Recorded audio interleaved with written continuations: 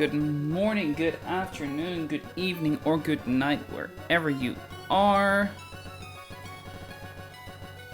The world has gone massive on me. And what I mean by that is, we just obtained Surf. As a result, we will be exploring a lot of the world right now, getting a bunch of encounters. And honestly, like, truly get into the mid-game. Hope everyone had a good weekend. Hope everyone had a good week. It's been a up and down for me. The weekend was fun.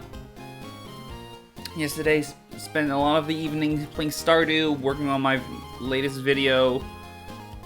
And last Saturday I had like a board game night, which is always fun. Hope everyone else had fun weekends. If you're new here, hi, I'm playing Run and Bun. I've been doing that for quite a while now. I think I'm going on 3 months or so now. Currently on attempt 6. Beaten Flannery, and like I said before, I've just gotten Surf.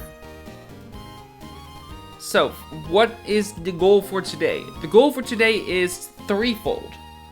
1, explore everything there is to explore with Surf.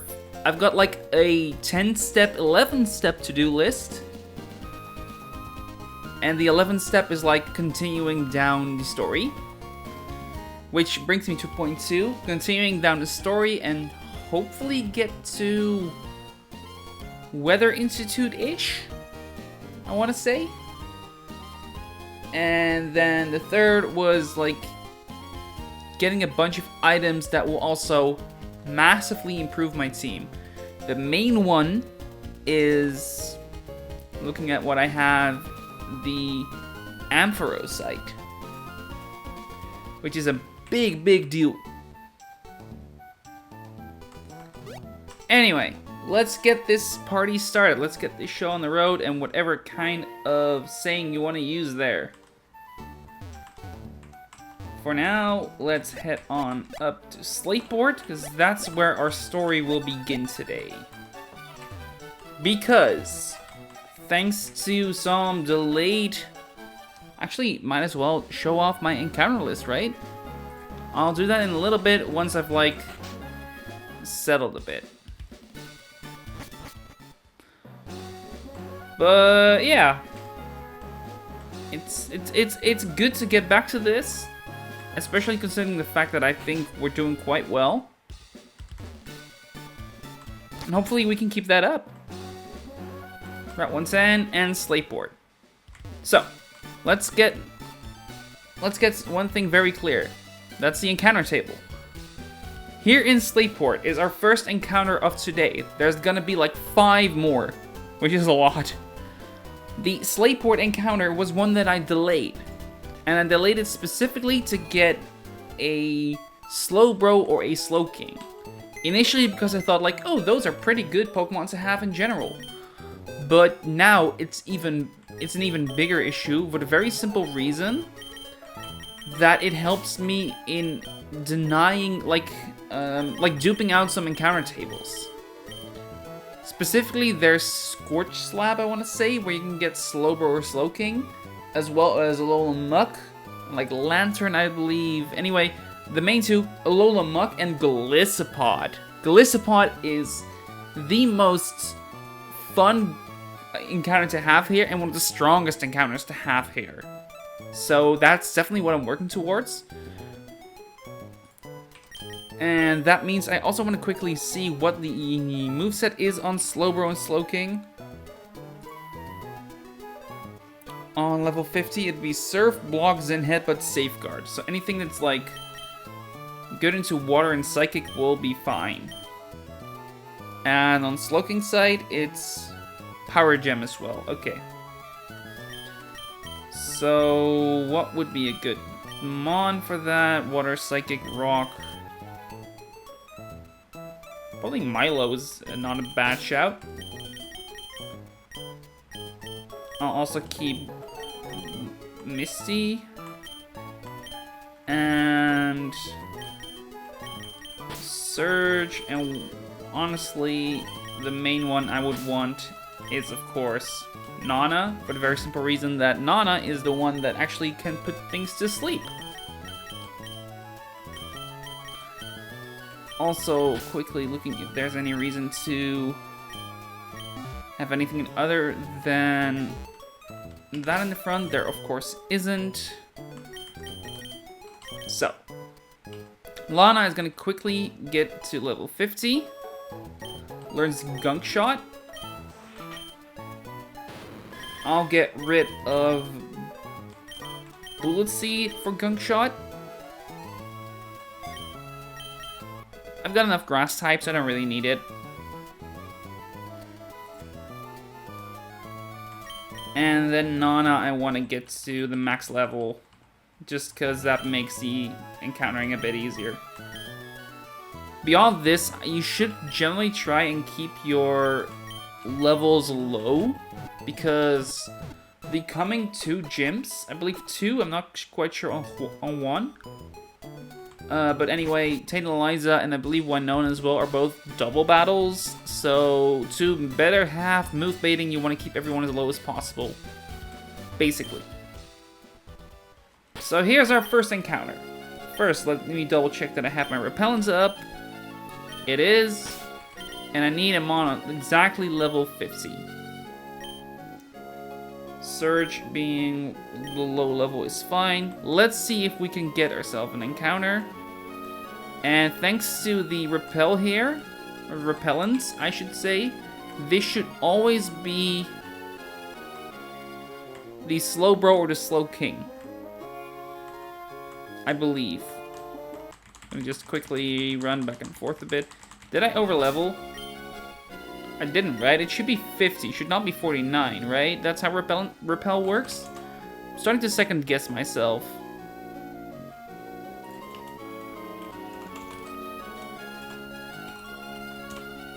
I'm gonna, like, I'm always second guessing myself with this stuff. Let's see. It has to be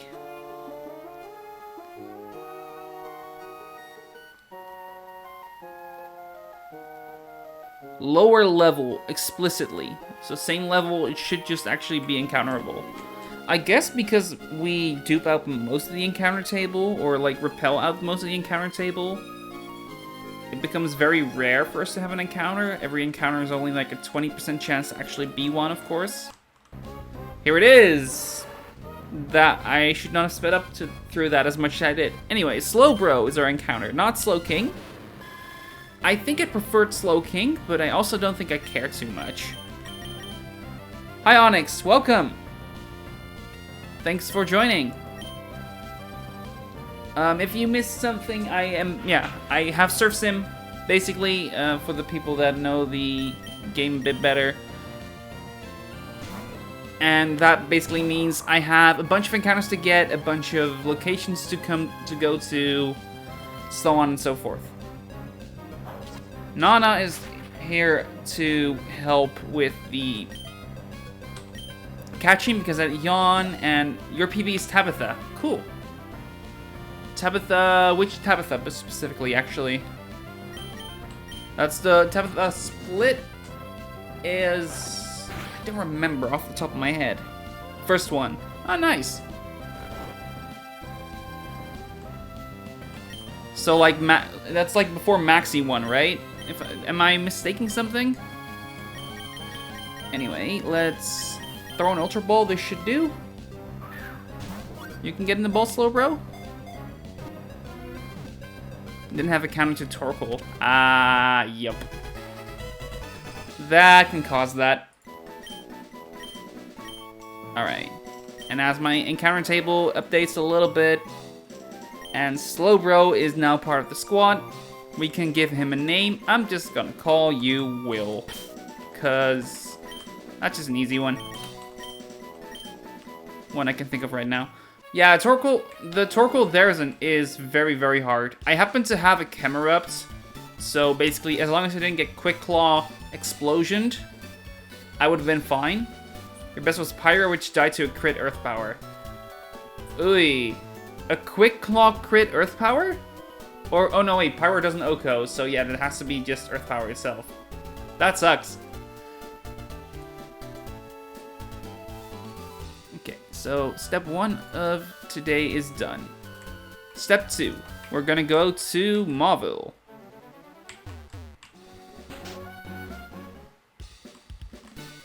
Yeah, my Pyro tends to be kind of a bench warmer more often than not, so I do understand it being not the best.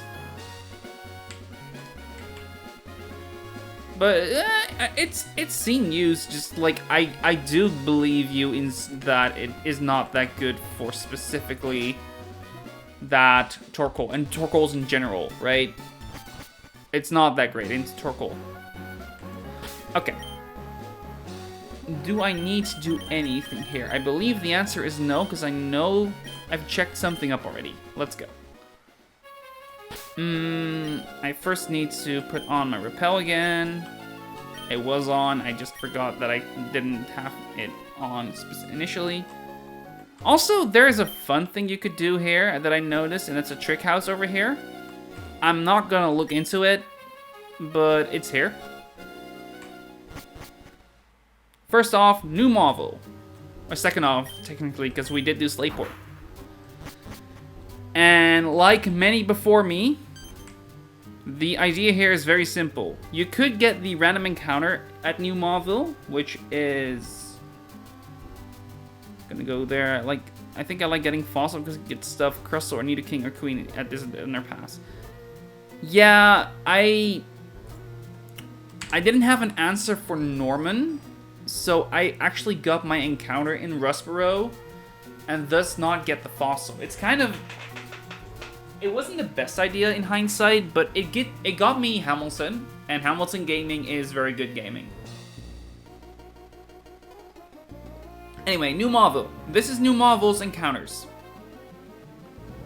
And while you can definitely go for like the Magnezone or the Alolan Golem, most people here opt for the Voltorb, and I'm not gonna be any different here.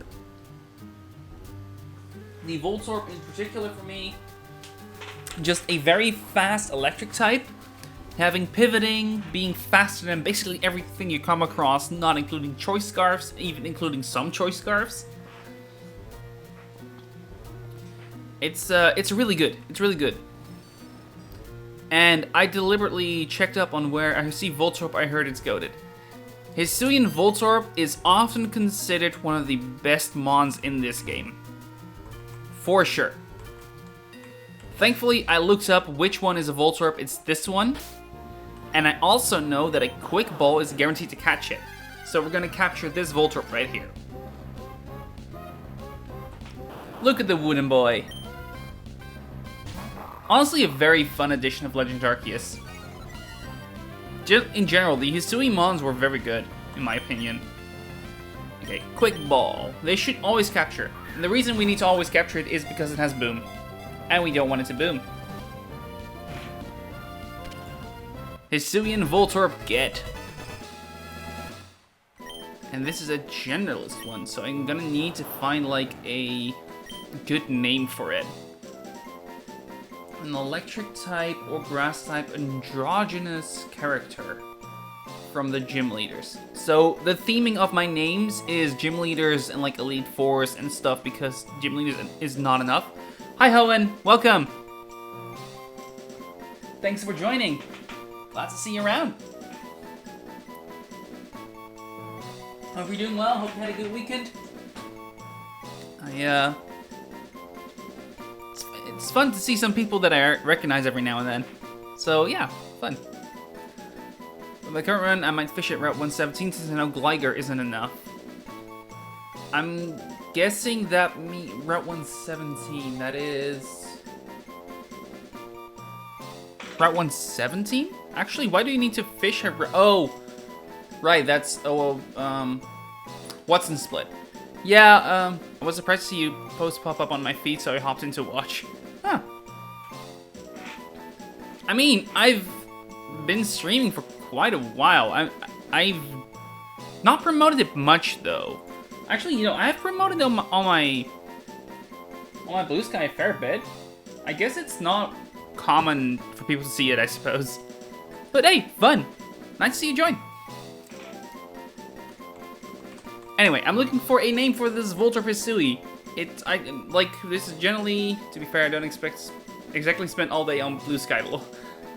Same, to be fair. I think I sometimes keep up with the news through, like, I follow, like, a news feed. Blue Sky channel, and, like, beyond that, I, like, sometimes promote my streams there. So, yeah, I don't blame you for not being on Blue Sky that much. Fun. Okay, let's just look at gym leaders real quick. Or the electric type, I suppose.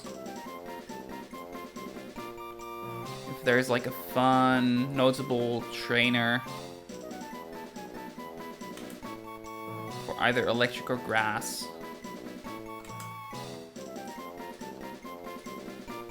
Notable grass type trainers. It's annoying. I've already used Brassius, otherwise I would use that. Oh wait, what was that?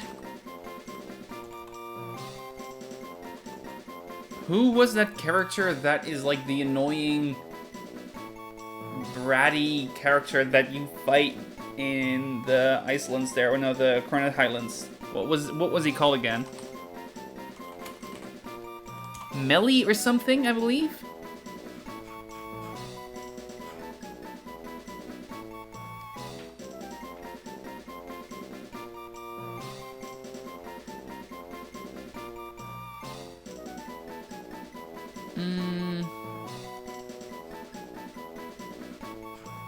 So you find him at the...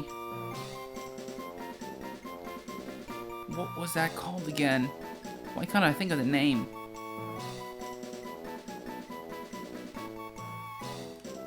Was it Melly? I believe it was Melly or something, right? Yeah, Melly. See, I did know it. I'm gonna call you Melly. Considering Melly is like the warden for the Noble Electrode. Exactly. Perfect. And now we're just gonna continue exploring through here, because there's a bunch of items here. This is not one of the ones I meant, but still one item. Oh, there was one over there. Let's also... Do I have a Mon with me? No, I don't have a Mon with me that actually... that could actually manage here. In the sense that I don't have a Mon with me that can just kind of one-shot the Voltorbs. Or run away from them. So let's quickly get a Mon that could. I have a... You get the escape rope, right? I should just use that. Exactly, there we go. So I can just kind of head back real quick.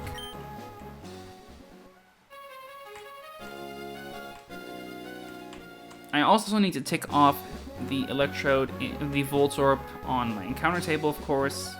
Might as well do that. Okay. There is Watson. He will give me Thunderbolt once I'm done. Okay, so who would be a good Mon to bring along with me? Probably Torterra in any case. And beyond that, actually, Milo here is really useful. I'm gonna quickly put these two over in box 2, because I want to explore those. Like, I want to check up all my encounters after the fact. So I might as well just put them in box 2 real quick. Anyway, here's my box for people who haven't seen it. There's also command. I've set up Nightbot like last night. So there should be a link there to see my entire box. So yeah. That also is kind of useful if you're like interested to look at those. So that, yeah. I'll also bring Elisa with me, because she should also be pretty bulky, all things considered. I'm best off not bringing any water types. Or ground types, for that matter, actually. Might as well just bring the whole grass type squad, I guess. Janine as well. And Alana can sit out for a bit, just in case. What's the level curve like in Run and Bun? Or are you in late game? The level curve for Run and Bun is very, very tall. In the sense that you get to... Yeah, no, Primarina is huge, but this is after Gym 5. My entire team can get up to level 65, and I just beat Flannery. You get to level 100 by the... or level 99 officially by the Elite Four. So yeah, everything tends to scale up quite dramatically. I believe it's 85 for Tate and Eliza. It's 65 now for the Weather Institute. And then it still goes up like between Weather Institute and Winona. And then like after Winona it goes up for like on a bunch of stages. First you go to Mount Pyre, then you go to Magma Hideout, then Aqua Hideout. All of those have an individual level cap, basically. So, that's basically how it goes. Generally speaking, you can get fully evolved starters on Watson if you use a rare candy. So that's level 35. So that's way earlier than it's usually in, like, baseline main games. Who else would be good here? Kiawe, actually. And I think I'll work my way with these. Through it with these. Let's just hope I don't bump into too many Hisuian electrodes, I guess. Because that will actually be a little bit of a problem. I'll lead with Milo for now. I think Milo's, because it quad resists everything, it's probably my best bet. But I'll see in due time. Yeah, but Prim has been, like, I ended last stream getting Primarina, and Primarina is so good. Like, it's a very commonly forebring.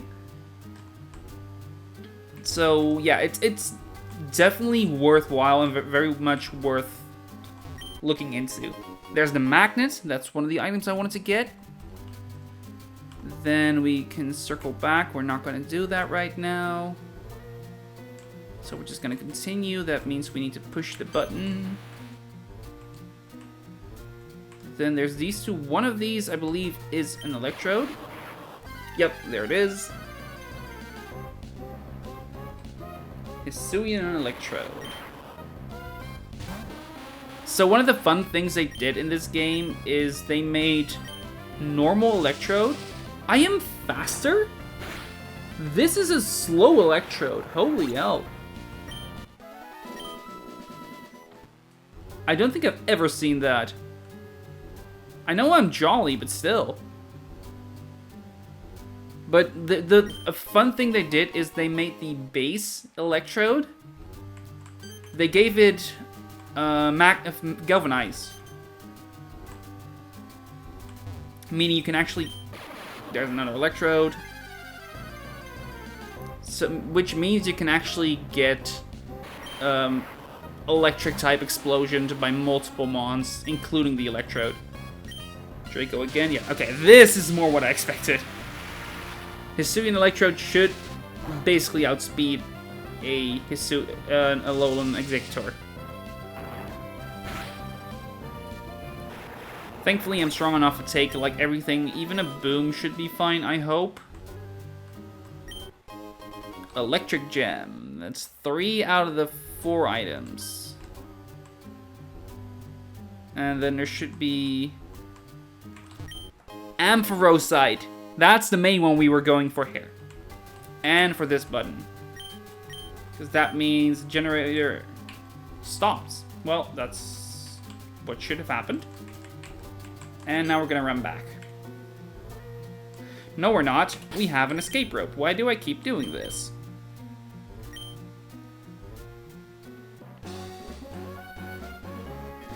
Okay, with that, we can serve back to Mauville and get ourselves the Thunderbolt TM.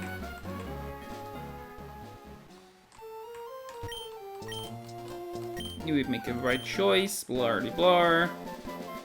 TM10. Thank you. And seeing as we got the Mega Stone now, we're absolutely going to equip it.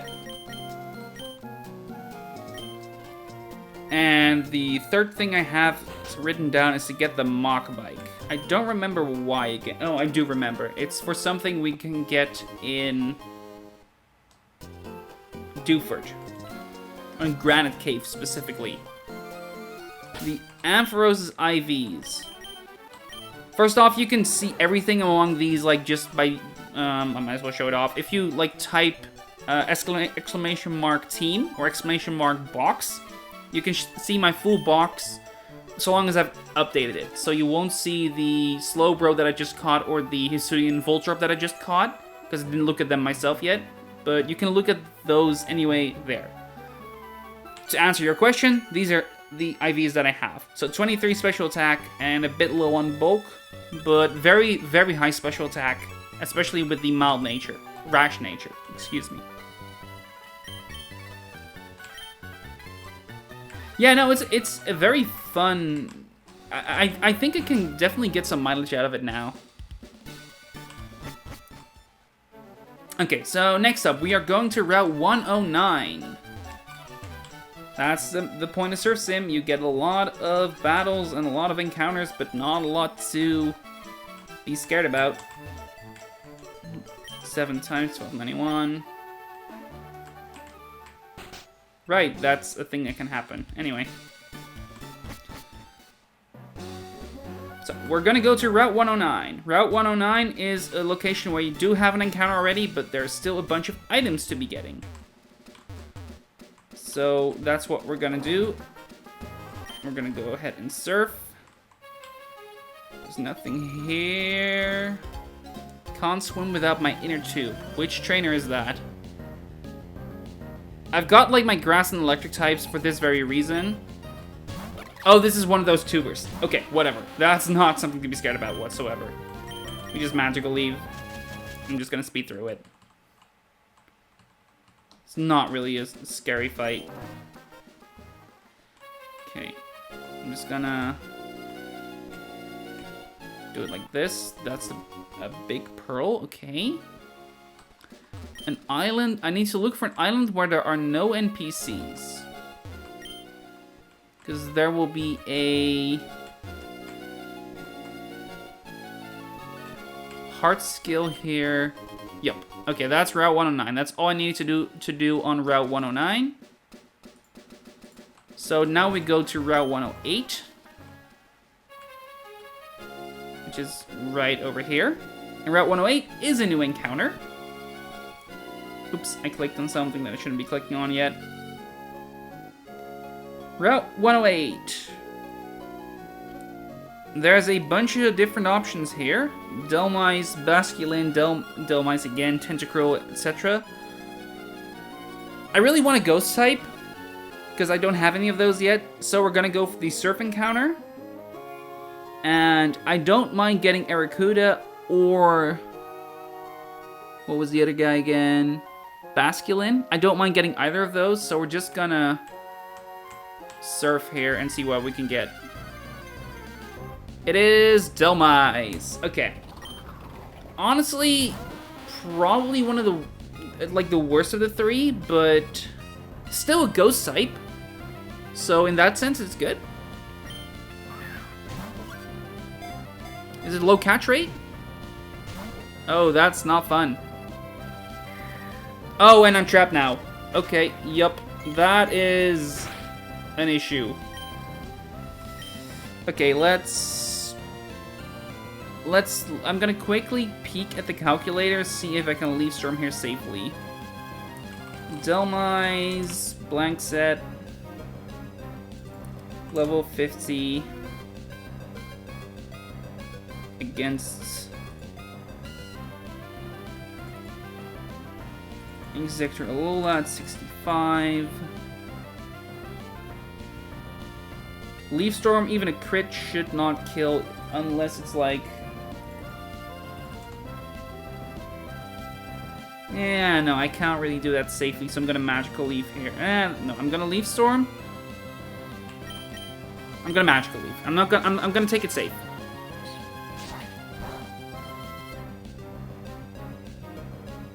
Anchor Shot again. It's gonna hurt. Okay, I'm just gonna... I cannot Potion. I'm not, like, even if I could, I'm not going to. Because that just feels illegal, you know? Okay. So now it's a decision. I'm gonna look at the catch chance calculator.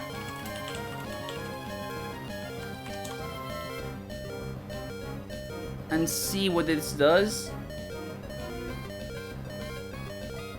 Delmise, level 50, and that's like, what is that? I have a ruler, actually, I might as well use it.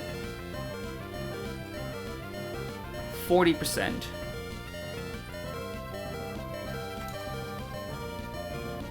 And I have an Ultra Ball.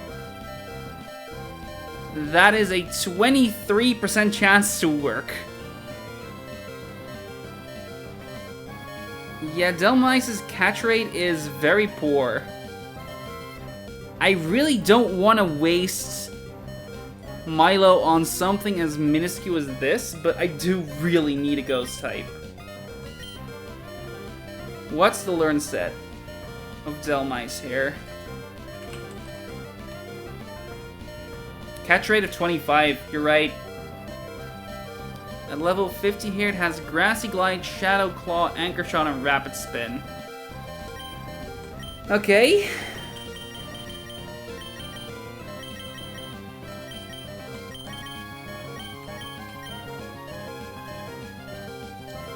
Am I really just gonna try? I should have swapped, first and foremost. I completely forgot about the Anchor Shot actually locking me in. Or I should have given it a Jet Shell. Either of those should have been like what I've done there. But I'm gonna be fair about it. If I lose the Mon here, that's on me. I think I'd prefer Delmice over my Executor because it is like a jolly one with like some weak IVs. Nah, it's not weak IVs, but like poorly placed IVs, I guess. And I've got a fair few grass types, so I'm not like the most miffed if I lose it. So I'll Ultra Ball here, and I'm just gonna catch it. That's just what's gonna happen instead. Come on! Well, there goes that encounter. There goes that Mon. That's a really, really annoying way to lose something, though. I'll use Ramos, because Ramos has recovery. Good Mon for Maxi too. I've heard that, but I believe that's not as true for specifically Alolan Executor, because of the fact that it has Harvest and not Chlorophyll. Okay, can I Earthquake you? Or like Synthesis, or Giga Drain you? Let's see. If I use Tort and assume zeros everywhere, Giga Drain is a range to... crit range to kill, so I need to Ultra Ball. Just one shot Groudon? Really? Huh. Why didn't you use Grassy Glide before? Come on! You're just random move AI, if I'm not mistaken, right? Anchor Shot again. I completely forgot about, like, catch rates, honestly. Which makes his Delmice so annoying. I should have brought along Mightyena, in hindsight. Synthesis. I should have prepped more for this in general. That's on me. Rapid Spin, whatever. Rapid Spin is good, too. This gets a few good moves after too, right? Heavy Slam. Okay, Heavy Slam is not that great, but Phantom Force and Power Whip. Okay. a spare cut step. You can take 3 Mons on Maxi 2 with good IVs in case you can save both from Maxi 2. Yeah, I believe that.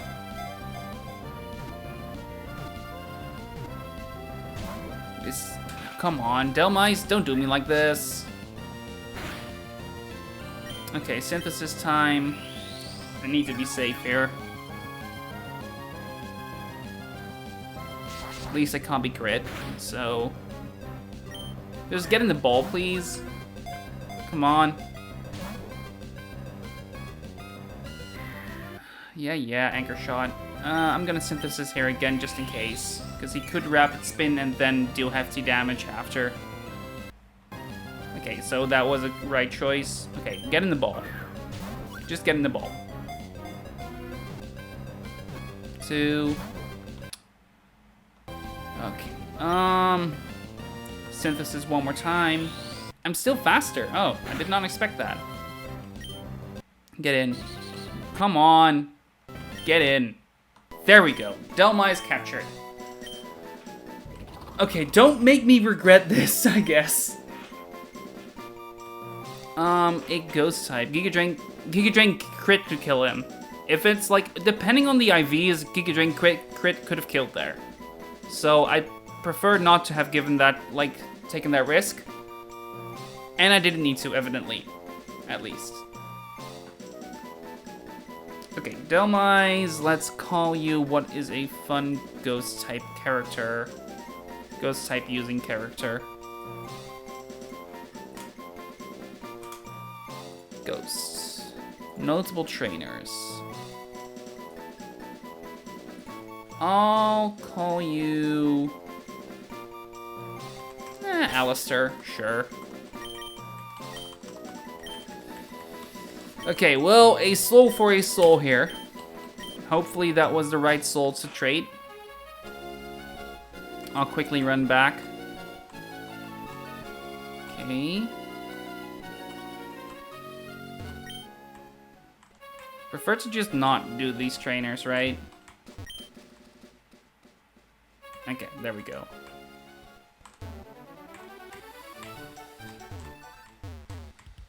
I'm, like, in general, like, using potions on the wild encounters feels, at the very least, incorrect, you know?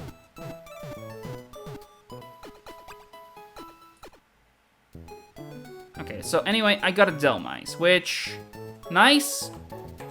I preferred something else, especially considering the fact that I would have preferred not to lose a Mon for it. Milo, I'm sorry that had to go this way. Also need to update my death counter to 5. I'm not gonna do this again. I need to make sure that I don't do this again. I will bring Melly just in case then, and I'll level him up. I've seen Hall of Fame using potions on their winning run. I believe you can use potions at least, like, between battles. I don't know how, like, what's allowed in, like, wild encounters. You may be right that it's allowed. I don't know. Okay, you know what? Let's look at Melly real quick. Gentle nature. And that is poor. Weak special attack, weak speed. The HP and special defense don't matter an awful lot. So, not the greatest. What was the best level to evolve the Electrode again? I believe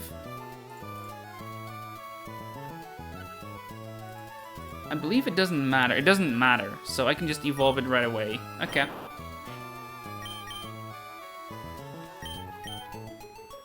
Let's grab the Endless Candy and use it on Melly. Evolve her. Evolve them. Give it Energy Ball. I'll get rid of Mirror Code. Give it Thunderbolts. I'll get rid of Discharge. I'll get rid of self-destruct for now because explosion is still available later. Volt switch. That's the main one though. Do I get rid of discharge or thunderbolt? I think I just get rid of discharge, right? This guy generally you don't use in double battles. Yeah, that's not true either. I think I'll get rid of Giga Drain for now because I don't ever expect to be using that much. Yeah. And then explosion, I'm gonna hard ignore. I think I've got better explosions, and I don't think explosion in general is that useful there. Excellent for the double, right? Yeah, no, exactly. So I think my moveset is fine now. I'm gonna lead with melee for now, because melee can just volt switch out when necessary if it gets trapped again. I'll get my repellent on, I'll get on the bike, and time to go further down. That hurt. Killing the Gyarados coming. Right? Oh yeah, because discharge means you can actually still target it. I need to not run into doubles here. That's annoying. Or into, like, optionals. That's Amani, right? Alice, okay. Alice. Where are you? Alice. There you are. Okay, at least I have pre-written down the movesets for everyone, so I know what to kind of expect. But that doesn't mean I don't know what to do, that I know what to do here. I'm gonna do it a bit on the fly then, so I'm gonna quickly get the calculator. I'll also quickly run an export for myself.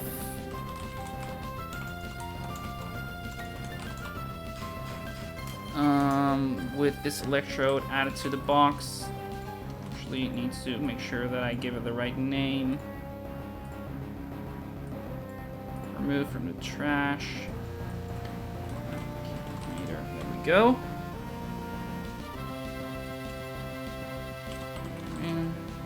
And import. Let's see. Blastoise. At level 50. And just with a hardy nature. Okay, Energy Ball is not a kill, so I'm gonna Volt Switch out. It has Icy Wind, Razor Shell, Skull Bash, and Ice Beam. Am I saying that correctly? I haven't read it down somewhere better. Yeah, Icy Wind, Razor Shell, Ice Beam, and Skull Bash. I believe that Misty is probably my best answer then. Yeah, the next. You're right on that being the next, like, major battle. Skull Bash. Okay.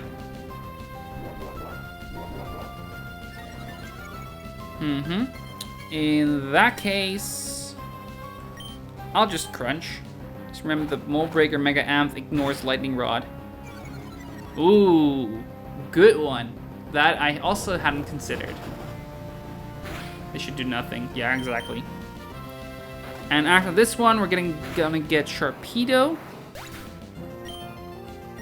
which has Rough Skin, Crunch, Dark Pulse, Waterfall, Flip Turn. I'm just gonna quickly click Bounce, I guess. If it hits, good, that should be all I need, and if not, whatever. I doubt I get killed here. Good. So far, so good. I'm gonna run back and heal. I'm too much of a scaredy cat. I'll do it on speed up though, so it doesn't take too long. And back here we are. I'll quickly get rid of Alice, because Alice is done. And put this guy up here again. Okay, let's go. So with Alice now safe, I can just kind of skirt on by this way. And then here we have the next trainer, and he's not gonna be able to look at me over there. Yeah, there's an optional Mega Stone. I don't quite need it, so I'm not gonna take on that fight. Okay. I believe here there should be a rare candy. Exactly. What did I have on the docket first? I was first gonna continue on to Dewford, so let me do that. So, looks up, we can go past it.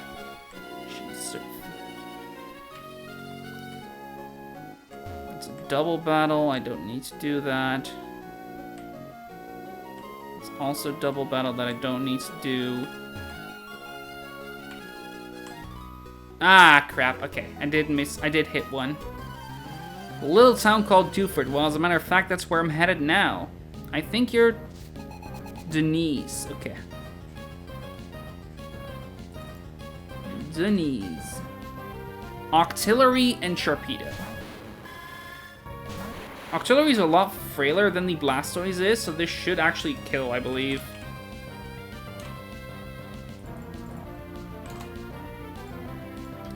Let's see. Assuming neutral nature, Energy Ball just kills. Okay. So that's Octillery down, and then there should be Sharpedo coming in, which I also should outspeed and just kill.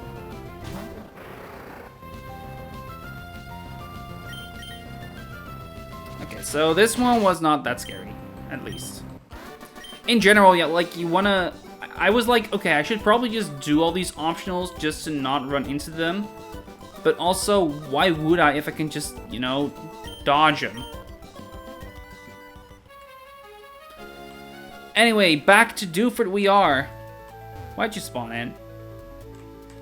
The main reason we're here is twofold. One, we want to get the Sludge Bomb TM, which I believe you have. Yep.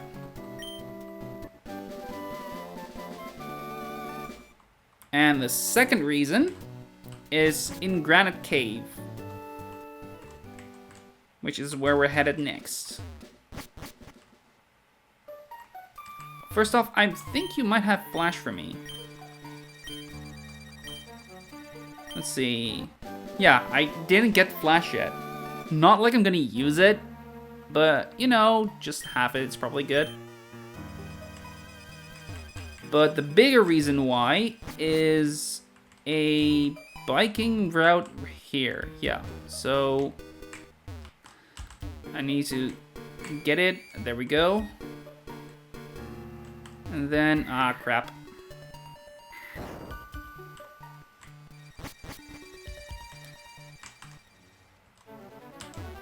Ah, so close. Okay, come on. I need to do this.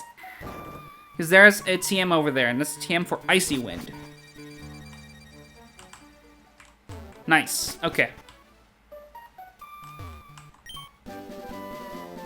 Which was the other thing we wanted to do over here in Dewford. Now we're gonna head back and go to the abandoned ship.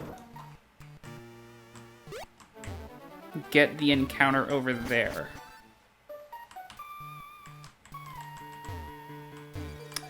I have an escape rope. I should be using that. I'm already almost here, so I'm not gonna do it anymore, but... yeah, I think I will... first off, do a quick heal. Like, I'm right here, might as well, right?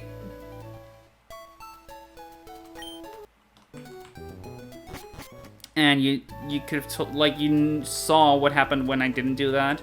Oh, I will also bring Nana real quick. Because Nana is actually a mon that's very good for capturing stuff. In the fact that she has, I need to make sure that I say correctly, she has Super Fang and Yawn, which are incredible catching tools, catching Pokemon tools.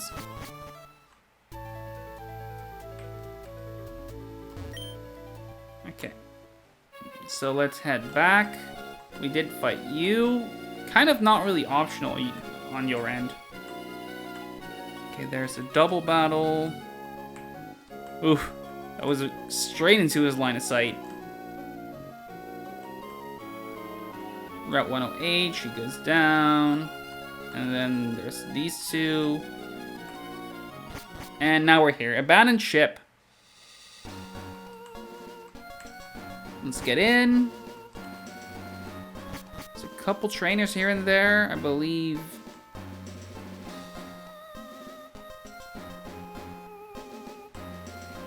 Okay, I can get past. Alright. And there should be something over here, right?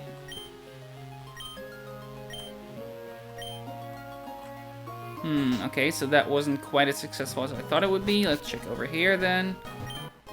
Max Revive. Can I use that on Executor, please?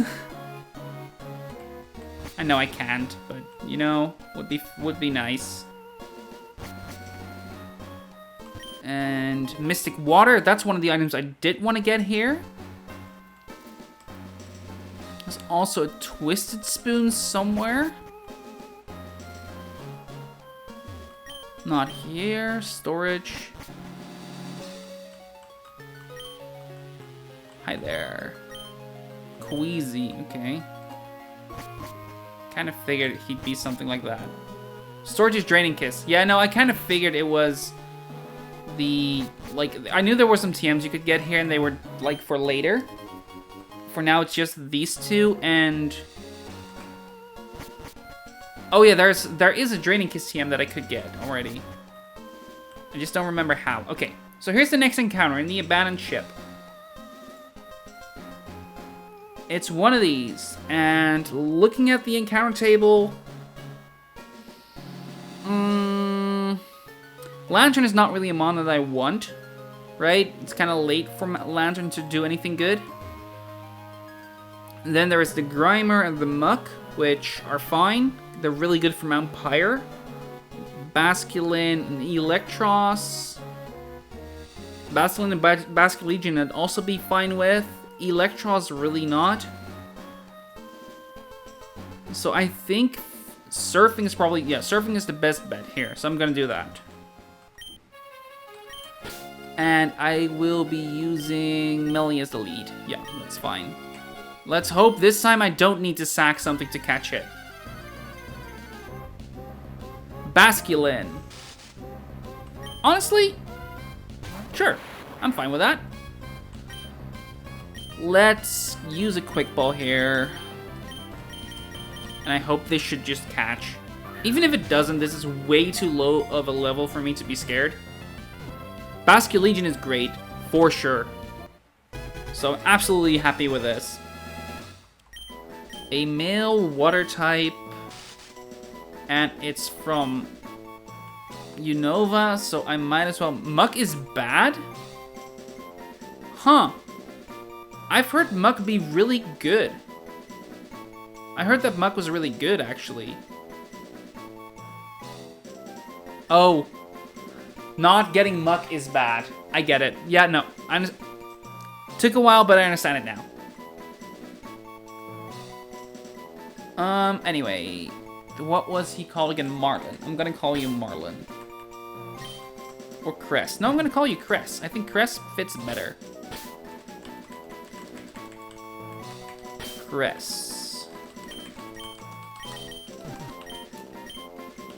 Cress. No, Cress. There we go. Put him in box 2, and we're gonna look at you later. Go for storage key. Don't enter cabin room anymore. Okay, yeah, well, I might as well go for it, right? And that's what happens. So, a tuber. Let's see. Route 108, abandoned ship. Oh, that's just an Azumarill. Okay, I can handle that, especially considering it's thick fat. Let's see. Azumarill. Just a blank set, level 50. Discharge of Energy Bolt and Thunderbolt are ranged to kill. And I believe a superpower here never kills me. Okay, then we're just gonna go ahead and click Thunderbolts. And he sees that I can kill, so he clicks Aqua Jet, so we're good. Right, I need to do that. Okay, didn't get the range, whatever. Energy ball. This was the easiest one to just kind of handle. This is one of the few where there's actually some variety in the trainers you can fight. So yeah, definitely a bit more scary to look around. Don't enter cabin room anymore. Okay. Do you know where the storage key should be? Because I don't know off the top of my head. Is it just here? It's just this one? Nice. Alias command from an alias command. Okay, I need to fix that real quick. Let me go ahead and do that. Where did I put my... There it is. Timers.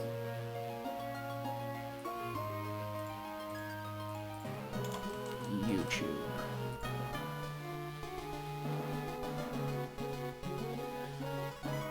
There we go. That's Nightbot fixed.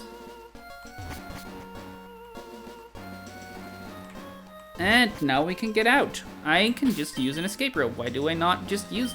because I do still need to get the Draining Kiss TM.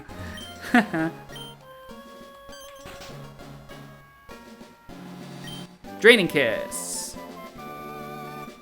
Another thing to cross off the list. Then we go ahead and get out. Right now, I wish I really had Fly. That would have made this so much easier. Anyway. I didn't have my Repel on. Man, if only I could have gotten Arrokuda. Probably would have liked Arrokuda more than Delmice. Repellent's on. Then I need to get past you, which is here, and then we're good. So now all that remains is to go back to Petalburg, which means we need to go back to Mauville to switch our bike again. Or go all the way around. I prefer not to do that, honestly, but... I think there's still some acrobike shenanigans first. So I might as well actually swap, because the Mach bike, while it's faster, I'm always just kind of... It's always unwieldy, right? I say as I just kind of blitz through.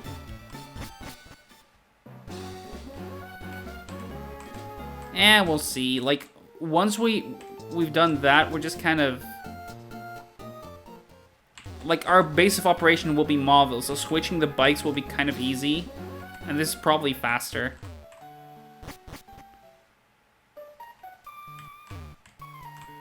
Just need to make sure that I do this strength thing, puzzle thing correctly, and I did. Okay. So now we're headed to Route 105. Last location for us to go to.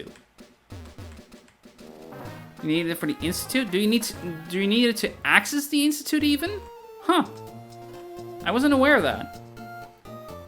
Evidently, like, this is my first attempt, so evidently I'm not, like, that familiar with the late game of this game yet. Especially, like, map-wise. So, good to hear. Like, thanks for the information.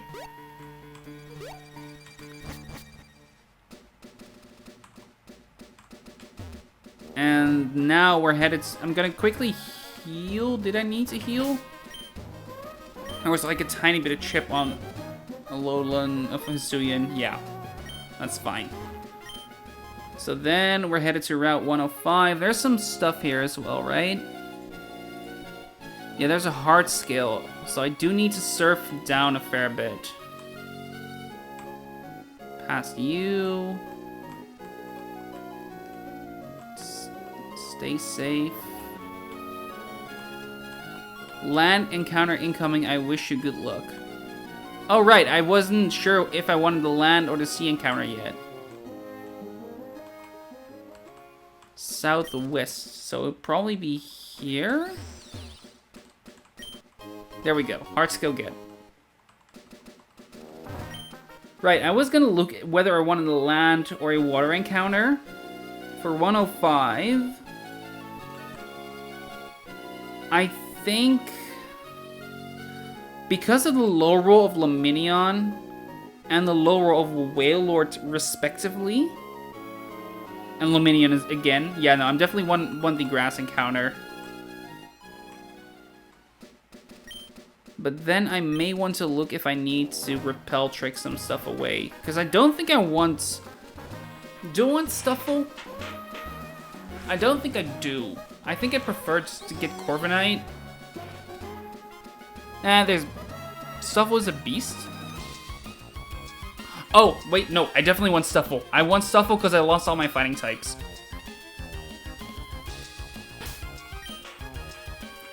Okay, let's lead with Nana. Like, go to a physical tank? True. True. Okay, let's see what we can get. It is Hawlucha. It is a fighting type, so in that sense, it's good. Let's see what moveset you have right now. Hawlu, I need to not make a typo. On level 50, it has High Jump Kick, Fly, Dual Wing Beat, and Tailwind. Let's go to Elisa.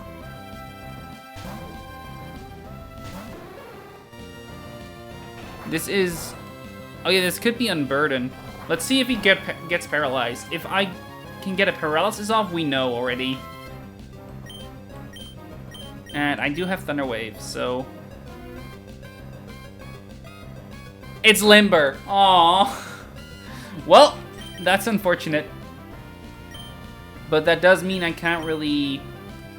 I don't think I can damage it with Lisa then. Let's see... I have calculator here. Hawlucha. A blank Hawlucha, level 50, assuming absolutely pitiful IVs.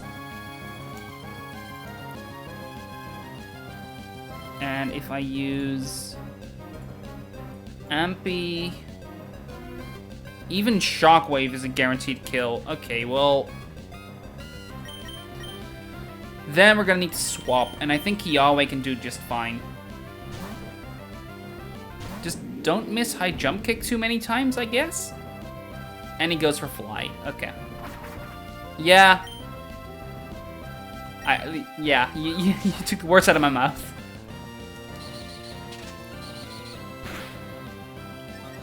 Rapid Spin. 100 catch rate?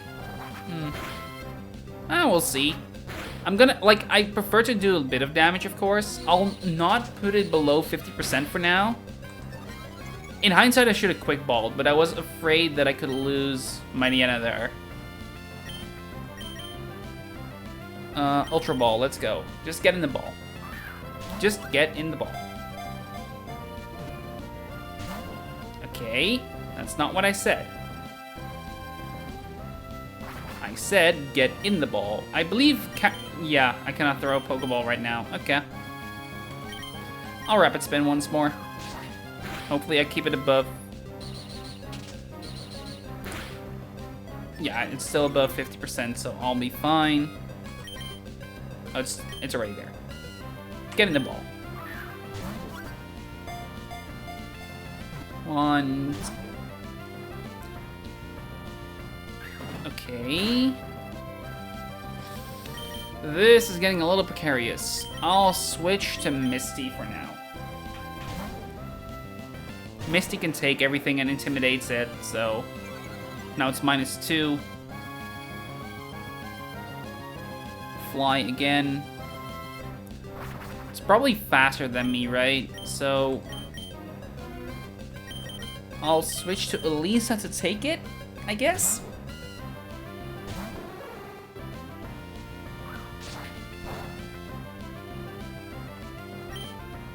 That's the one thing I never kind of think about.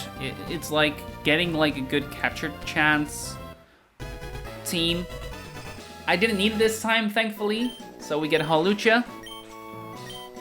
I'm not sure how I feel about it. it's good to have a fighting type again. And fighting flying, like, as a dual stab combination is incredible. It's a male one. Let's just call you Bruno. There's some encounter who has, like, 3 rate. Yeah, that would be Beldum. I definitely need to keep that in mind. Like, it's why I did bring Mightyena. Mightyena is kind of my go-to for that, but it's not, like, a solo catch-all thing, you know, right? Hawlucha, did that actually do anything for me? Not particularly. Looking at it, looking ahead a bit, there is the Route 120 encounter and the Scorched Slab, and between those, I should be able to get both a Wimpod and a Grimer. We will see in due time. I also still have Route 134 available, but I think I'd want to save that at least until I know I need it. Especially considering I could, like, whiff and get Sharpedo. Route 134 for reference. This is the encounter table. Because I would not mind getting Barraskewda. I would not mind getting Overqwil, because Overqwil guarantees I get both Golisopod and Grimer. Right now, what I'm looking for, nothing anymore, because I did get everything I can get so far.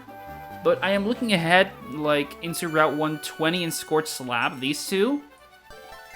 And as you can see from the encounter tables, I can kind of guarantee a Golisopod and a Grimer if I can dupe out Overqwil. Because then the surfing in Route 120 and the fishing in Scorched Slab kind of guarantee it. Why is the Alolan Raichu underleveled? Because I didn't level it up yet. It's that simple. I just didn't take the time to do it yet. It's as simple as that. He's a beast for the next split. I believe you. I've heard that before. I've heard that the Alolan Raichu can go absolutely haywire. Okay, Arrokuda, please don't. Repel just on. So we can go back. I'm with him on my run. Okay. Nice. So you're like at the Weather Institute as well then? Or like after that, the rival fight there. 1, 2, Hell Room. Ooh. Yeah, Hell Room is not something I'm looking forward to. That is definitely the hardest part of the game, at least. From what I've heard, and from what I've seen. So I'm not quite sure how that will like look eventually, but yeah, I'm playing a Pokemon game on my 3DS right now. I really like it so far. Nice. Hope you enjoy it. Like, which one I'm gonna guess that's like... That's X, Y, Omega Ruby, Alpha Sapphire. Like, is which gen? Like, which game? Because, like, the 3DS games are generally pretty good in my eyes. So I don't launch run, but I watch stream instead. Yeah. I don't blame you. I do the same. Avoidance.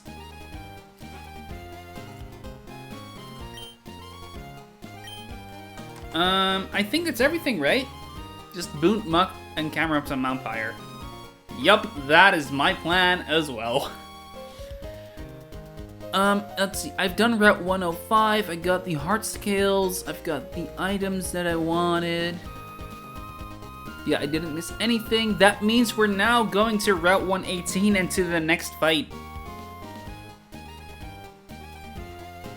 That would be Route 118, this one. Alpha Sapphire, nice. 5 deaths for 6 to 10 PB is big. Yeah, no, I'm honestly very impressed with how it's going so far. This one sucks, for the record. Losing Milo there was so unnecessary. And I'm not even sure if it would count for, like, most people. I'm not even sure.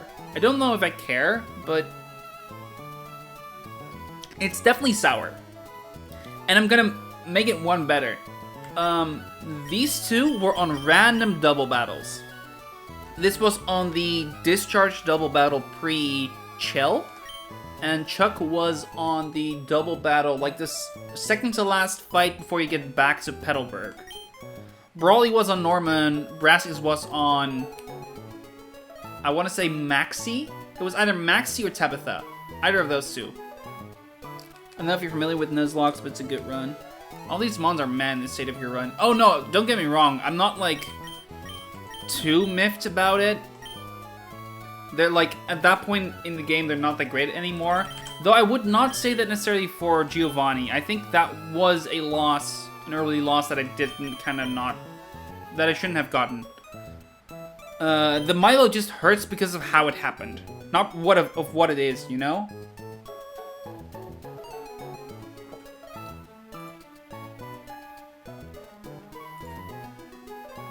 Thought Haryana was named Cuck. No. No. No. That is... First and foremost, I'm mostly family friendly in that sense. More importantly, this naming scheme just kind of lends itself to not do anything like that.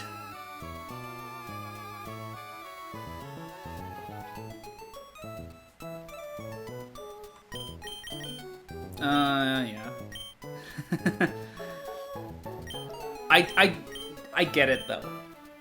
I get the appeal, at least. So 4 encounters. That was where we were. 4 encounters to look at. A modest slow row. That's, in of itself, pretty good. And IV-wise... Holy hell. That is insane. If I didn't have Primarina, this would probably indeed be an E4 ring. But even if it isn't, even if it is, this is incredible. This is such a good slow bro. What just happened there? Okay, that is... I don't think I've ever seen that happen. That was a weird glitch. It's cool. No, I agree. It's cool, but... I was making any last word. Anyway, Relaxed Basculin. Meh. And IV-wise... Next. This... Okay, the attack is scalable, so I guess that kind of helps. But this is not that great. Steelworker, Rash, Domice. Please don't make me regret getting this one. Okay, that is good. The nature is a kind of unfortunate, but everything else is good. Any special defense is not great, but yeah, what's new? Like, I have a lot of, like, poor special defense mons. And finally, a neutral nature Holucha. And IV-wise... Yikes. It's got good IVs in everything except for the ones that matter. Okay, well, this was not the best batch. But... yeah, whatever. Still, like, mons that I generally think are good. Like, the mons themselves are probably pretty good. Just, like, the IVs are not. Except for Will. Will is incredible. Okay, let's run a quick export and update the team. Both on my end and on yours.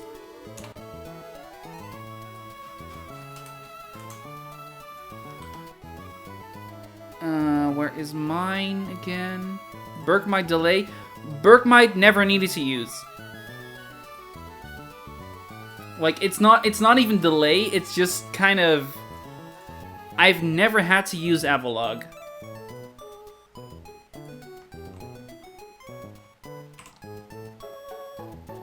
It's really just that simple. I also hate how the paste doesn't include the new lines, so I need to fix that manually. Is a beast in Norman? I believe you're right. I just kind of never had to. Like, it didn't do anything for me specifically. It didn't give me good pivoting lines. It didn't give me, like, good counters or whatever. It was just kind of meh. So I've always just had it in the back, and it's probably gonna stay in the back forever. It's a good dupe, though, for specifically Shoal Cave. Okay. That is my team up to date on your end. Now I need to update it on my end.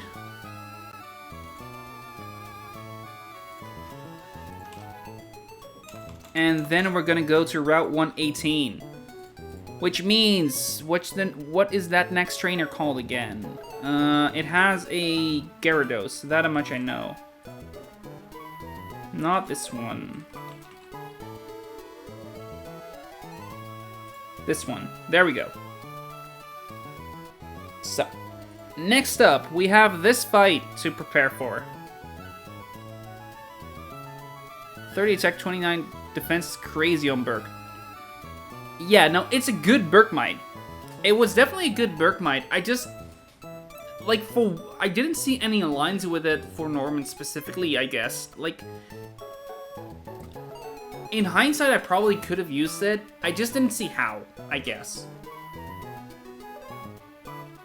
It was always weak to something. Like, it's probably a good pivot.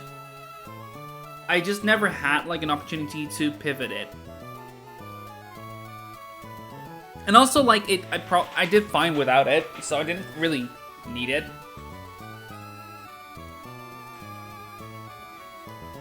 He checkmates the rabbit. I'm gonna double check what that was, but if I'm not mistaken, that wasn't quite true because of, like, crits and stuff. Wait, which rabbit you mean? Which of the two rabbits do you mean? Do you mean Azu or do you mean Diggersby? Because Diggersby, I believe that wasn't quite true. And Azu, I had one in a very good Torterra. Diggersby, okay. That, I believe. That I'm willing to believe is true. For sure. Alright, anyhow, I'm gonna quickly put stuff in box 2 that isn't, like, levels or, like, moveset updated-wise, like, ready yet. I'll refresh. Okay, so we have a double battle upcoming. It's well on screen over there, and this is the fight. On my end, this should be generally quite easy, I believe. You did get the theoretically mon for your line.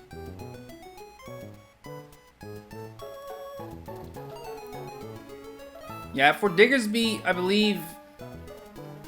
Diggersby in particular, I just kind of used a combination of Mienshao pivoting and Torterra.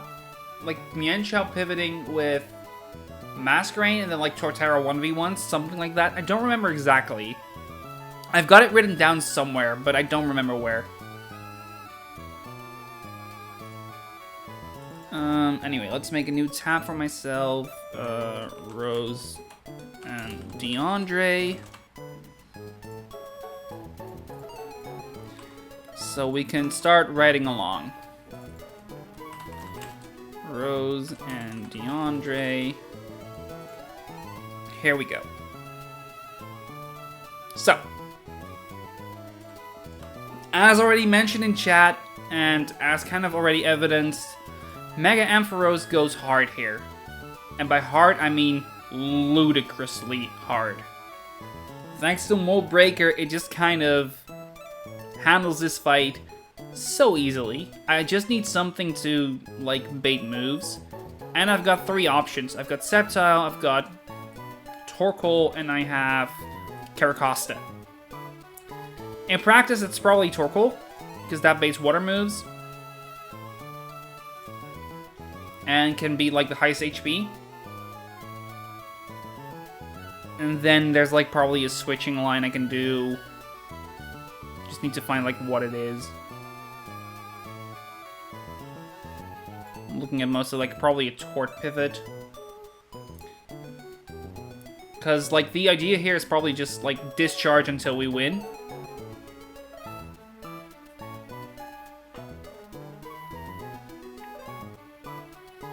There's also the idea of using just double electrics. But I believe because of how slow Ampy is, I'm not quite sure if that's actually worthwhile. It's not. But I can use the Mega Ampharos anyway, so whatever. Stab baits in the Samurott, and Samurott would retaliate or Mega Horn me for quite a bit of damage, but it would see a fast kill into Torkoal in any case, so I can just kind of switch to Torterra on that, and the Waterfall. It's Liquidation into Waterfall, and then Discharge with double KO. That would bring in the Dugong.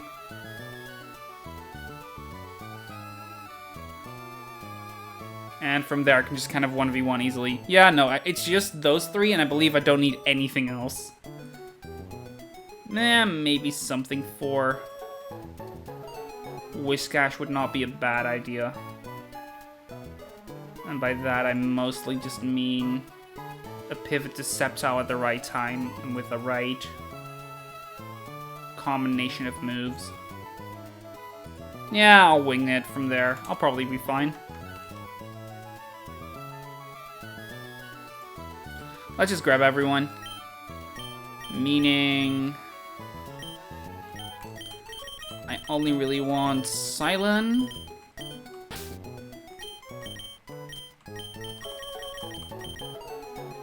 Do I need to level him up a bit? Maybe? To get him out of freeze dry range. 58 would do the trick. So I'll bring him up to 58 then.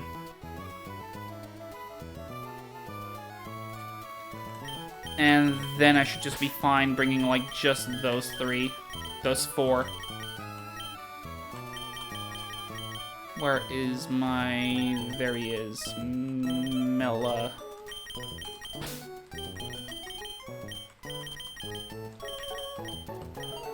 And we should be good to go.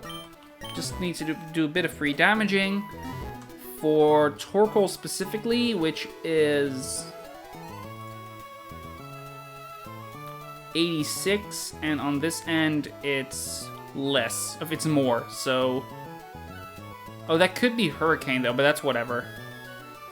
And the turn after, it's also always Liquidation, never Retaliate, so I'm fine. Okay, we are battle ready, and I don't even need to write anything down, and we just need to pre-damage. Why am I doing it through here? I have the tool. Let's first quickly run back to Mauville, which is going to take a while, but... yeah. Don't want to go in there, please. Let's go up, left, and right. That's weaving through this part. Then past the twins. Up the city. And to the right. And that brings us almost there. Let's do 1, 2, 3, 4. Might as well do it this way. And that's that part done. And now we're gonna go ahead and make our way over here. Here we go. There's our next double battle.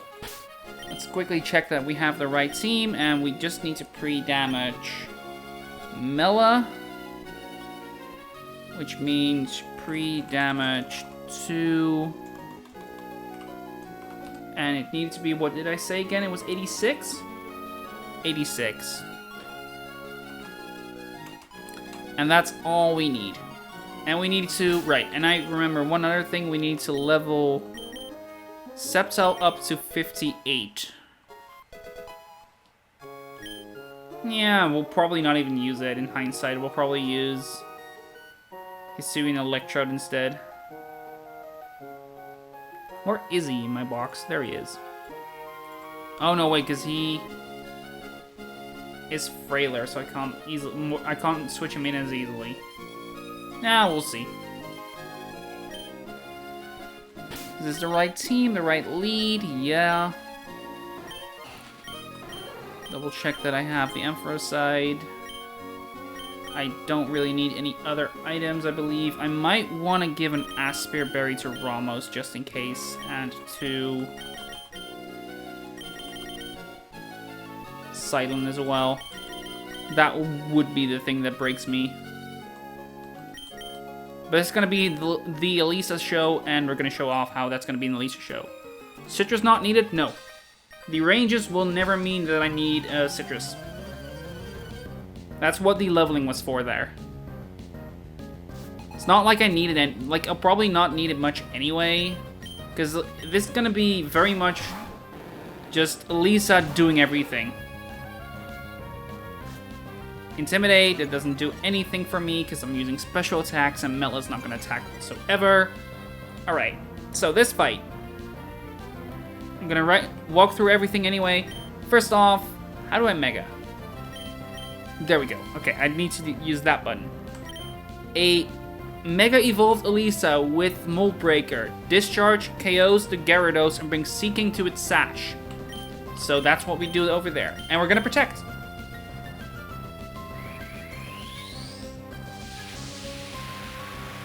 So that's that part.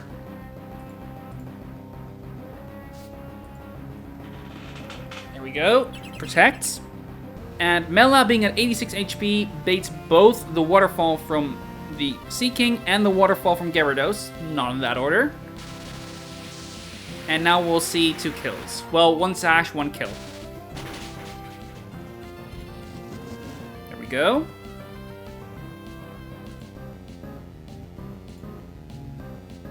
And now the Gyarados goes down. Bye-bye. And this should be the Samurott coming in. That's the only Mon that comes in on that side of the field. Samurott also sees a kill with Liquidation into Mela. So we discharge once again, and we will switch to Ramos. Ramos takes both Liquidations, just the Liquidation and the Waterfall, I need to say, just fine. And naturally is immune to the discharge that I use. There we go, Liquidation into Waterfall. No Dragon Pulse on Elisa. Not yet. Or not at all. No. I don't remember why I didn't do that. I believe you get that later. I believe you get that at level 66. I need to double check that, but... what's the... Amph... No, you get that at 66. So, no, not yet. And I didn't give it Dragon Breath because of Dragon Pulse being, like, upcoming. And finally, we've got the Whiscash, which is one of the 2 Mons that he has remaining. Elisa does not like being in on that Whiscash because he cannot do anything against it.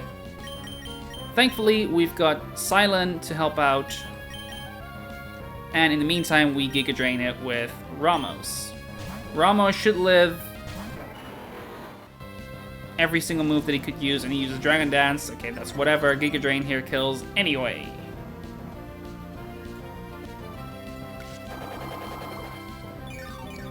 Three Mons and Bridge Rifle for free.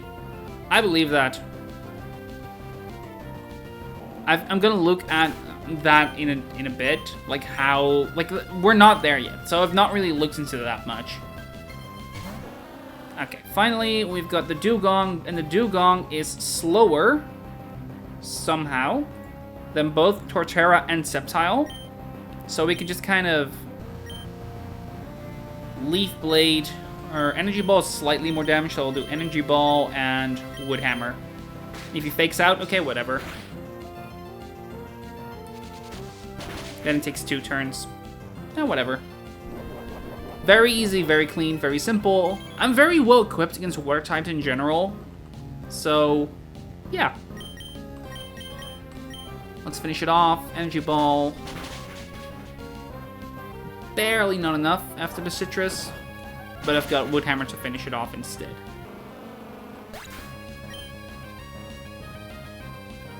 Easy enough. Didn't expect this to be difficult to begin with. That all went quite a lot faster than I expected. To be fair, I had in mind that I may need to do every single optional, so yeah. Okay, so here's the next two opponents. I'm gonna quickly run back and we're gonna go take a look at what I need to do for those. Here's the PC.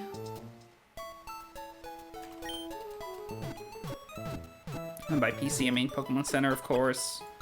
Anyway, with Rose and DeAndre down, we continue on to Wade. Beedrill in 3 Mon incoming. I so hope that I can get a Beedrill. Beedrill would be so goated of a Mon. It would make this box even more insane.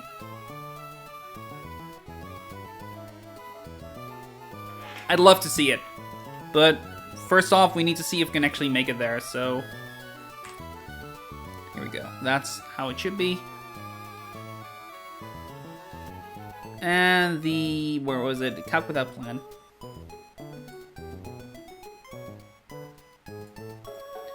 So Rose and DeAndre, I didn't really need to do anything for, so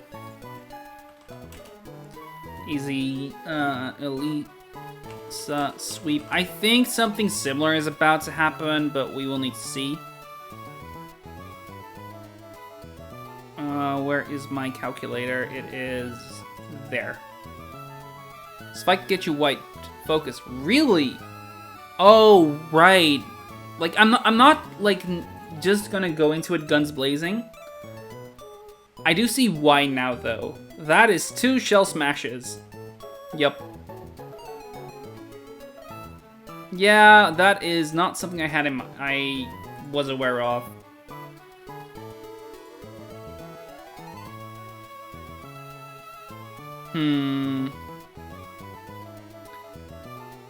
Why does it keep that? Why does it keep doing that? That's the one most annoying thing that the calculator of the export does is it keeps giving Zoroark Dark Aura.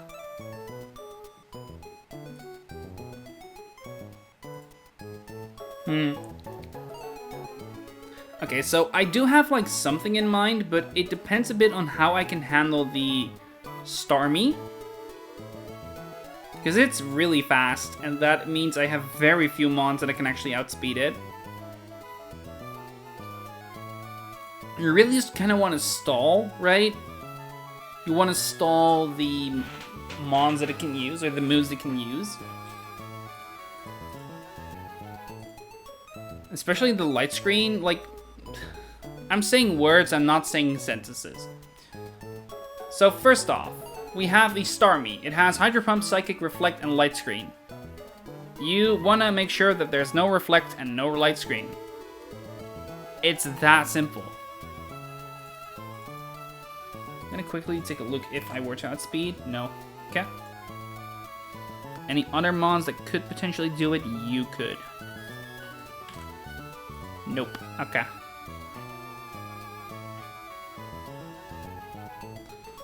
So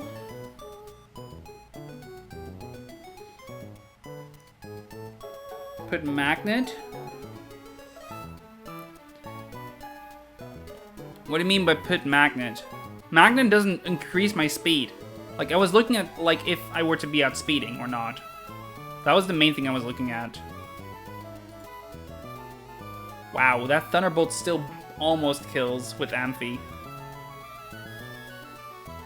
Raichu doesn't outspeed. No, it doesn't. It probably wouldn't have anyway, but it was close. No, it would never have. Right.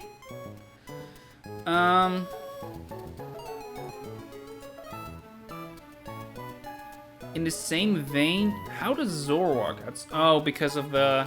Right, yeah.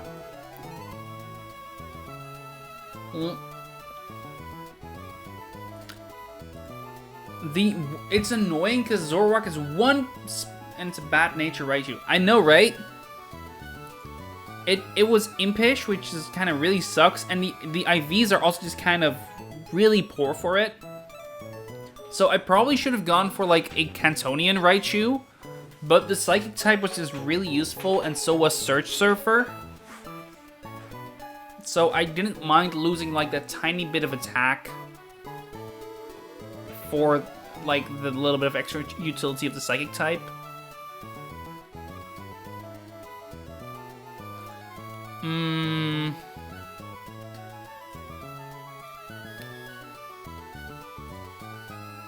Trying to see if there's anything worthwhile in like using Slowbro. Slowbro just kind of sits on the Starmie. And moveset wise, maybe it can do something. Let's see, it would get Future Sight and Heal Pulse and Surf and Psychic. That doesn't really help me much, but it might help me a little. And I believe it can learn Brick Break, right? Yeah, it can.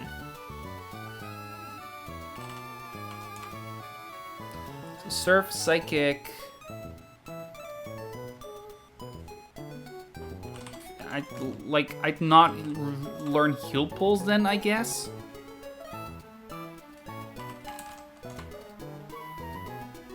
So I could get Brick Break. Future Sight can one-shot the Gorbis. With Twisted Spoon it could. Yep. Future Sight, Twisted Spoon does one-shot the Gorbis. And the Huntail as well, actually. So that is really interesting to be using. In the same vein, I could look at like how Primarina would fare. Because I have a slow Encore there, right? I have access to that already, yeah. So Primarina gives me Encore for the Starmie, meaning I'm actually quite safe there too. AI doesn't Shell Smash if they see death after Shell Smash. Ah!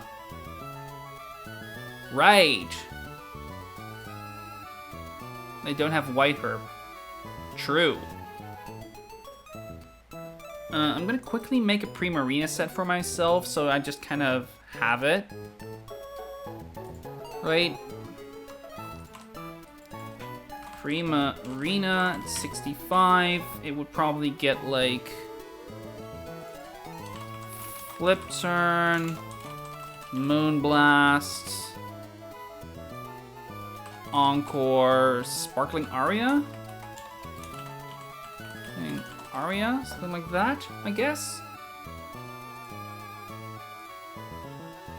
Then I could, like, you could Encore Starmie into whatever screen it sets up, which also helps. It's not quite enough for the Gorbis and the Huntail.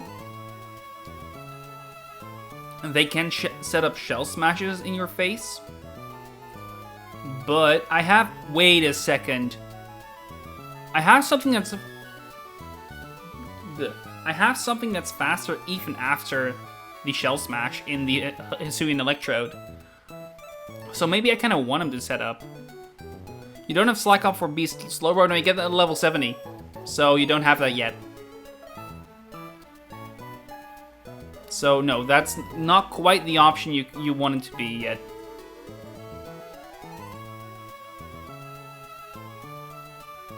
It's probably still, like, Slowbro is probably still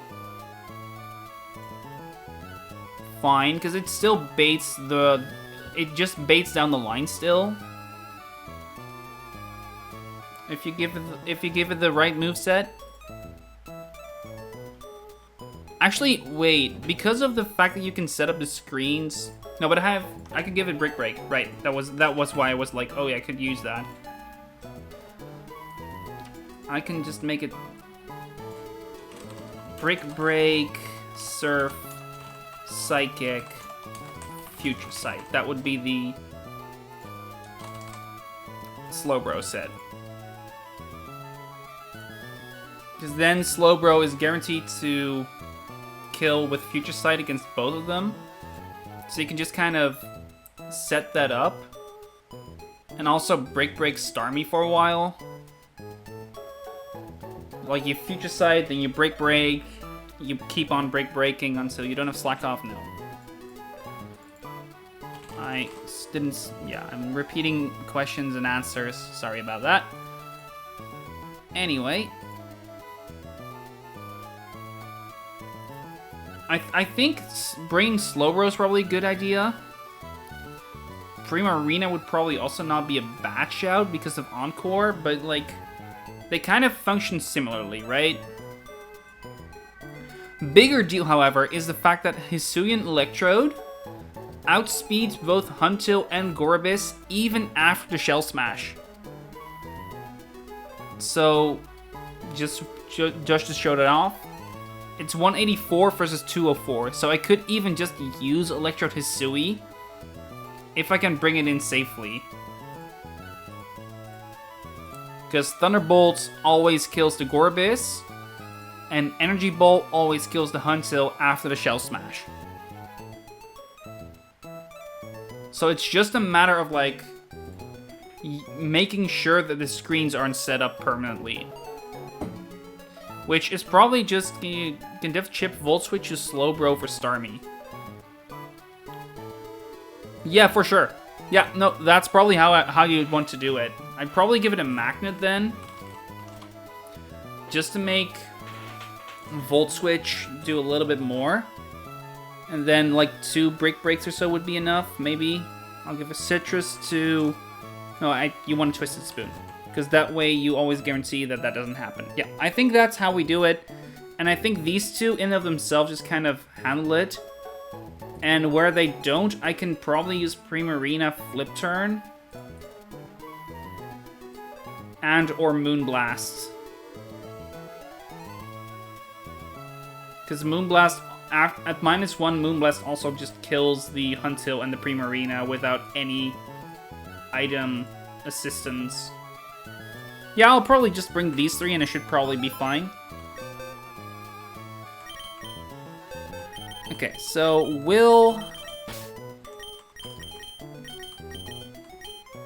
Mela, thank you for your help. I want to bring Lana. And I'll bring Melly. Is Elisa a good bring? Probably, right?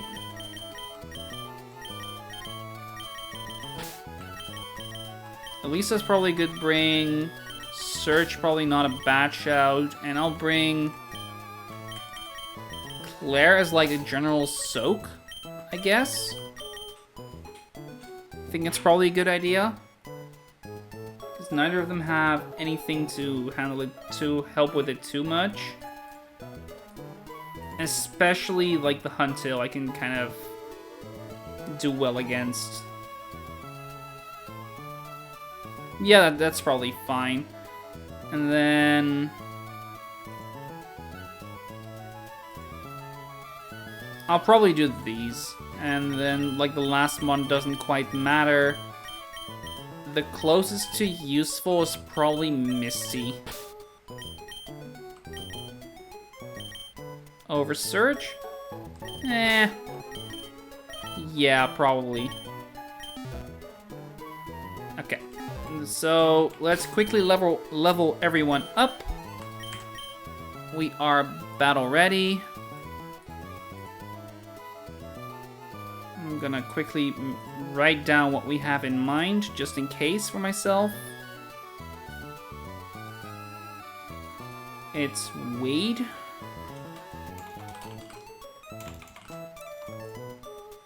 Rose and DeAndre. That's gonna be copy-pasted in Wade.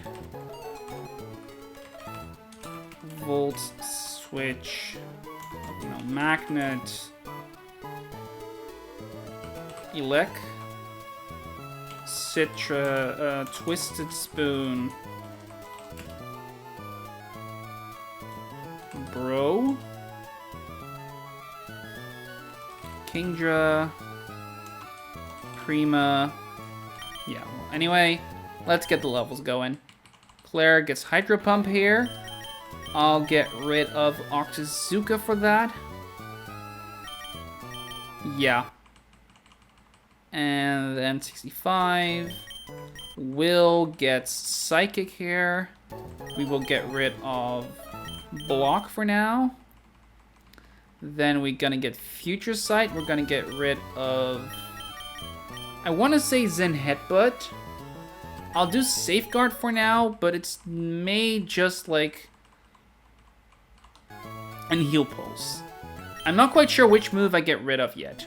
Like between Zen Headbutt and... Actually, no, I do. It's a very easy answer, actually, because I am modest. So we're also gonna learn Brick Break for it. Brick Break, not you. Brick Break on Will over Zen Headbutt. And then it now comes the arduous task of leveling up Lana all the way. Life Dew. I'll get rid of Pound for now. It's not going to matter anyway. Aqua Jet. That's the one move where I'm kind of like, maybe I should keep that. Wait, whoa, whoa, whoa, whoa. I need to look at, like, if there's any reason to not evolve it prematurely. Primarina. There most definitely is.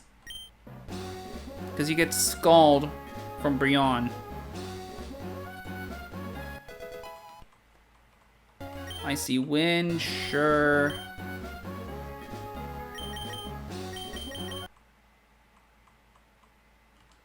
Yeah, no, exactly. That's why I was kind of waiting. The only move I could miss is Scald, which is a good move, but not the biggest deal to miss. I'll get rid of Water Gun for now, because that's going to be replaced anyway. Look at Primarina. Yeah, like what moves Primarina gets at what level you mean. I believe it doesn't matter. Looking at it...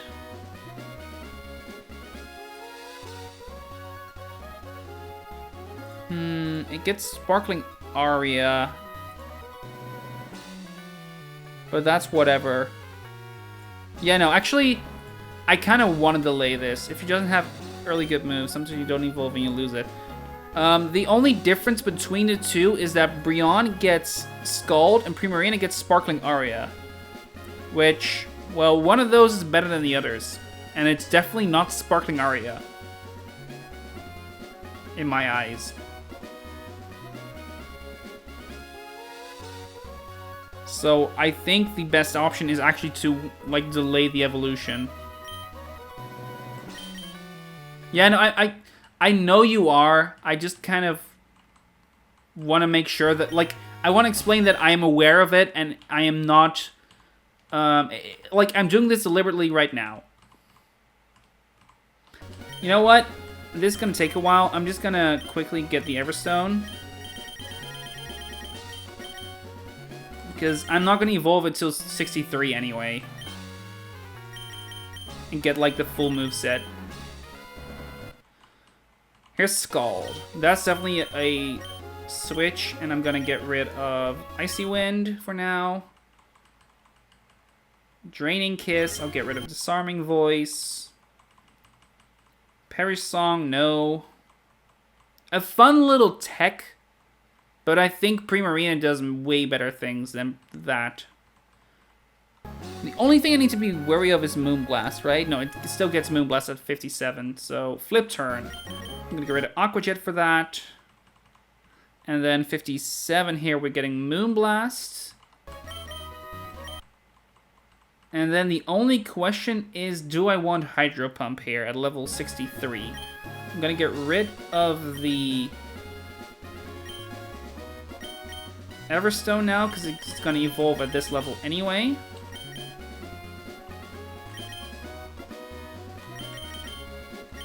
And Endless Candy once more.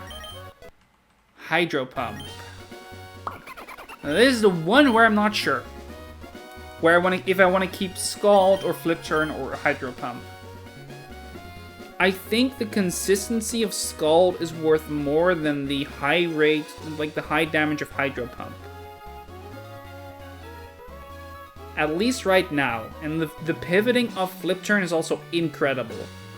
Same with Encore. Slow Encore is incredibly good. So I think I'll keep this.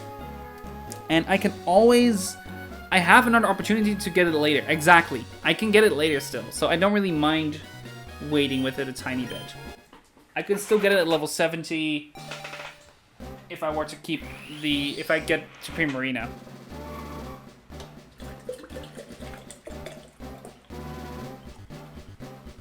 Okay, just pouring myself a drink in the meantime.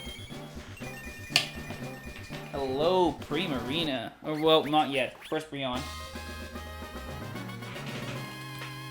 And now we're not going to get anything. We're just going to level it up a little further to evolve it again. And now that's everyone at 65. And let's get items flowing. We want a Twisted Spoon for Will. We'll get a...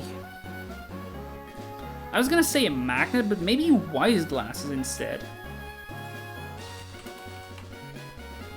I think that may be ever so slightly better. Ever so slightly, though. Actually, with how it's ordered, I believe that after I KO the Starmie with Slowbro, the Mon that should come in is... it's Gorobis. It's Gorobis, but maybe it's Huntail. And because it could be Huntail first, I'm gonna give a Magnet to Melly. I'll give...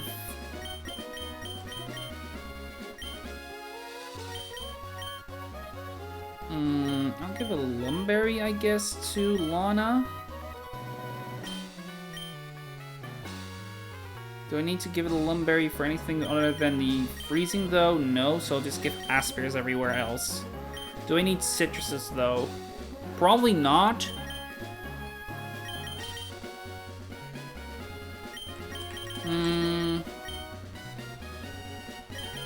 I'll still give Citruses, though.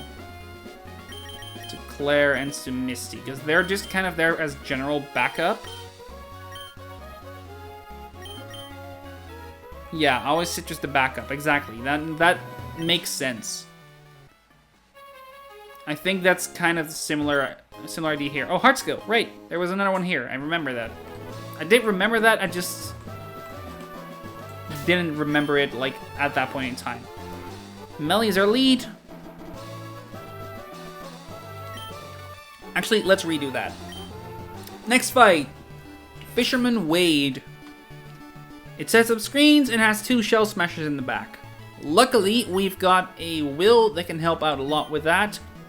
And Melly, who's our lead, and is just faster than everything and deals hefty damage. Will has Brick Break to break any screens that might be set up, and can just kind of 1v1 the Starmie even without it. And I've got Lana and Elisa in the back for most of it.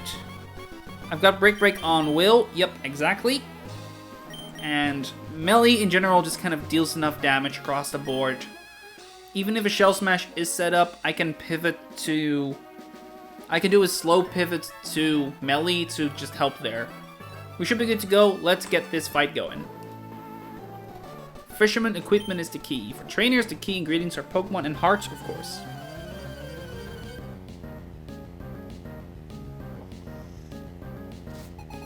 Wade.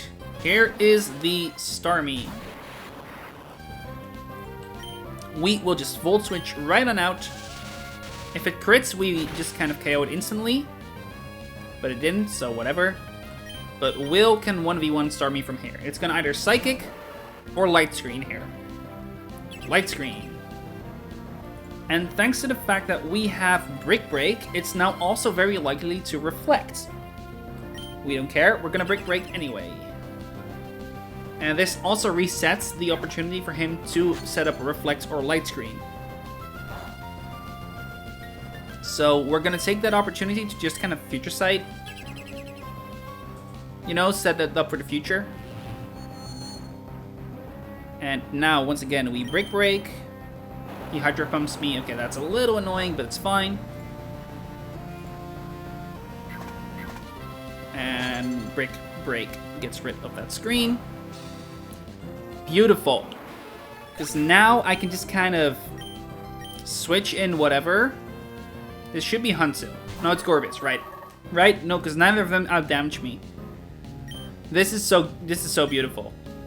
The future side here, thanks to Twisted Spoon, always just kills. I don't even need to do anything. And Gorbis is always gonna surf. So we can switch to melee. Yeah, we can switch to melee on that surf.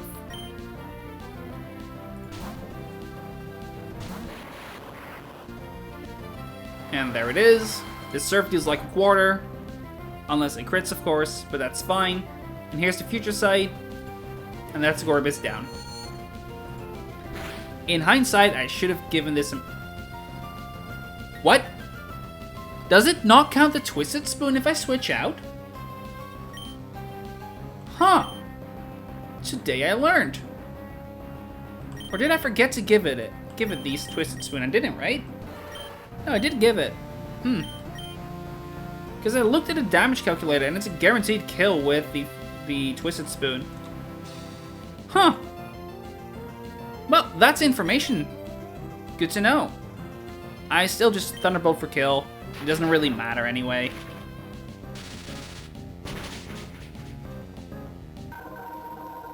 And that's 2 down, 1 more to go. The third one is the Huntail. Huntail here is going to crunch here every single time. No, I say that incorrectly. It should Ice Fang me every single time. That is a range to kill, so we're going to switch out with Volt Switch. It sees that I can kill with Energy Ball, so it's never going to Shell Smash here. And that still does pretty hefty damage with Volt, with the Magnet that we have. And because of the Ice Fang, I believe I gave Lana the Asper Berry, right? Yeah, so we're gonna go to Lana real quick. This may look a bit off, but we will manage just fine. If we get frozen, this is honestly... Okay, we didn't. So we Moonblast and we kill. Very easy fight, this one. It's kind of inherent, right? Once you break a level cap, every single fight is kind of like it goes down a little bit again in difficulty. It doesn't quite let you rest like some other games could, but this one at least it is easier still. Alright, well, 2 more fights between our encounter and where we are right now, just to lower your awareness. Yeah, exactly. I make sure it's just never low, I guess.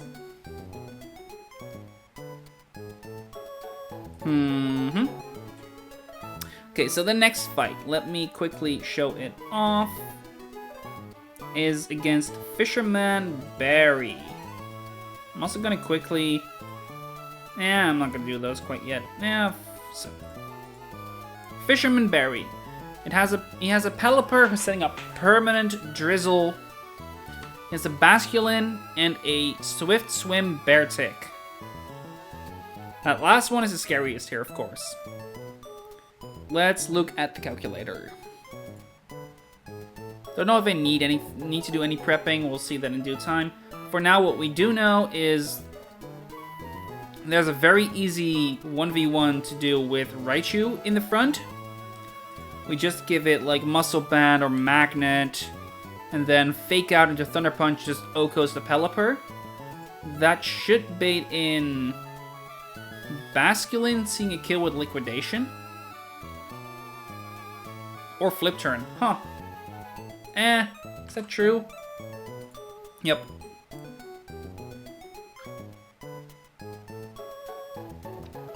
Yeah, no, it depends on like the damage ranges, but like adaptability, rain boosted, choice band, flip turn, and liquidation. The damage is just so close to one another.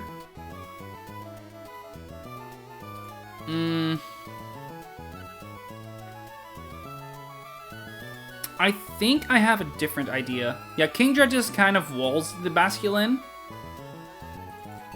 Especially once with it now leveled up.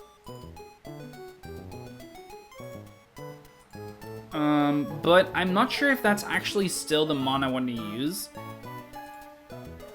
Because I also have an outspeed in Electrode.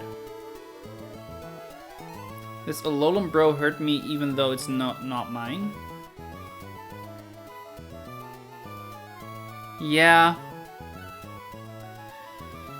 That Alolan Raichu really hurts me. I have a different idea though. And that is to lead with Primarina and Flip Turn into, because it's slow Flip Turn, I am slower than the Pelipper. I can then switch to Electrode Hisui to just guarantee an Oko and thus bait in the Beartic first. I'm not sure how useful that is though. Yeah, it could be useful.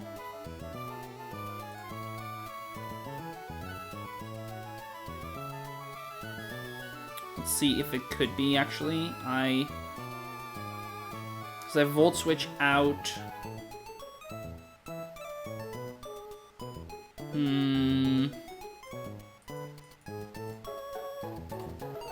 I need something to break that, to break the Beartic mostly.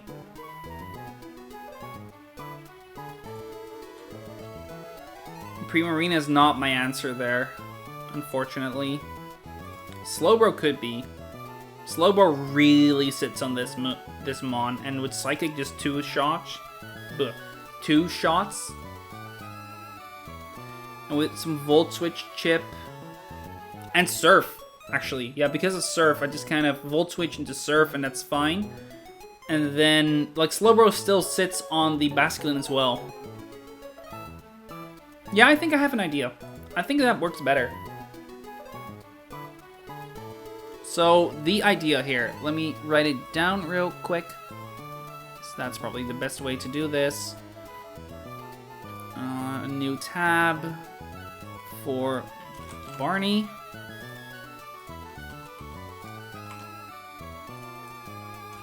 Barney, I get Wise Glasses Elec.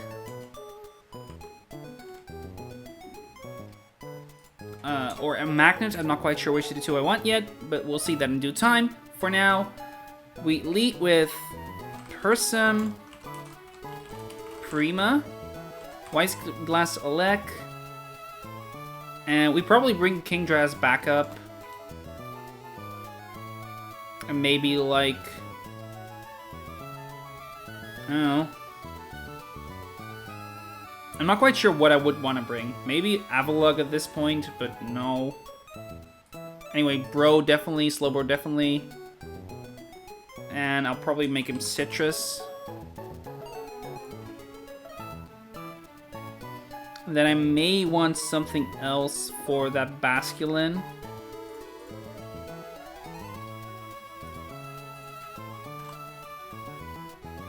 Sceptile in particular looks very interesting. 62? 63. A level 63 Sceptile would just outspeed an Oko. It just needs to come in on Liquidation, or on Flip Turn, or with slow pivoting.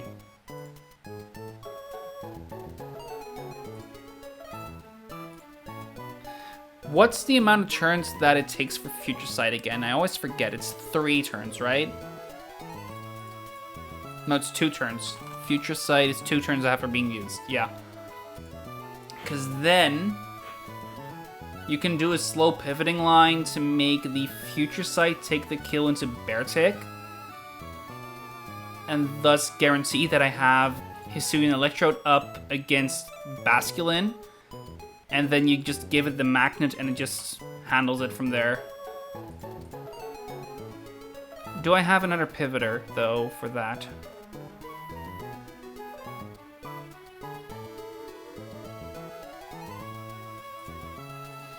I don't think I do.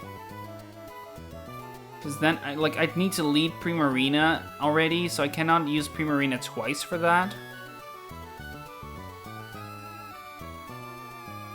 I do actually, no wait, I do. I do have another pivoter. It's Orbital. Orbital cannot come in on Icicle Crash though, but it would...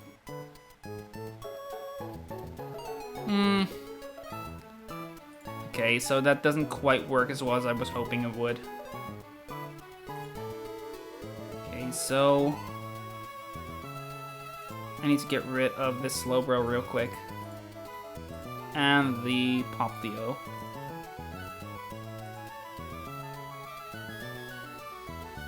How about...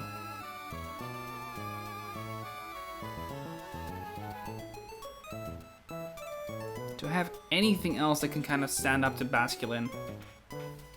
Ampharos after a slow pivot, but like that's the issue. I don't have a slow pivot.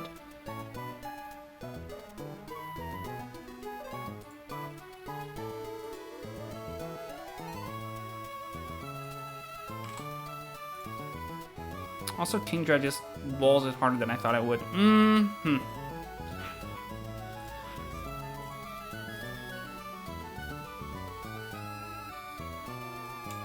This should be magnets.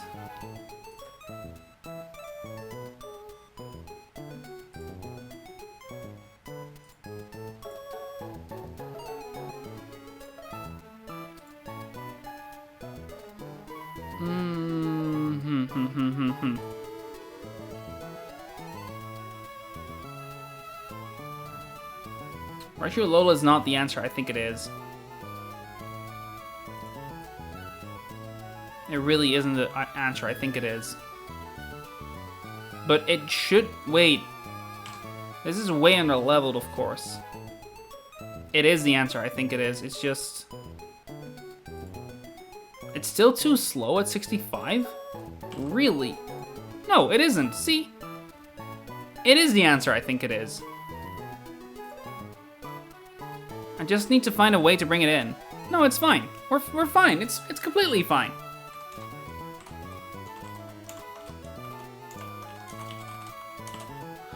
I just need to see if I need to change the moveset of Raichu.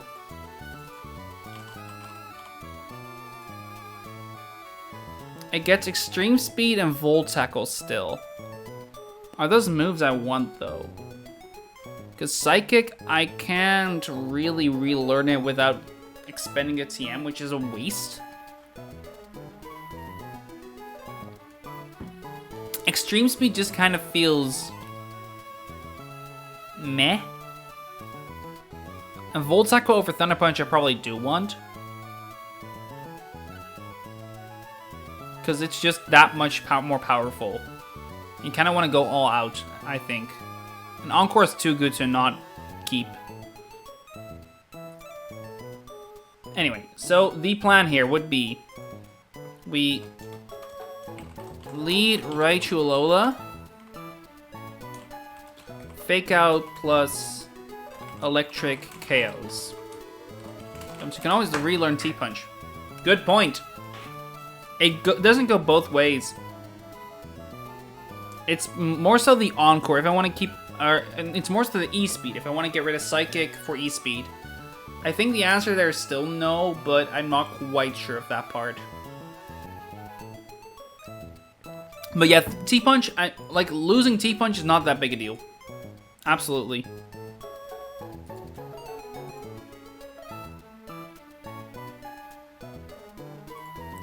So, we lead Raichu, we fake out, and whichever electric move it is, probably Volt Tackle KOs.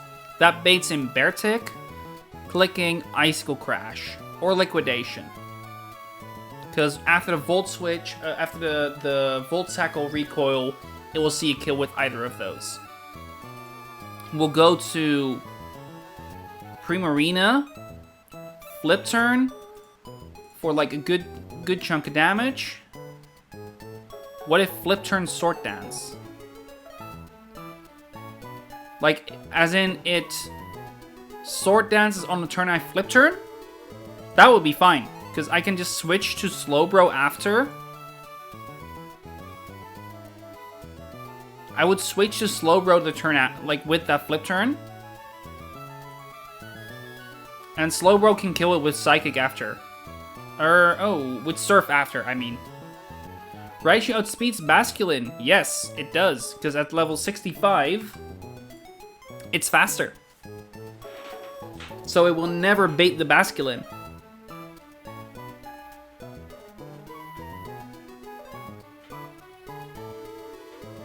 Therefore, it will always be it's kind of huge.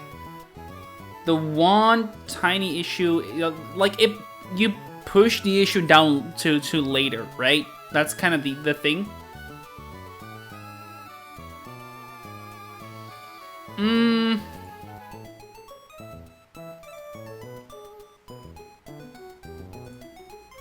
This is actually Scald. It's trash because you have Kingdra. Yeah, no, between Kingdra and Slowbro, I'm just kind of fine. Both of those, I just kind of wall with either of them. Slowbro also does really well into it, especially if you can slow pivot it in, but even if you can't, that's fine.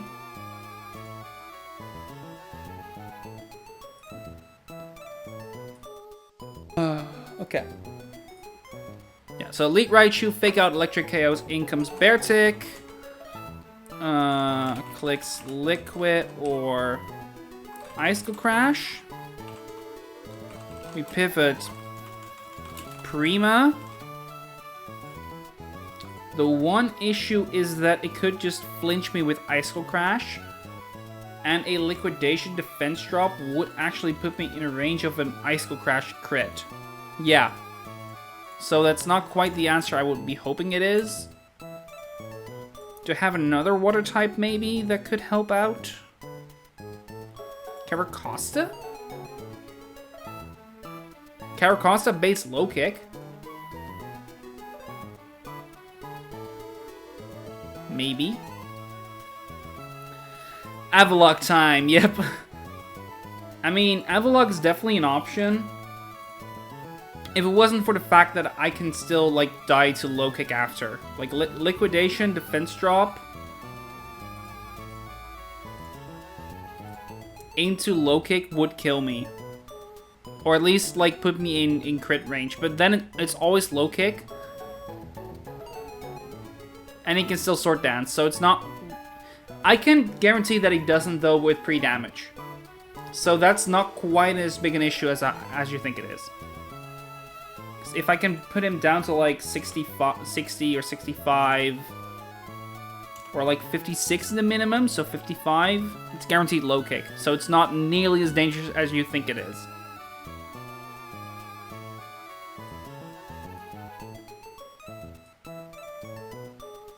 But that does mean I need to bring Avalok all the way up. Also, don't I still have Basculegion that I could use?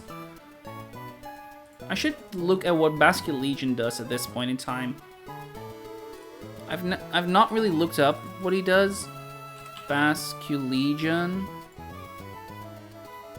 I'd have Poltergeist. Ooh, I have Poltergeist, Liquidation, Superpower. Superpower in particular looks interesting. Aqua Tail, Spirit Shackle. I could even get Head Smash. Does your Bascu... Bascu... My Basculin is a Rockhead, so it would evolve into a Swift Swim Basculegion. Yes! What? For Reflect? There's no Reflect in this fight, though. It's good to keep, I don't disagree, but... Depends a bit on when it evolves, right? When you evolve it, that is. But yeah, my Basculegion is Swift Swim. Next fight, yeah. Yeah, no, I'm often too short-sighted for stuff like that. I'm well aware I am. But let me make a Basculegion set real quick. Poplio, Basculin, there we go. Basculin. I'd make it Basculegion.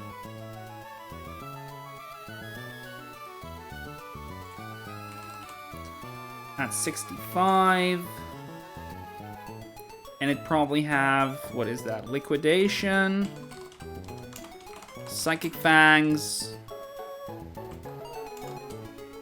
And Truck, and I start to plan everything until Tate and Eliza.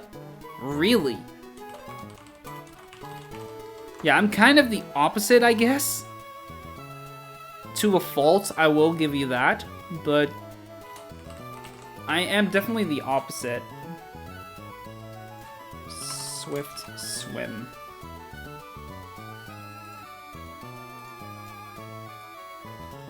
So, Basque Legion. It definitely sits on Beartic. And if you give it the Black Belts, it sees that I can kill with Superpower, and therefore I can just 1v1 with Basque Legion very easily. It doesn't even need that, right? Because you're faster. You don't even need that because you're faster, and even if you're at full HP, yeah. So you take an Ice Crash or a Liquidation, you Liquidation, and then the Basculin comes in, and you can either switch out to one of your bulky water types. Looking at you two. Yeah. Yeah, that works. The only moves, like, you're like, kind of, should I keep that? Is like, I want to say, like, Spirit Shackle versus Poltergeist, I guess?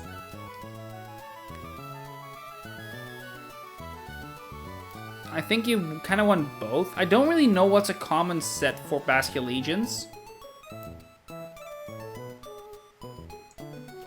I assume Liquidation is part of it. I also assume Superpower or Psychic Fangs are part of it. Spirit Shackle is more consistent. Yeah, no, for sure. I guess because you do need like the white lens, and even then it's 99%. So I guess you do kind of keep Spirit Shackle and just don't get Poltergeist. Yeah, I'm not sure if it's don't or like just a rarely. I will say that like Basculin Blue Stripe, thanks to Head Smash, is also just kind of good in and of itself with like Head Charge, Head Smash. It's not bad. Pulse is bugged and it's... Really? Poltergeist is bugged and it's 100% accuracy? But then it's just more consistent, no? I'm gonna look that up, because if that is the case, you shouldn't ever keep Spirit Shackle over Poltergeist.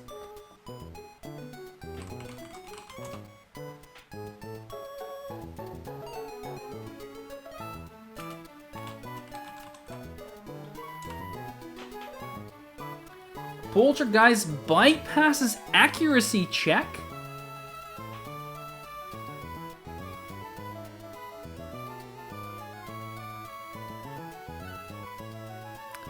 Poltergeist bypasses accuracy check. It's not 100% accurate. It's feint attack. Really now? Huh. If the enemy doesn't have an item, you're doomed. No, that much is true. I think there's a middle ground in that you don't get superpower and just keep Psychic Fangs and Poltergeist, Spirit Shackle, Liquidation. So you can use Poltergeist when there's an item, and when you don't use Spirit Shackle instead. Also because Poltergeist kind of baits differently, right? Anyhow, I think we have a fine plan now. It's just we lead right to Alola, fake out Electric KOs. In comes the Beartic, clicks Liquidation or Icicle Crash. We pivot to Basque, and Liquidation twice for kill. Then we pivot Kingdra on the Basculin, take the Liquidation, and then Hurricane or Dragon Pulse is a guaranteed 2-shot, so We can Dragon Pulse, and if he, like, gets me low enough to where Liquidation might kill, we can always switch to Slowbro to finish it off. Or...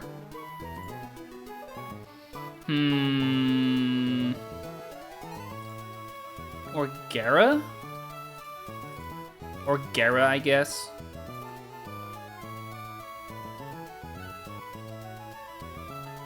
But then Electrode Hisui is kind of not necessary.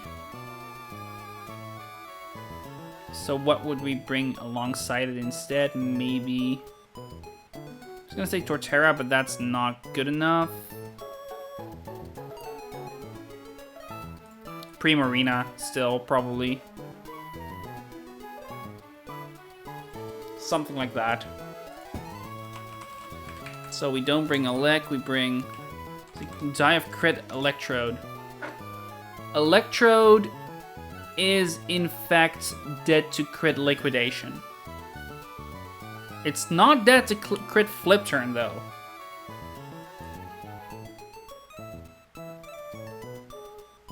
So if we see that he was gonna click Flip Turn, which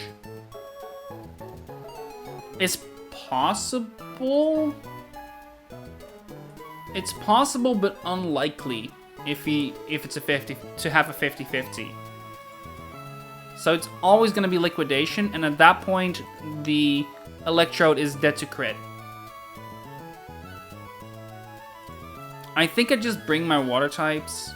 Kingdra should hold. No, definitely. Kingdra should generally hold. It's not Swift Swim, though, so it isn't quite the answer you think it is. So like a Liquidation crit defense drop into Liquidation crit defense drop could actually... It's not Swift Swim. No. Otherwise, I would 100% agree with you, but because it isn't quite the answer you think it is.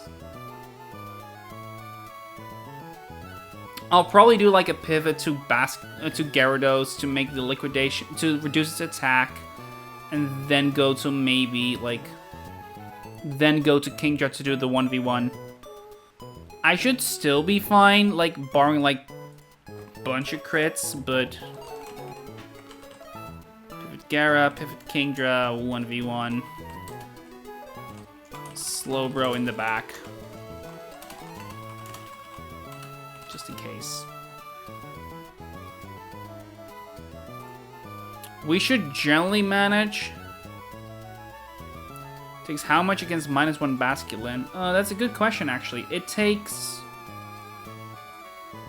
55 at most. So it, like, barring defense drops should be fine as well. So it is an option. It is definitely an option. Probably a better option. If you can bring, like, if you can bring in Gyarados once or twice, like, especially if you can bring it in another time, which doesn't look it, but is possible, then Torch just kind of 1v1s very easily. And even if it doesn't, then there's, like, the 2 water types here. I also still have Dread, but Dread is also just kind of too... Yeah, it takes a bit too much. Just barely. Yeah, no, but Torterra is grass. Torterra is ground. So, like, they're about equally good. You know, like... And my Dreadnought is shell armor.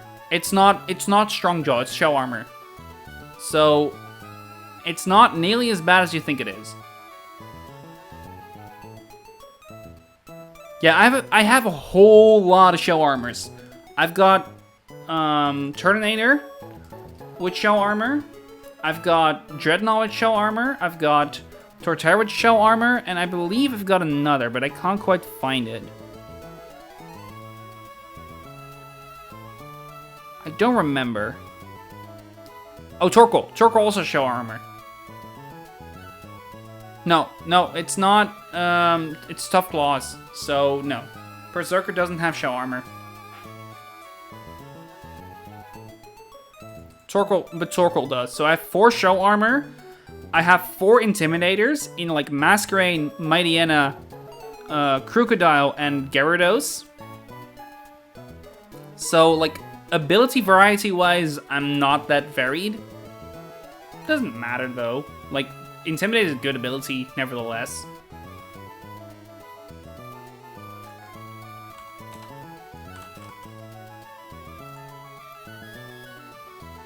Yeah, but between Dread and you got Berserker and Flarbor, I don't remember. I believe so, yeah. For Flarbor, or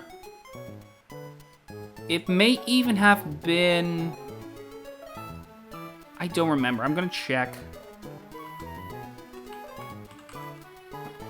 Yeah, Flarbor. I didn't get it earlier, if that's what you're looking for.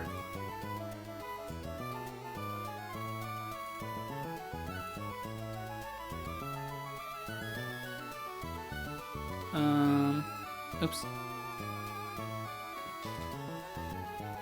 Anyway, I think we have like a general idea, and between these 4, what did I catch in Rustboro? A what's it called again? Growlithe. Hamilton comes from the trade in Rustboro, which was a Growlithe.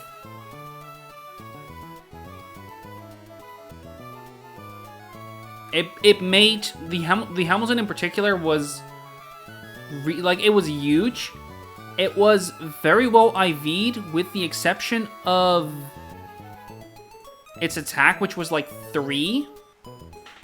So we scaled it, and it then became like incredible for my team, at least for the past split. Like Flannery split, Hamilton did so much. Yeah, it was like, you should be able to see it in, like, the team, but,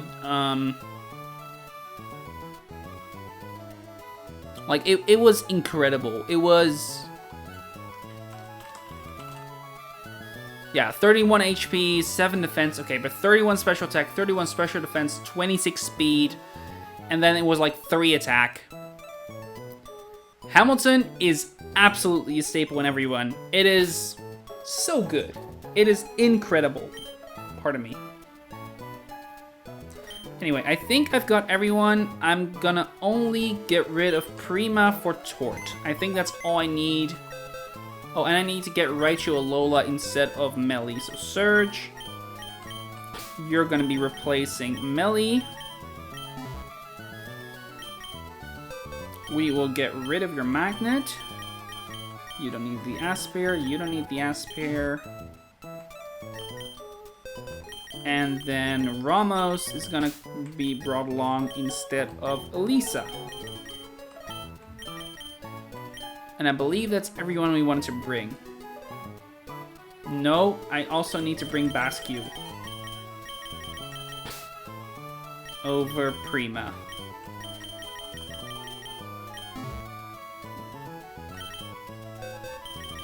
And we'll get rid of your Aspire as well. And now we've got everyone. We just need to level everyone up. We are battle ready, and we'll probably make, like, it's not a very tight-knit plan, but it's not really a fight where it's that necessary. We get Extreme Speed. Extreme Speed is neat. I'm not going to learn it, though. I think Psychic is more valuable. And Volt Echo over Thunder Punch for now. I need to move real quick.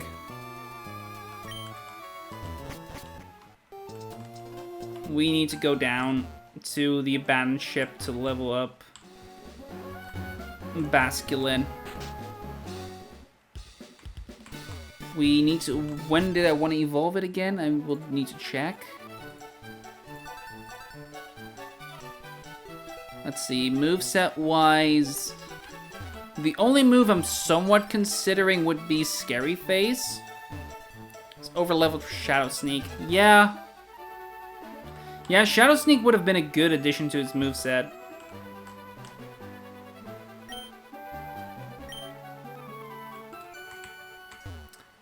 It not having it is not a big deal, like...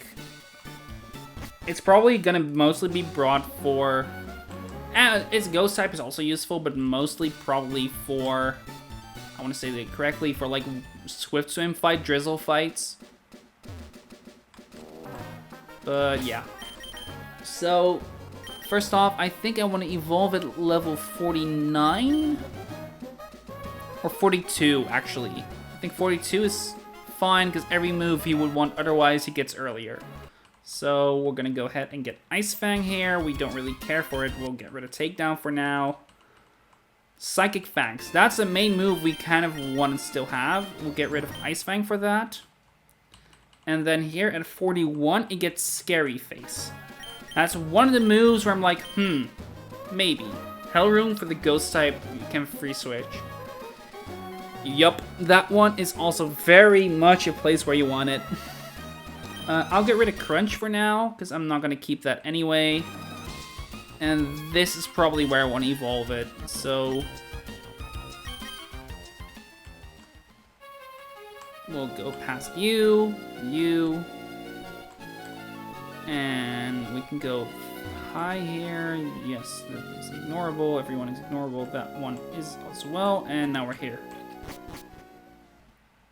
Now we can level up our Cress, getting it to become level 40, of getting it to become a Bascule Legion. Here it comes.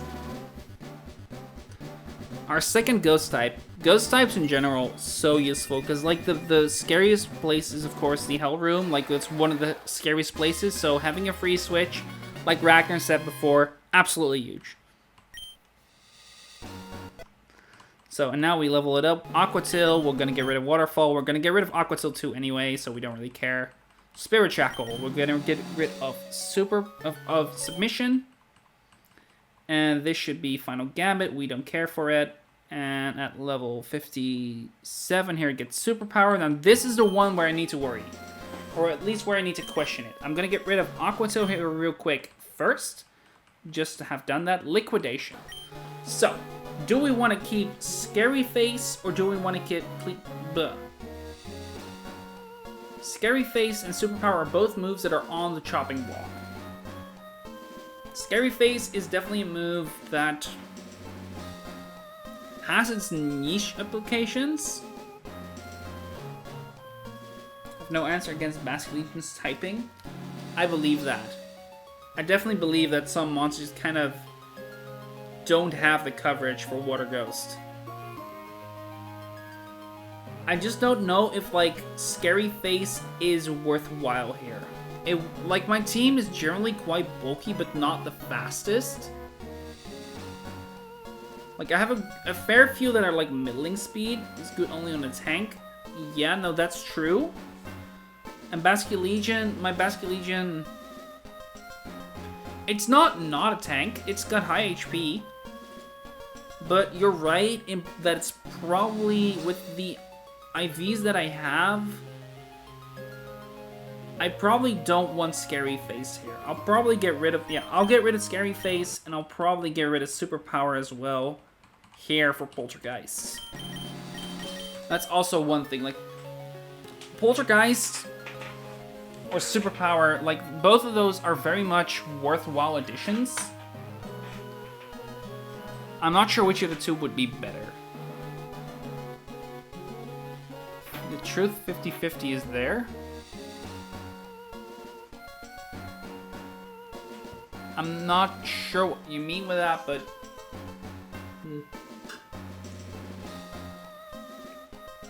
Superpower or Poltergeist? That's like...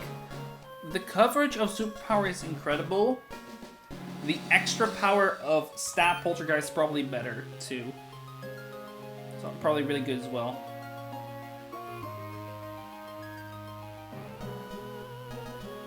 I know the truth is like, I want to keep both ghost moves, right? That's my idea as well. I think I prefer Poltergeist over Superpower. And with that, we should have the team ready. We just need to give everyone their items. And I believe that's just Citrus on the backups. We don't really need anything else. And the backups are Ramos, not Misty. Explicitly not Misty. Claire already has one. Did we need anything for Bascu? No. You know what? Might as well then just use Orens instead. Right? There's no real, like, difference between that. Like, the Citrus I want to be a little bit, like, more careful with. 106. Yeah, but 106 tends to go fast, right?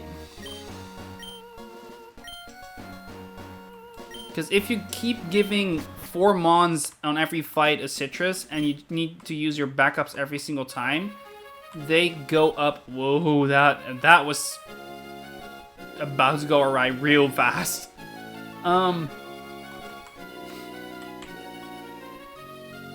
But yeah, the Citrus, like, I don't want to overuse them. Pure troll. I scared myself just as much as I scared you, to be fair. So... yeah. Okay. Let's get the next fight going. Think we're ready. Hopefully we'll be fine. That's the wrong way. I don't know why I want to go to the right side. I think it just... I've had to do that so many times that you're not kind of used to going the left side for a while.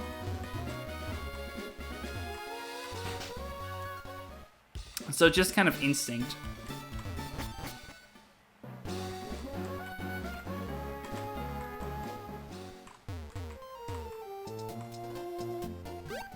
Anyway.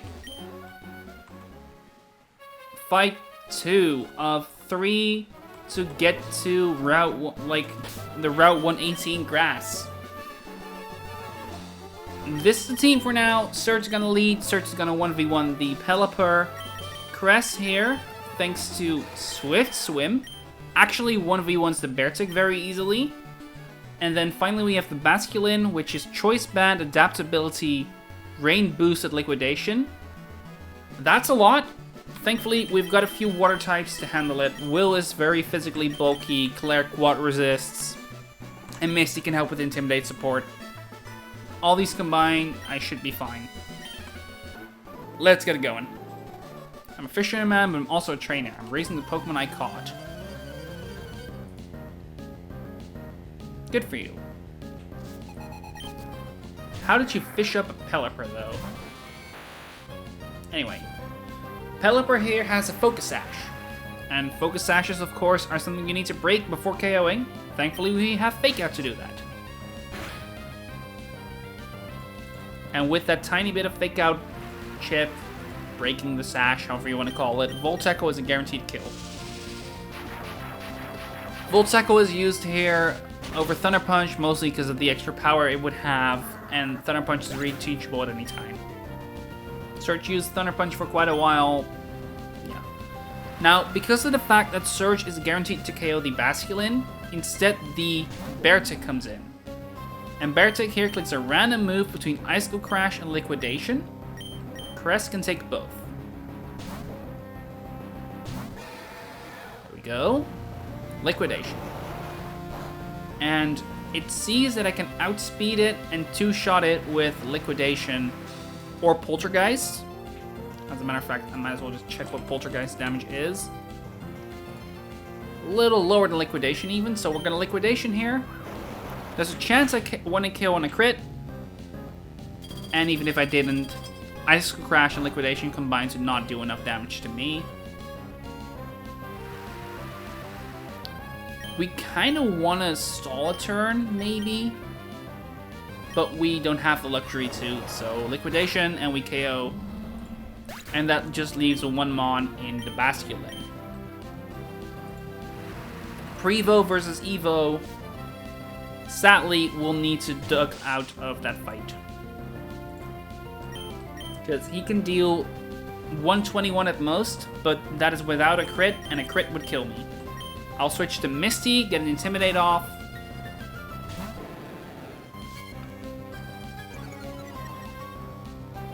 That's it done. And with the Intimidate off, Liquidation here should not even be able to... Yeah, it deals a third-ish. And now he's locked into Liquidation. Not like he wasn't going to be locked to it anyway, but he's locked to Liquidation. We go to Claire, and Claire's going to 1v1 from here. Even with it at -1, it's still kind of scary with crits and stuff. And defense drops, but so long as those don't happen too much, we should be fine. At -1, a Liquidation crit here deals at most 110 to me. So I can easily Dragon Pulse it for hefty damage. I say 110, that's not true because I'm underleveled in my calc. It's even less. I can Dragon Pulse here with impunity. Liquidation again. No defense drop this time. The most he can deal is 97. And I 2-shot with Dragon Pulse. So we just do it one more time and we win. Easy. We did give Claire a Citrus Berry just in case. In the end, it wasn't quite necessary, but hey, better be safe than sorry. 2 fights down. And that brings us to the final one before the grass, I believe. I'm not quite sure. I will double check that. Yep, it's the last. We have. Hi, Steven. Don't fight me, please. I believe you don't, but never want to be jump scared there. Okay. Yeah, there's one more fight. The guitarist over there. Let's quickly run back and go take a look at how to handle it. Because this team definitely won't be able to.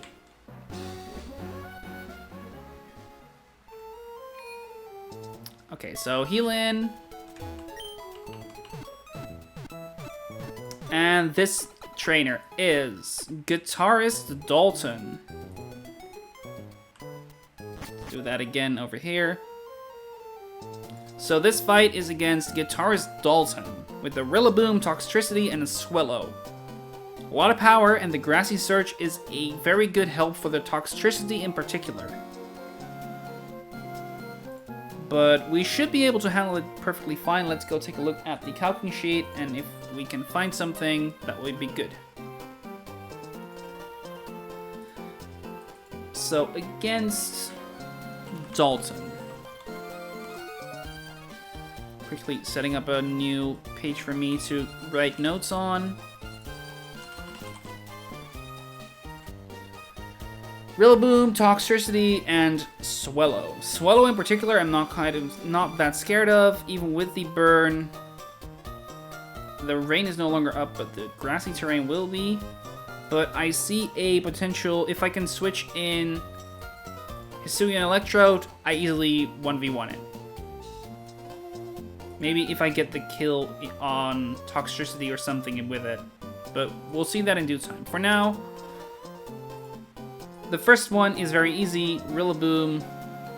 Arcanine Hisui, I would say, is the 1v1 I use there, but it's not. It is instead Salazzle. And with a Sludge Bomb, or like with a Poison Barb or a Charcoal, I 1v1 the Rillaboom with ease. He sees that I can kill, so he Grassy Glides me, and I KO it very easily after. That will bait in Toxtricity for a slow kill, or Swellow for fast kill, actually. Clicking Brave Bird. Sadly, Electric Hisui cannot take that. But Hisuian Arcanine can, actually. Can very easily take the Brave Bird, and then even though he gets poisoned after, the Facade after will never kill me, and I can Rock Slide for kill. So far, so good. So, we bring Salazzle, Hark, Poison Barb, Shark, Salazzle. Hisuian Arcanine doesn't need an item, in and of itself at least. And Flare Blitz deals hefty damage to Toxtricity, but not enough. But he's always going to Overdrive. And Karuk just one-shots it even though it... Huh. Nice. Okay, then this is very easy, I think. It's just Salazzle leads, Okos, we pivot to Hisui and Arcanine, who needs to take the Facade, which can crit, and before that the Brave Bird, which can crit without the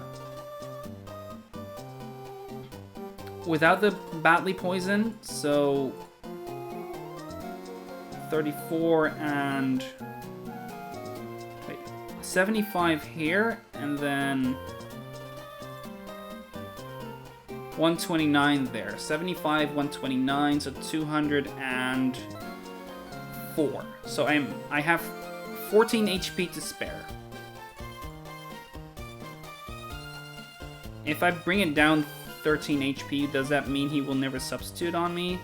No, he will never substitute on me anyway. He'll always either Nuzzle or Overdrive because he sees that I can two-shot it and therefore never substitute. That is also in line with what I have in the AI document. I want to make sure because substitute is a weird move. If AI is at...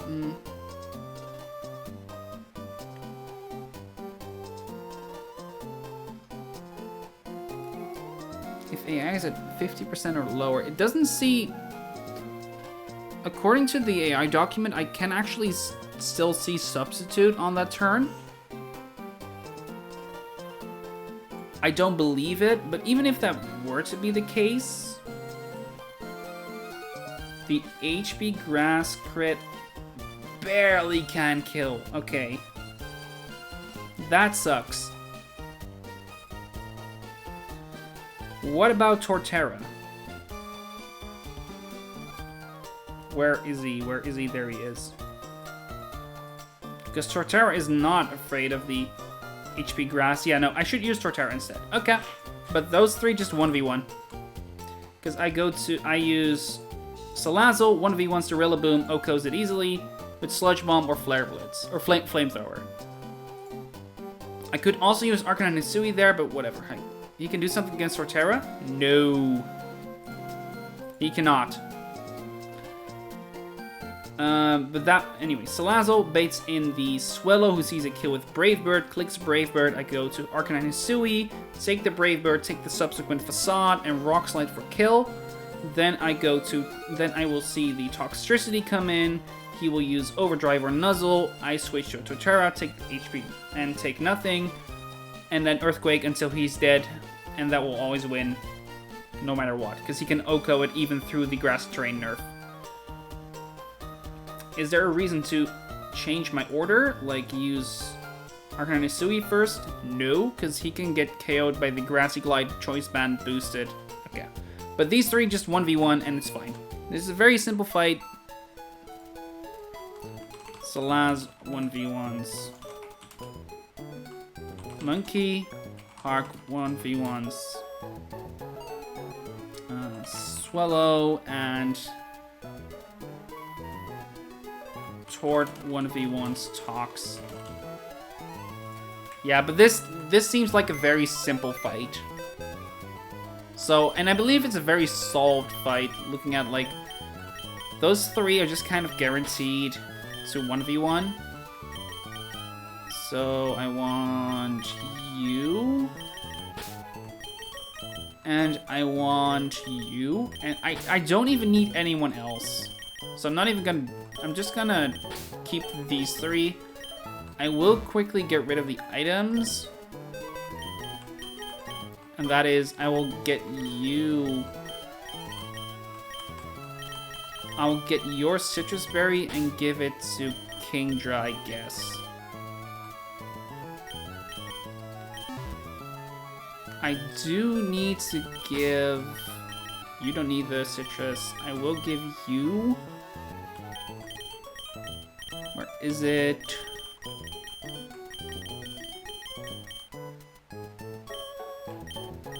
The Charcoal? And now we're good to go.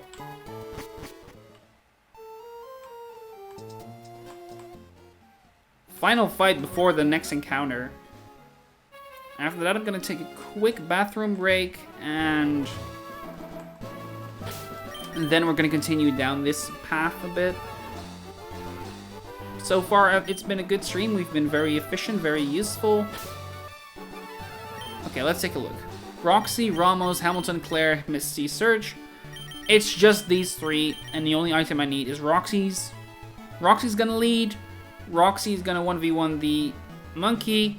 Ramos is gonna 1v1 the toxicity, but first the Swallow will come out, which is 1v1'd by Hamilton. Let's go. Let my melody rock your soul. Sure. Let's. Monkey. Monkey sets up grassy terrain. Monkey dies to flamethrower. Monkey sees that he can die to flamethrower and therefore grassy glides me.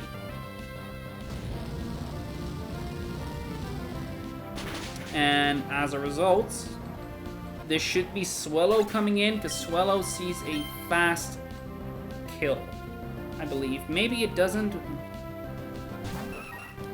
I'm not quite sure if it does. I don't think it matters, though.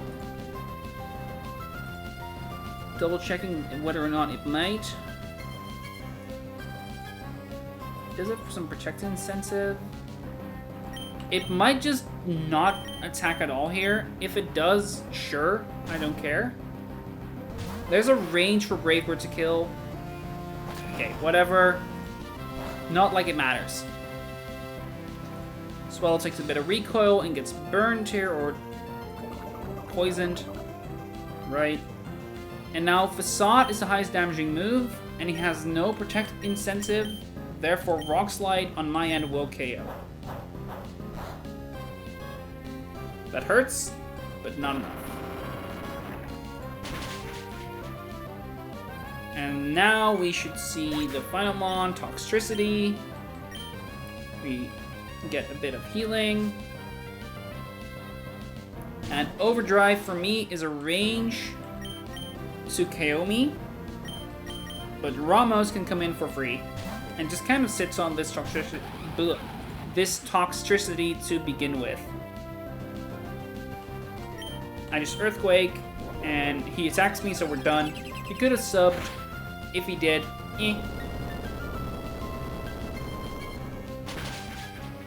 I had 10 PP on Earthquake, I would have been fine.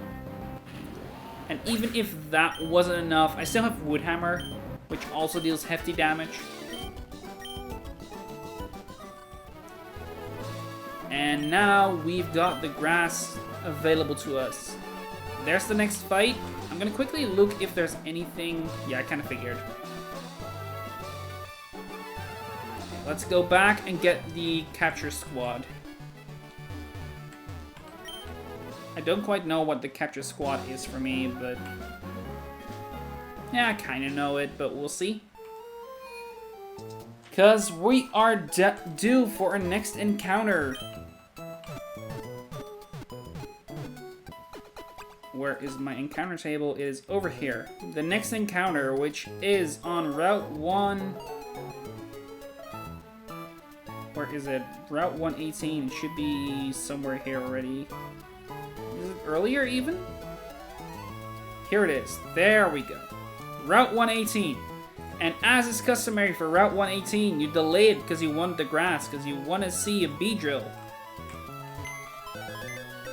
And there's plenty of other good ones, but you really, really, really want to see a bee drill.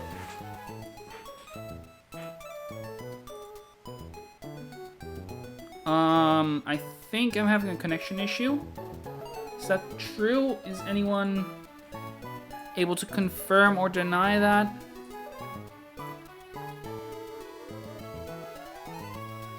I can't tell if it's on my end or just in general. I can't quite tell. Yeah, it's saying reconnecting. Okay, so I did have a little bit of a connection issue there. I'll quickly grab like the encounter squad then. Do I wanna get that.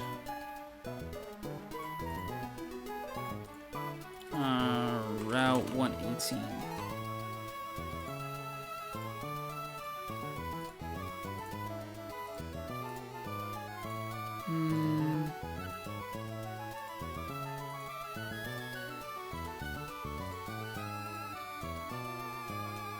Ragnar, thank you for the follow. I appreciate it. Thank you for the chatting in general, by the way. I think I'm back? Yeah, I should be back. Good. Then we can continue. As you can see, Route 1 is me or the stream keeps relaunching. No, I had a lag spike. I had a bit of a lag spike over there, so that's on me. We back. Yep. Glad to see we are. Hi, Alex, by the way. And thank you for the follow as well.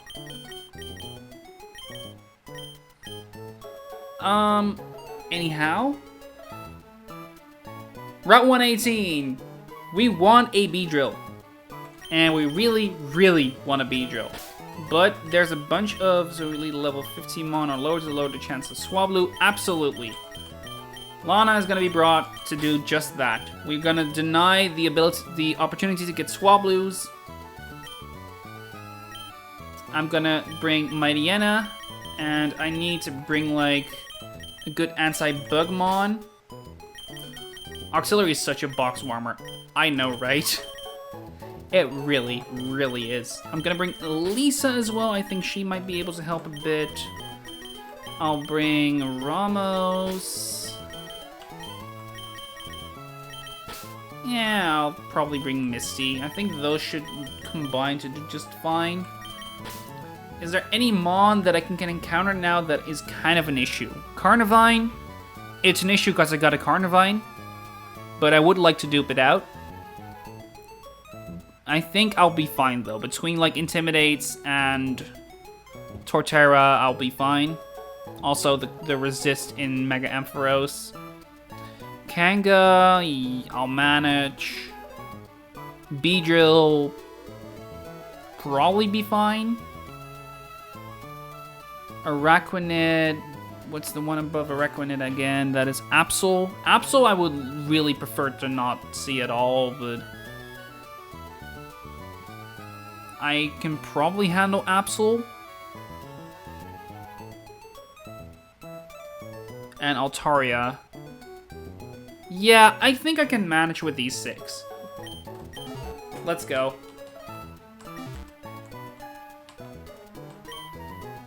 Okay, first, Repel on. Then I want to make sure that I don't get an encounter while surfing, so I'm going to quickly switch these two. Put Lana to Chip.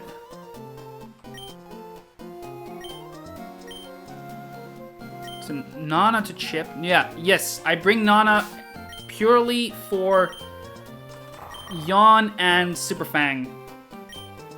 Nana is my go-to catching mon, basically. Low catch rate overall is probably, yeah, good, definitely good call. Thank you for reminding me. It's why I have this. These 5 in general, just kind of...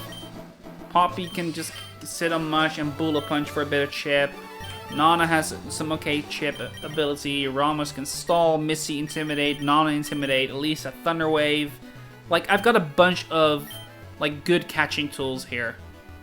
Hopefully I can just quick ball something and be fine, but we will see. Okay, what are we getting? Show me the B. Show me the B. Altaria. Is Altaria Knight in the game? Altaria Knight is in the game, so Altaria is actually not that bad. I wasn't sure if the Altaria Knight was in the game, but because it is, this is absolutely fine. Okay, Altaria. What's the moveset Altaria has right now? It has Dragon Pulse, oh god, it has Perish Song. Okay, we are throwing a quick ball right the fuck now. And just get in. Thank you! Okay, that scared me for a bit. Alright, it's a female one, so there's a very, very easy name here, and it's Winona.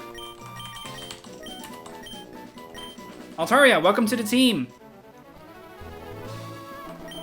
Oh, I need to turn on the repel, and I just need to switch something other than Lana back to the front.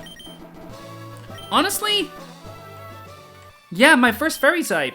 I didn't even register that. And it's a fairy type that baits dragon moves, which is very, very nice. One that I can't quite pivot in, though, which is the downside. Yeah, fairy types in general are just kind of rare in the game. I've never had an encounter with one, so yeah. Okay, I have one more option I could get early, but for now I'm not gonna do that. Oh, right. Yes, I also forgot about Primarina. Anyway, Winona. Docile nature, natural cure, both of those are perfectly fine, and natural cure in particular was something that was going to happen anyway. IV-wise, absolutely decent. There's nothing wrong with this guy at all. And it gets some good moves. It gets Roost, it has dual wing beat right now. No, it doesn't have dual wing beat anymore, but it does have Dragon Breath, Dragon Pulse, Perish Song, which could be niche. Moonblast. I should look into getting like maybe something like Return or maybe Secret Power even. Because of the Pixelate ability, it's actually worthwhile to look into that. Same with like Hyper Voice, which you can scale, or TM. Also Facade, you can TM. So yeah. And I don't have a Gutsmon, so Facade is really, really interesting. Anyway, Winona added to the team. Let me also bring Winona on over to you guys. And also, like, the updates I did on your end, on my end, in terms of leveling. I did update the current team, right?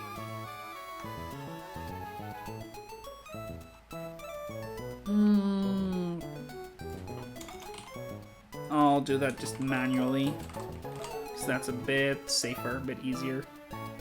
Moongus, Mama, Orbital, Camerupt, Talonflame, Crook, Dread, Lycanroc. Just quickly going through everything. Volt, Tackle, Zoroark with not Dark Aura Illusion. Please stop doing that. Hawlucha, Delmise, Slowbro.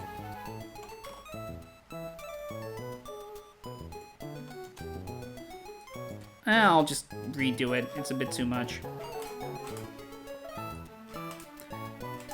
Alright. Let's bring everyone up in here. I want to make sure that I keep updating my current team, both on your end and on mine. Stop with the Dark Aura, seriously. Zoroark has been nerfed enough.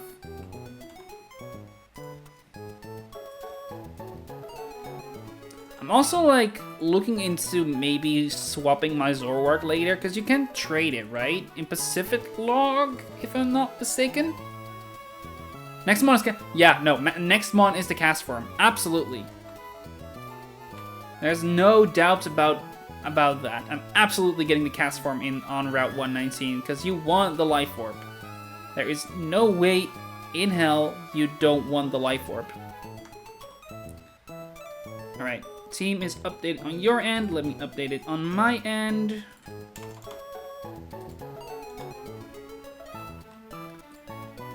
There we go, and I can get rid of my Basculin. that's never gonna happen. And then there is Avalok, which I can just kind of put over here. And we remove from the trash, because that's no longer necessary.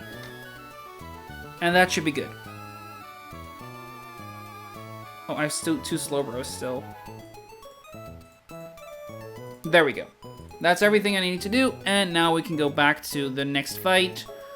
This one was the one we just did. It's very much a done deal. We have, well, I don't need to erase it, we just need to hide it. Birdkeeper Perry and Chester. One has birds, the other doesn't.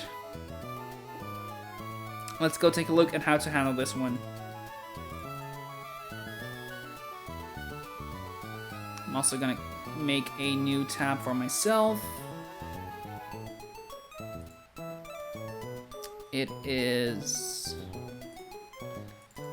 here, and then it's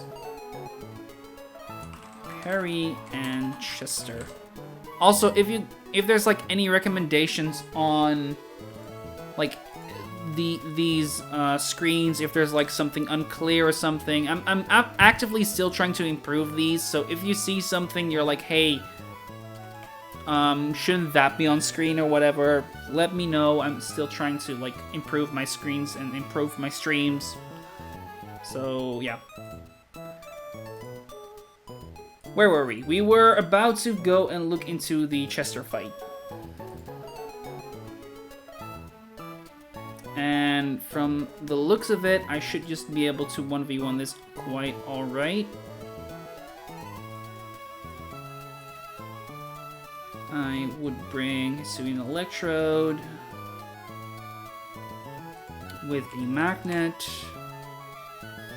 And then Thunderbolt would KO Pharaoh, and on the flip side I can use Hisuian Arcanine or Pyroar or Salazzle to take KO against Vikavolt. That will bait in the Flygon, which is kind of an issue, but yeah, and on the opposite end it would be Honchkrow coming in, which with a Magnet I can barely not kill. That's annoying. But I could kill with Volt Tackle, but it has Sucker Punch, so that's not an option either.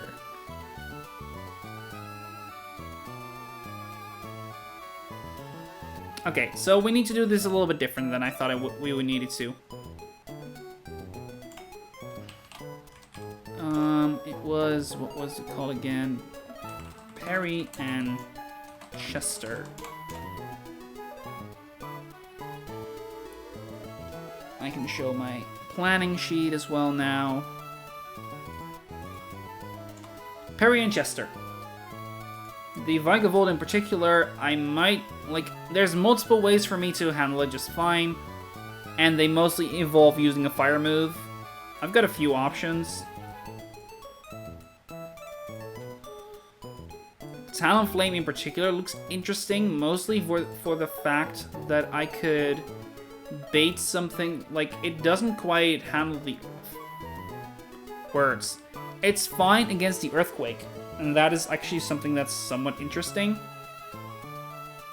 But it takes a fair bit of recoil, and that would be a little bit troublesome. I take, what's that, 60 HP worth of recoil, so I'm at 1...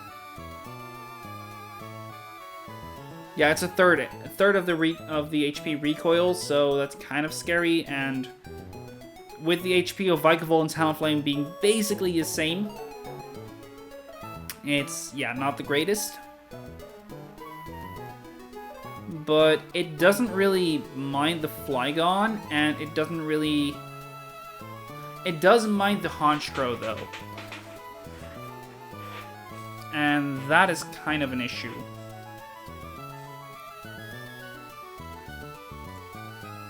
And not one I can probably handle too well. I'm trying to look if there is a way to do it. Full physical Avalug.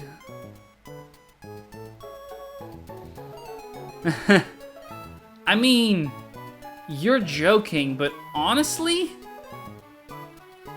I'm not opposed to it. Right, this is level 58 Avalugg still. Like, I'm still calculating that with level 58 Avalugg. Where is he? There. He is a bit afraid of the Vigavolt. At 65, he still is afraid of the Vigavolt. But he's not afraid whatsoever of the Pharaoh. Even if it's, like, most likely to crit. That sniper crit hurts, though. That sniper crit really hurts, though.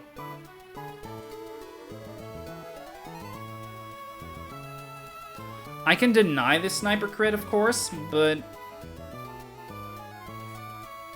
yeah. Maybe you do something like this as a lead. If you one-shot the left side, it's okay. Yeah. Yeah? That's true. Yeah, but... not quite. Because of the fact that the... because this still deals 50%, right? Against my Avalugg. And it's not that unlikely to crit.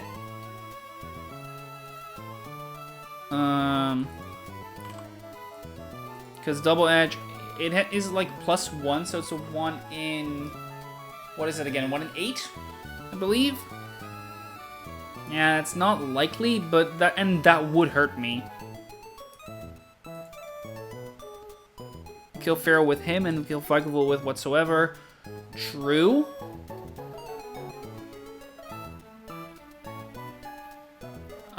If I make sure that I don't get targeted with on the other slot with Vigavolt, though. I don't think that works. I don't think that quite works, because for the very simple reason that the Pharaoh would outspeed and therefore maybe target the other slot, and I don't have anything that can quite handle that all too well. Pyroar is dead to Drill Run crit, and also just double edge Bravebird crits. Same goes with the other two fire types I have in Pyroar and Arcanine, and also the same goes for Talonflame, even without the crit. Just a high roll would do the trick. Barely doesn't crit, but a crit would very easily. So it doesn't... I don't have Scent of Scorch, no. He dies of Bravebird. No, I don't have Scent of Scorch. I do have Camerupt still, but that is not quite the option you would want it to be either. I think it's instead just a kill with Raichu and kill with Talon kind of deal. Just double KO that way. Because as a result... maybe not Talon though, maybe... Pyroar instead. Pyroar Overheat, and then Pharaoh, I just KO with Volt Tackle, or maybe just Fake Out. Probably Volt Tackle though. And then Honchkrow will Sucker Punch Raichu Alola, and the Flygon is guaranteed to Earthquake, so I can just double switch. And that could be like... I don't know, Gyarados and something like, I don't know, if you kill one side, it's actually free. I mean, yes, if I kill one side, it's free, but I need to make sure that I can keep the other side in check for a while, and I don't quite know if I could do that.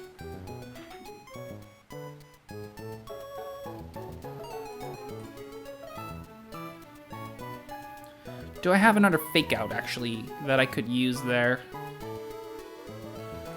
What is Hawlucha's level up moveset again? Because I don't remember it. Hawlucha. I would get Acrobatics, CC still.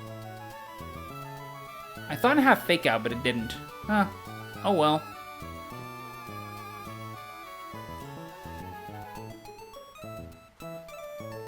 If I were to give it... Acrobatics, Close Combat, do Wing Beat, and bring it up to 65. He hurts, but he doesn't kill. And the same would go for Flygon. Do I have a fake out, maybe? Who are my fake out mons again? I believe it's just Raichu at this point.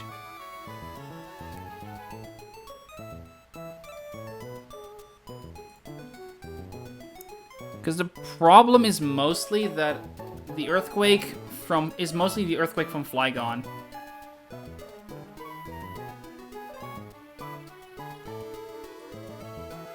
To that end, though, actually no, there is an easier way. There is a right way to do this probably, and that is to lead with double electric, or maybe an electric and like specifically Raichu and something that can outspeed and kill the Pharaoh. And that would be like exclusively Electrode. It's double electric, but it's probably fine, because then Magnet boosted Thunderbolts would KO Pharaoh, and then in comes the Honchkrow.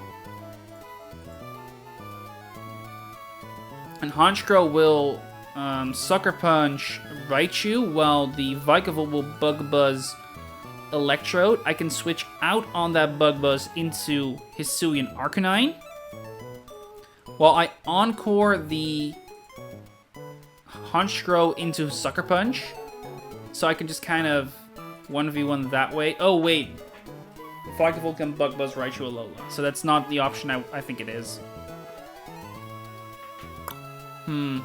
That's a downside. My two electric types are weak to Bug. And you kind of want to kill the flying type side first.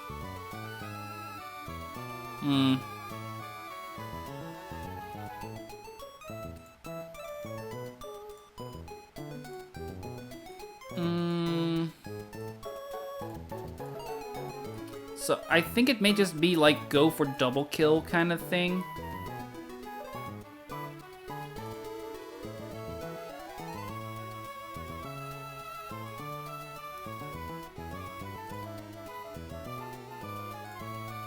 Maybe I could bait the Dragon Claw.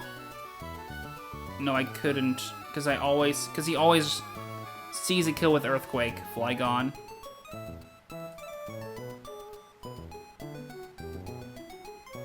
And Brave Bird and Psychic combined to not do enough.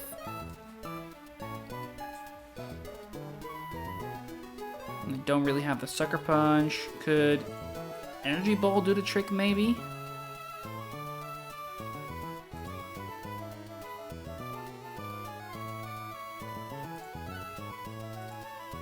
Because he's guaranteed to... Because if I give this a Magnet...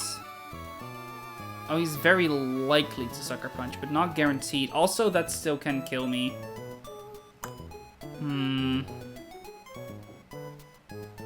Not to mention, he could kill the Talonflame with Brave Bird.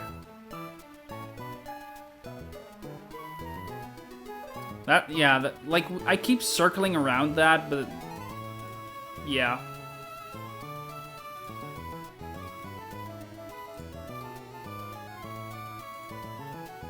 I think I lead with like Hisuian Arcanine and Raichu baiting the Earthquake after in the Sucker Punch, so I can just kind of freely switch. I think that's the best way of going about it. And then I switch to like... I guess Gyarados and Hawlucha? Gyarados and like, I could even go with like Ground Resist. Or just a bulky... Mon like Torterra, maybe. Hold up. That may put me into Sceptile. Maybe Sceptile would be the answer then. Sceptile can take the Earthquake, but might bait that. But even at -1, he definitely baits the Brave Bird and has Detect. So...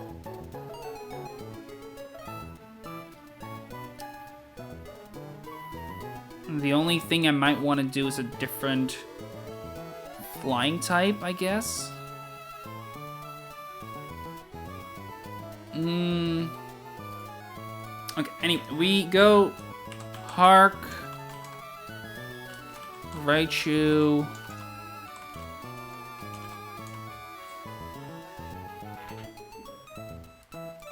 Or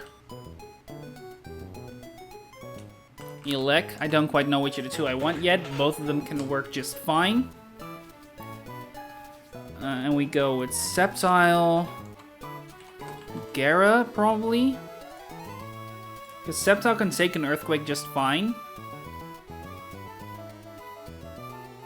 Maybe with a little bit of pre-damage, I can even guarantee bait the Dragon Claw into it after. And then I don't use Gyarados, but in different flying type, they can just kind of handle one of those two. Mostly looking at Hawlucha. But Hawlucha is not quite the answer I would want. Altaria? At 65. It gets Moonblast. So I can get rid of Dragon Breath from Moonblast. And then... That's only a 2-shot. Wow. But it's definitely hurting... It can definitely hurt Flygon, though, with Dragon Pulse. Dragon Fang boost Dragon Pulse even.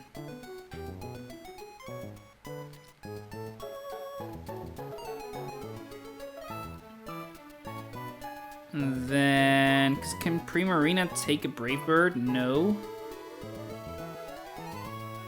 And Altaria at 65 is slower. Barely.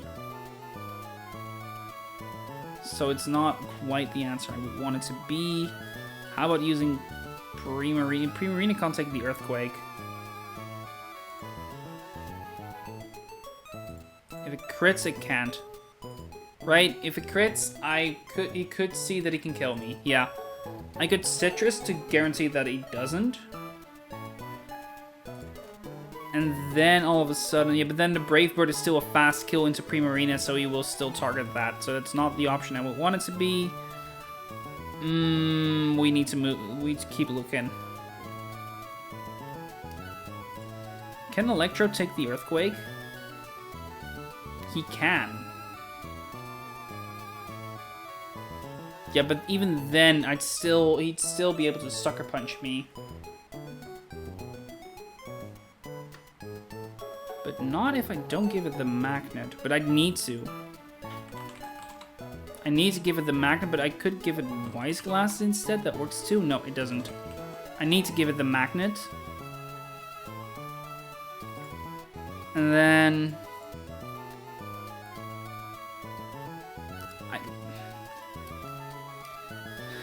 Okay. Is there a way for me to just kind of focus down one side easily? With some Protect baiting on the other end? Like maybe Pyroar leads and Sceptile low, like a low HP Sceptile.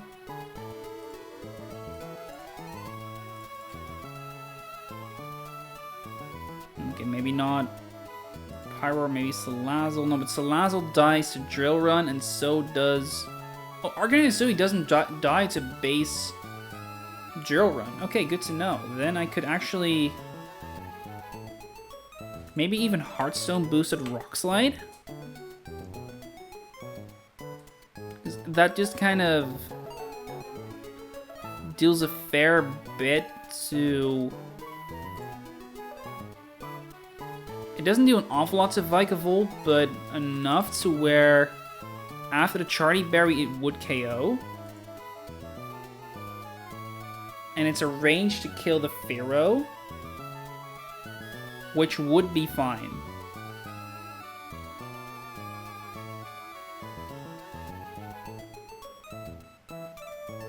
Because then it would bait in... That will bait in the Honchkrow after, who sees a slow kill into Sceptile guaranteed and not into the Hisuian Arcanine guaranteed. And I could pivot out Sceptile after with guaranteed Brave Bird and only Brave Bird, so that could be like Raichu coming in. And if it's already Sceptile, or if it's already Honchkrow, it's still guaranteed Brave Bird because it sees that I can't kill it. So I could still go to Raichu on that Brave Bird. Because the crit, even that crit will not kill me. Except it may be Flygon that comes in at that point, and that I cannot handle. So then a Brave Bird resist. I think that would just be Costa.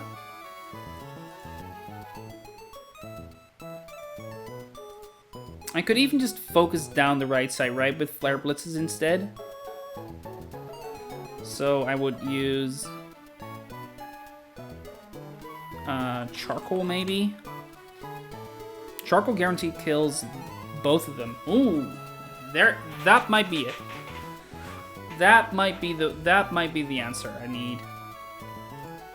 Can Bug Buzz hurt me too much?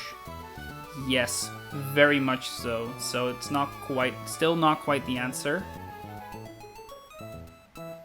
But because I then know it's guaranteed Bug Buzz, I can instead use Torkoal there, right? I think I have it. Because Torkoal takes the Bug Buzz alright, baits Thunderbolts. Yeah, okay. I think I have it. I'm gonna write it down. I'm just gonna start writing just in case. Charcoal Hark. And this should be Torkoal, and this is like here. So here's the first few turns. Turn 1, protect Sceptile. Flare Blitz for kill on what's it called, the Pharaoh. In comes Haunch. Turn 2. Pivot. Torque. The one thing I don't know is if Sucker Punch out-prioritizes, like, him wanting to click Sucker Punch, whether or not that out-prioritizes my Flare Blitz of the kill on Sceptile. What's the AI on that again? Sucker, no priority. If AImon is faster or move has like priority and AI is slower. Damaging. If AI is dead to player Mon and slower, all attacking moves with priority get an additional plus 11. But a fast kill is 12. So if I give an Iron Ball to Sceptile, Iron Ball, that means the Honchkrow is faster and therefore sees a fast kill and therefore never targets the Hisuian Arcanine. Sceptile. So Pivot Torque, KO Haunch with Flare Blitz. Flare Blitz. I Flare Blitz the Vika, and I Pivot Torque into something that can help KO the Flygon then. My first instinct would be Mamo, but that's not quite the answer you would want it to be. Torterra just walls it though. It's probably Torterra. Pivot. Tort. And Tort starts wood hammering it while he earthquakes me, and therefore I switch to Gara. Pivot. Hark into Gara. Step into Torque. Is everything visible still? Nope, it's not.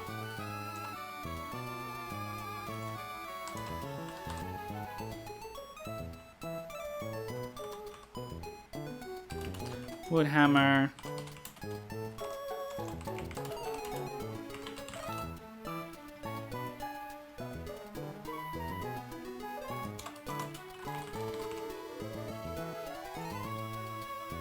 Yeah, okay, I think this works, but I'm gonna go over it real quick, just in case. So turn 1, we protect with Sceptile. Sceptile baits a guaranteed Bug Buzz from Vikavolt and a guaranteed Brave Bird from Pharaoh. Both will see a fast kill for the very simple reason that I would have an Iron Ball.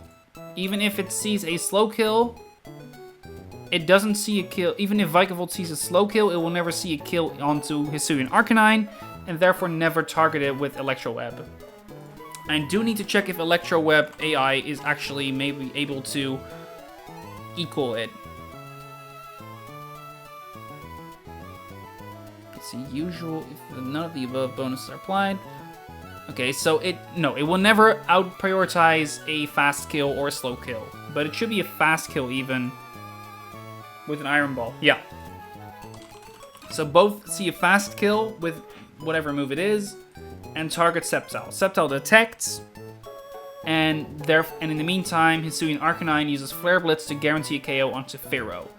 That baits in the Honchkrow. Honchkrow sees a fast kill onto the Iron Ball Sceptile, and Vikavolt sees his as well. I switch it to Torkoal, and Hisuian Arcanine outspeeds and KOs the Honchkrow with the Charcoal boosted Flare Blitz. It's barely enough, and therefore the right side is done. Then Vigavolt's all that remains. I can switch to Torterra while Flare Blitz KOs. That means that the Flygon comes in, sees a kill with Earthquake. I switch to Gyarados on the Earthquake, and then just... perfect. That works just as well as I wanted to. And then, yeah, so... and then there's a 1v1 easily, or 2v1 easily done with the Torterra and the Gyarados. Yeah, this should do. Let's get ready for the fight.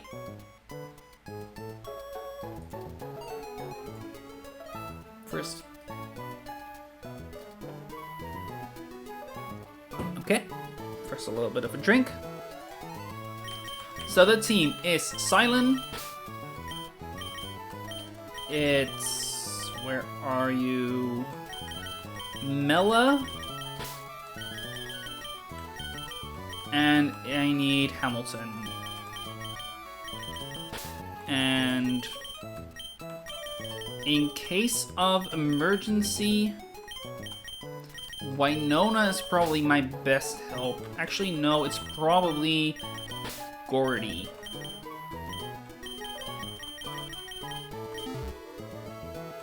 Okay, let's move some items around. Specifically, you don't need that. You need a Charcoal. Charcoal, beautiful. Those two don't need anything. Silent needs the Iron Ball.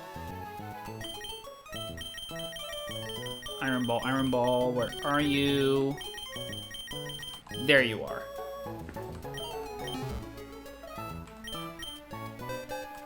And that should be us ready for the fight. The last one on Route 118. On Route 119, we could get a new encounter. We won't, not until we get to the Weather Institute. Okay, so here's this final fight. A double battle against two bird keepers, one real and one fake. We will be using Hamilton and Silent as our leads. Silent will be baiting moves, Hamilton will be taking kills. Mela will be in the back, also baiting moves, and eventually, once there's only the Flygon left, we will be using Torterra and Misty, aka Gyarados, to finish us off real quick. It should be good. Let's get this going. Bird Pokemon that fly elegantly in the sky. They're the best. Take flight, my bird Pokemon. One of them actually has birds, one of them, of course, does not. Perry and Chester. Who's the imposter? It's Perry who's the imposter. Okay, so with the Silent at level 58, both Pharaoh and Vikavolt see a kill. We detect, and we Flare Blitz Pharaoh for a guaranteed KO. Hamilton Gaming. Flare Blitz. And that should be the Pharaoh gone. Perfect.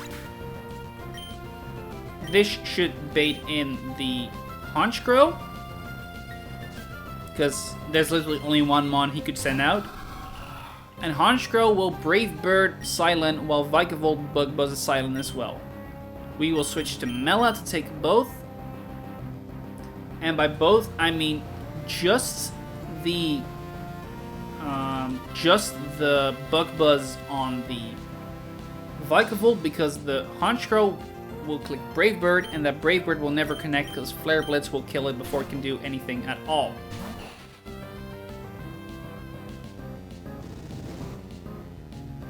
And with the Charcoal boost, Flare Blitz deals at minimum 210 HP damage, and the Honchkrow has 208 HP.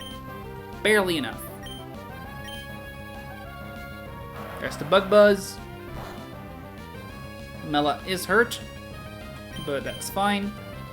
We switch to Ramos, and we KO the Vikavolt with the third Flare Blitz. That leaves only one Pokemon, and that is the Flygon. There we go. Vikavolt down. Silent and Mela get a little bit of an XP boost. Mela goes up a level. A bit unfortunate. Nothing that can be helped, though. There's Flygon. Flygon sees a kill on Hamilton with its Earthquake, so we're out. We go to Misty. And with that extra Intimidate, this fight becomes extremely easy. Not that it was hard to begin with, after, like, even without the Intimidate. There we go. That's all Earthquake does. It's really nothing. There we go. And he might Roost here. If he does, we still kill it with Waterfall and the Wood Hammer. But now we just use Waterfall and we win.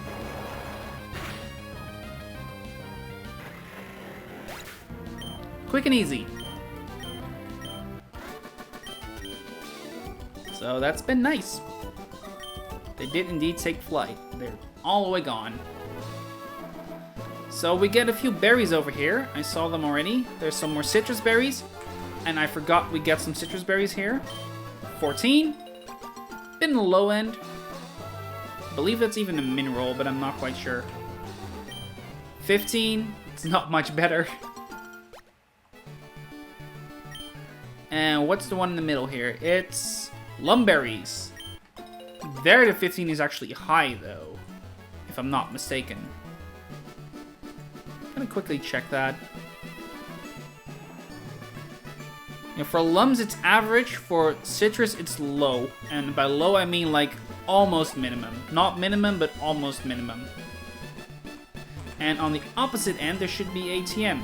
The one for Life Dew. Nice. Next fight is already over there, so we're gonna quickly take a look on what that is. First, I'm gonna run back, of course. The nature of these games.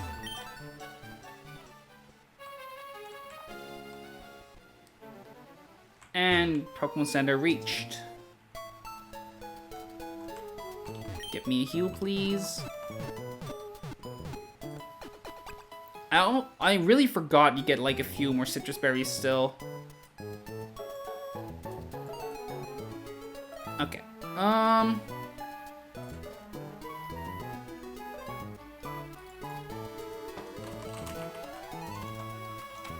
Quickly make a new tab for myself. 19. Well, I'll bring you all over to the Calvin page. Because the next fight here is against Bug Maniac Tyler. There is a note here. What is it? Fights up until Weather Institute are in rain. Gotcha.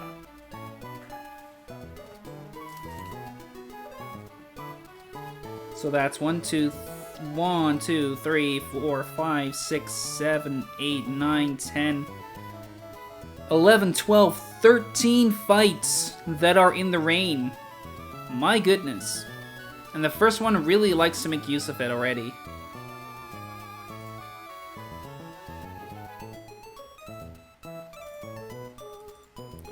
first one being, I'll also bring it over here. Like I said, Bug Maniac Taylor. I'll sing it for myself so I can actually name my tab that.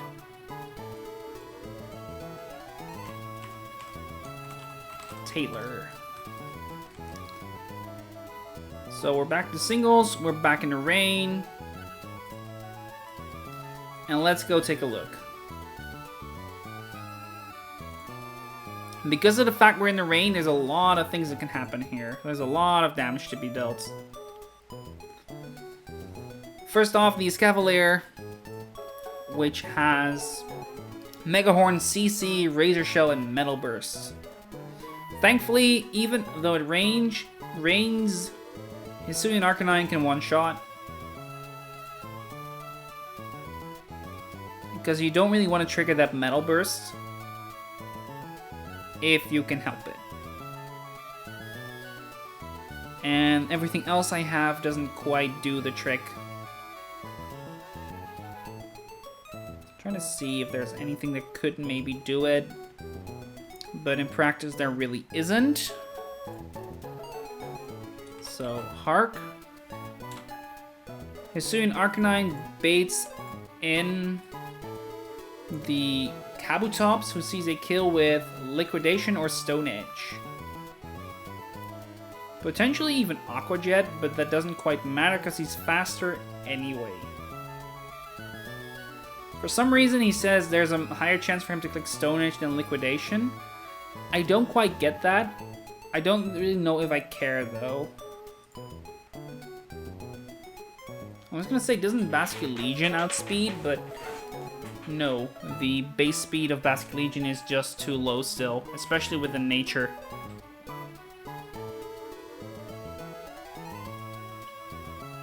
So what would be the best switch in? Probably Tort. If it wasn't for the fact that Liquidation just kind of hurts still. Kingdra can take a Stone Edge and also Liquidation, and then baits guaranteed Stone Edge after. And that means Torterra can come in safely.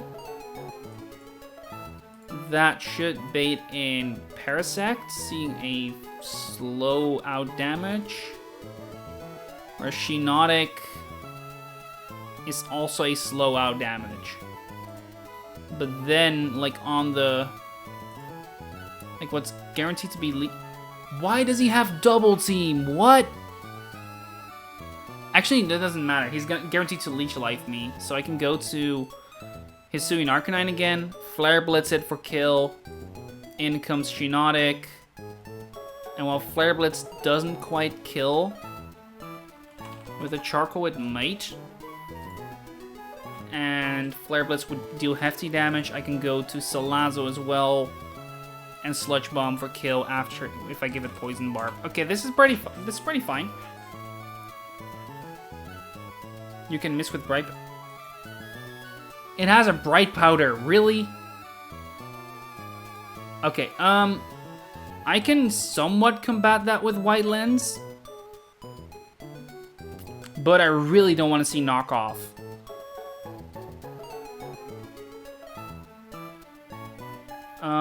Don't I have Aerial Ace still somewhere? Maybe as a TM?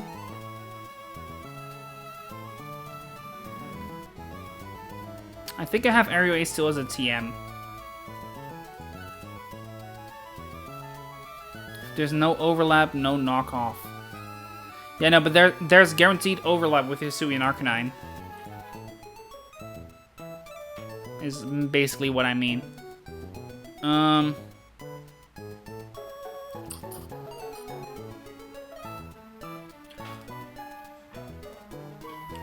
And the White Lens is not enough to combat the Bright Powder. You need Zoom Lens.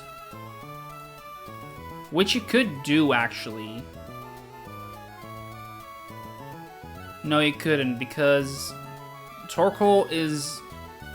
while he is slower, it means he can be knocked off, right? And that goes for any fire type. My King Avalugg is still relevant. Yes, but not by much, because he can still miss. And even if you give it an item, actually, huh? No, you cannot use that. Wait, you can because you can create poison. You can bring it in on Leech Life. He Leech Lifes again. If both of them crit, 35, 70 into poison ticks is not enough to KO. But Icicle Crash at 65, because I keep forgetting to level it up. Icicle Crash is a guaranteed kill. Avalanche is a guaranteed kill. And I can give it a Zoom Lens so he can be just fine. Yeah, no, this is probably the fight where I actually want Avalugg. Yeah, no, I know Avalanche is, like, still double, like, needs to be doubled still. It doesn't apply it with Avalanche, unlike with Revenge, which is very weird, honestly. The one question is, do I want Hisuian Avalugg or regular Avalugg? I think the answer is regular, but I never know. Neither of them is good. I think regular Avalugg is probably slightly better. Okay, but to be fair, Avalugg is not great either. So yes, Hisui is absolute trash. Squirk Tailless. I think I've seen it, I just don't remember it. I don't remember everything from it. I should probably look it up again. I think Avalugg is fine. I'll probably go with regular Avalugg anyway, then. But I think you're right. I think it's finally time to bring him up. Hisui Avalugg is bottom 10. Yeesh. I did not expect that low. Should look it up. Like, I probably have it somewhere. Squirk tier list. Run and Bun tier list. Let's see. Just gonna quickly scroll to the end. And see if I can find it in full.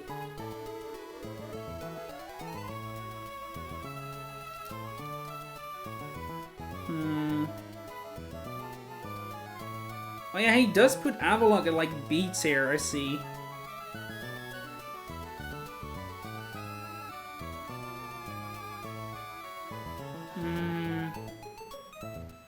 And then F tier definitely, like, F tier is bottom 8, and that includes Hisuian Avalugg. And apparently Macmortar and Audino. Why Audino, though? I don't get Audino. Because you get the Mega Stone for it.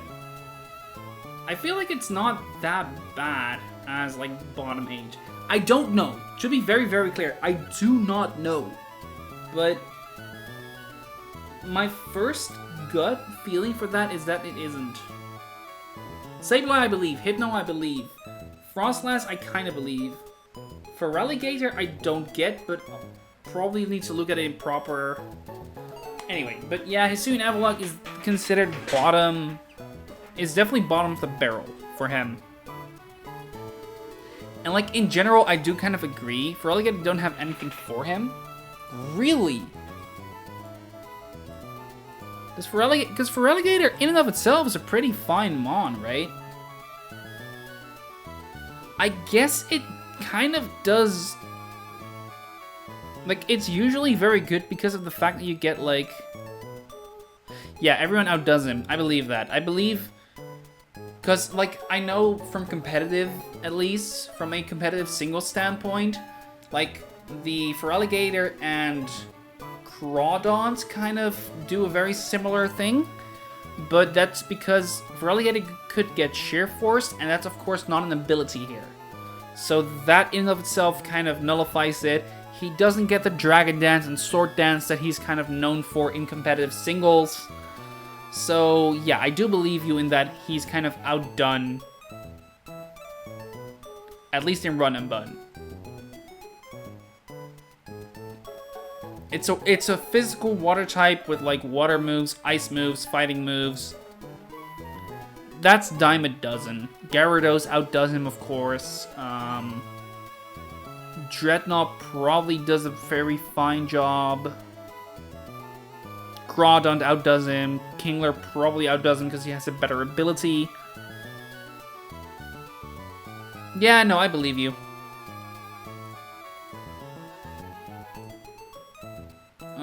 Anyway, I think you're right, and I think what it is time to finally get the regular Evolug.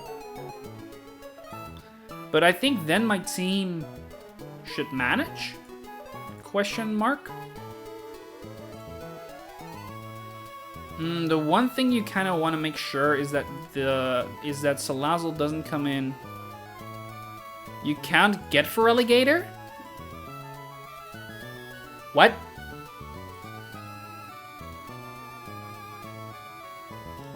Why is it there then?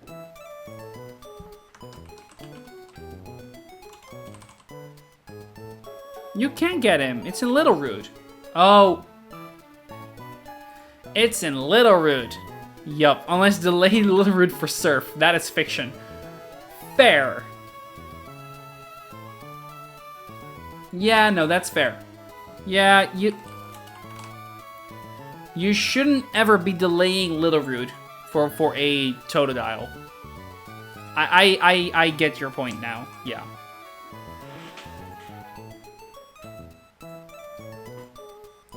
Anyhow,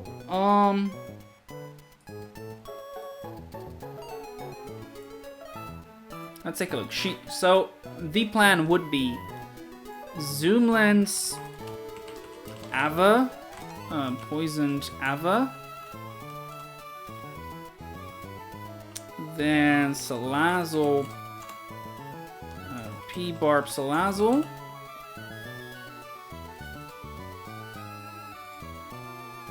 or maybe Berserker actually. No, Berserker. Berserker's a better choice there.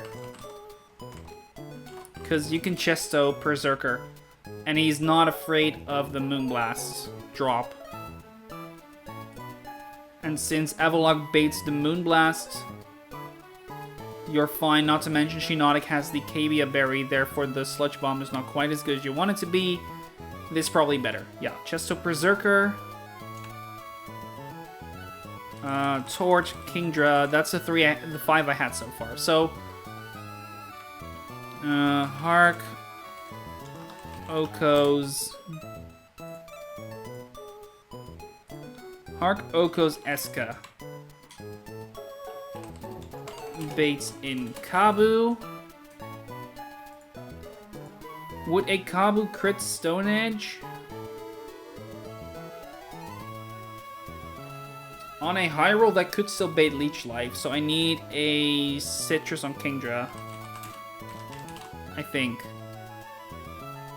I will pivot Kingdra, or do I want... Is there anything else that can kind of take both moves alright? Besides Avalugg. Also, no, it's not Avalugg.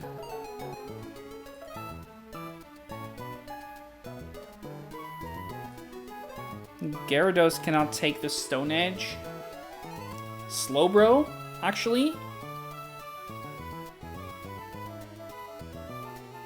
Slowbro, actually, but he does bait Leech Life.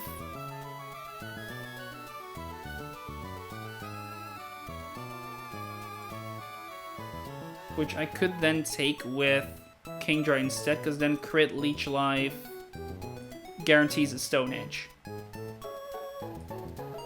Yeah, I think that's probably slightly safer. Yeah, okay, then we pivot Slowbro, pivot Kingdra. Can show off the plan as well, by the way. So we pivot Slowbro, so Hisuian Arcanine, Oko's Escadrille. Kabu comes in, Kabutops comes in. We pivot Slowbro on Liquid Stone Edge, pivot Kingdra on Leech Life, because even if I get crit liquidationed, that should always be Leech Life. Yeah. I don't need Citrus on Kingdra then. Slowbro. We pivot Kingdra in on the Leech Life. Pivot Tort on Stone Edge. Giga for kill. Then we will see the Parasect come in. Oh no, that looks like a Lag Spike.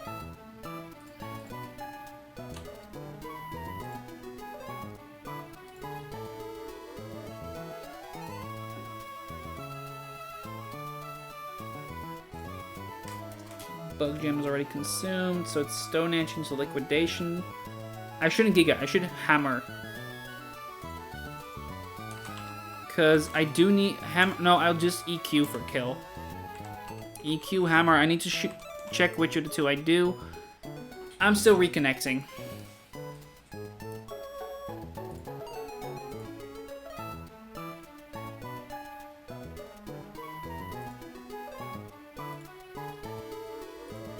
So I'm gonna wait a bit until I'm actually reconnected. There's the full-on DC.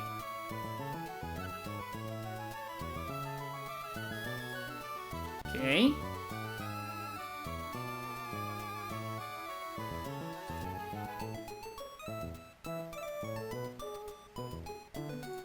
I'm back in the chat room. I just need to be back in the stream.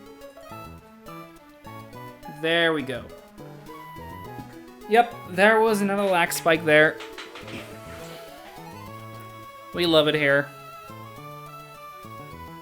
Just don't really have the most stable connection, evidently. Anyway, where were we? We were about to say we were going for a pivoting line to kill the Kabutops. That was the last thing we did. Torterra basically kills the Kabutops. And he should do so with Earthquake. That way the Parasect comes in because he sees a fast kill. Or a slow kill, I should say. And that slow kill is with Leech Life and Leech Life only. Beige Leech Life from Parasect. So we pivot to Avalok on that Leech Life. Avalok can take a Leech Life, can even take 2. And can he take 2 with 3 ticks of poison though? Because that's 1, 2, 3, 8th, 37.5. So not quite though. But pre-burning, does that work? Pre-burning doesn't work either though. So, actually I say that, but is that true? I'm still assuming level 58, it's 65. And if it's 65, then the Leech Life crit. 2 of them deal at most 60-ish, and 37.5, so I'm never dead to Leech Life. Yeah, so I'm fine. Pivot Ava, and Avalanche kills. I need to make sure that I use Avalanche because Icicle Crash. Icicle Crash also cannot miss in this game though, right? Oh, Crash. Icicle Crash is also 100% accurate, so I can just use Icicle Crash. Yes, it is.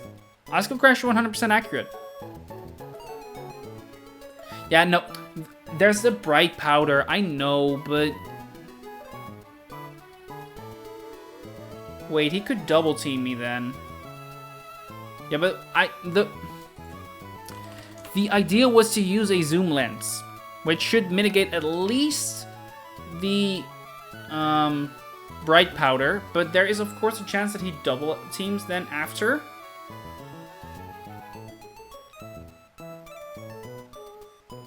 Zoom lens guarantees 1 hit. No, that's not how Zoom Lens works. Zoom Lens is just a 20% accuracy boost. Yeah. So, as long as I don't see double team, I'm guaranteed to KO. That's really all it is.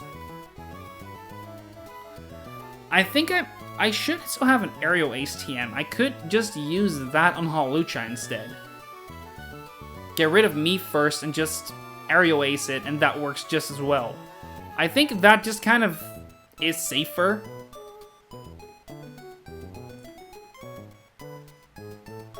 Although, like, the only difference is it kind of... I need to consume that TM, but Aerial Ace is a reusable one, technically, sort of, right? Yeah, it's sold at Lily Cove, so I don't really mind losing it as much. And then I'm just gonna do that. Then I'm just gonna use Hawlucha. And not... Sorry, I'm still not using Evolug.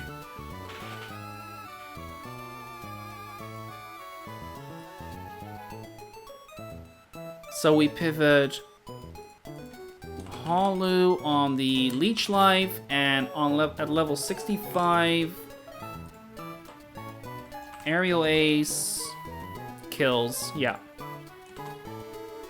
Aerial Ace kills.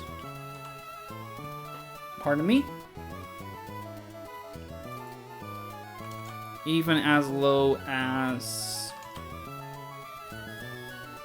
If I give it the, what's it called again?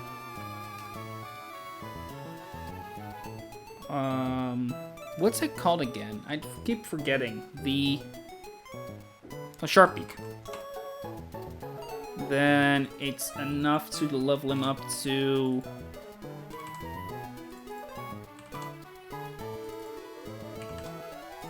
$55. I'll just level him up to 55, that's enough. So that happens, then we see Shiinotic clicking Moonblast. We go to Berserker, Iron Head kill. Comes Shiinotic clicking Moonblast. Pivot Berserker, Iron Head kills. And it outspeeds, so I'm fine. Okay, I'm gonna go over this one last time just in case. We lead Hisuian Arcanine, Flare Blitz kills Escavalier. Good. We see Kabutops. Kabutops is either gonna click Liquidation or Stone Edge, but it's just Liquidation actually. It's guaranteed just Liquidation. Why did I think it could be Stone Edge? I don't remember. Maybe I was on the wrong Mon. So we always see Liquidation, so we just go to Kingdra. Kingdra is guaranteed to be brought in. Kingdra is guaranteed to take a Liquidation and then bait Stone Edge. We go to Torterra on the Stone Edge. And then Woodhammer or Earthquake. Probably Earthquake. Actually, no, not probably. We Earthquake for kill against Kabutops. That baits in the Parasect, seeing a kill with Leech Life. We pivot to Hawlucha and Aerial Ace. And Hawlucha only needs to be level 55. Then we go to Shiinotic. Shiinotic's gonna click Moonblast. We pivot to Berserker and Iron Head for kill. Yep, this works. We are ready to battle. We just need to grab the team.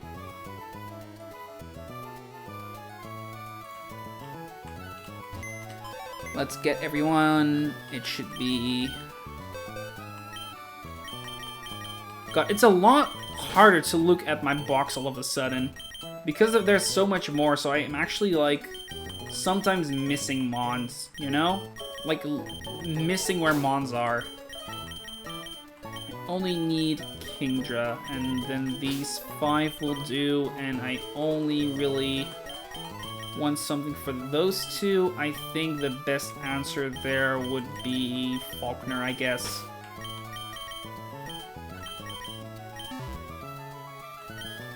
Alright. We'll take that Iron Ball off of you, thank you. And beyond that, we're gonna take a look. In our items, we need a... As insurance, I'll give a Chesto to Berserker. And that's literally all we need. We also need to use resource, I'll do that in a little bit. First, I'm gonna level up Hawlucha a tiny bit.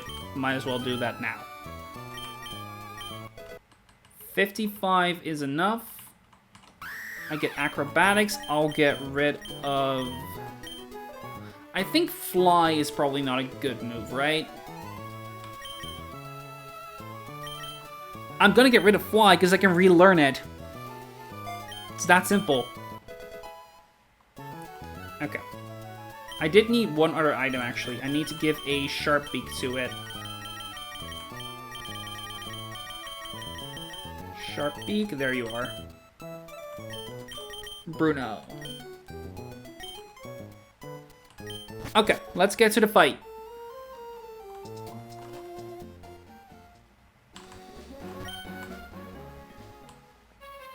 I always forget I can run while surfing now. Okay. So, here's our next fight. As you can see, it's raining. And the upcoming few fights, 13 of them, are able to abuse that to hell and back. The first fight here is against a Bug Maniac, and we will need to use one resource in Aerial Ace. It's not a massive resource, because once we head to Lilygove, we can get it back. Bruno here is going to learn it. We're going to get rid of me first for now. And then we're good. So. Despite it raining, Hamilton is our lead, and Hamilton actually can still KO their lead in Escavalier. From there, we have Kabutops, which I can handle with Ramos and Claire. The Parasac, which I can handle with Bruno. And finally, the Shiinotic, which I can handle with Poppy. And with that, we should be ready to go. So let's do it. If you step forward, we step forward. Turn right, we turn too. This guy's usually part of the Mimic Circle, but the Mimic Circle is no longer a thing. Escavalier from this Bug Maniac, what was your name again? Taylor. Bug Maniac Taylor. We're in the rain, even in the rain, Flare Blitz kills. It's still quad weak, and Hisuian Arcanine is still very strong, and that includes Hamilton. Now, there should be a Kabutops seeing a kill with Liquidation and or Aqua Jet. There's the Kabutops. He's gonna click a random move between those two. We're gonna switch to Claire. Claire can take the water move.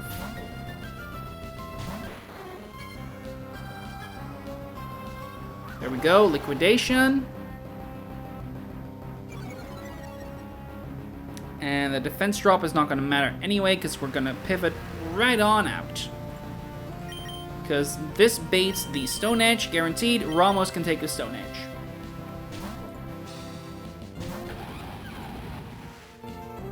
There it is. Hi Hazel, by the way. I'm doing alright. Hope you're doing well too. Slowly getting further and further down this run. Kabutops here is going to click Leech Life. That's fine, we can live one. And our Earthquake is guaranteed to KO. I'm going to double check that I have that correct. Yep, Earthquake is guaranteed to KO, and therefore the Kabutops goes down.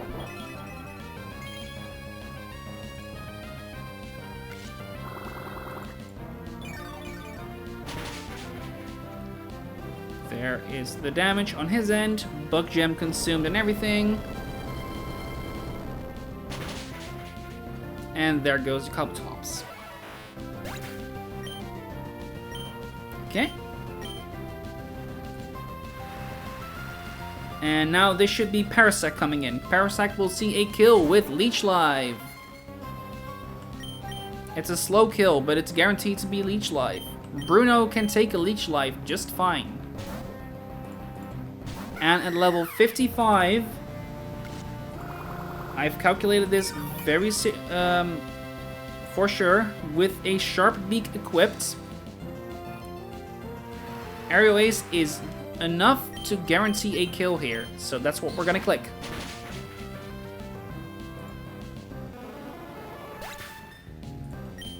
Alright. And finally, there will be the Shiinotic. the other mushroom. There he is. Shionic sees a kill with Moonblast. That hurts, so we're gonna go to Poppy. And Poppy, baby as that she is very much able to KO. If anyone remembers that, like, was it a YouTuber, Poppy? I don't remember if it was like a YouTuber or just an artist or whatever. She was weird. Like, a unique kind of weird, but still weird. Anyway, there goes Shionic, and that is another fight done. Done quite a few today. Pretty content with that. Yeah, still Nuzlocking Run and Bun. Still trying my best to get through this game. And yeah, so far it's been going well. The world has opened up a fair bit for me with me getting Surf.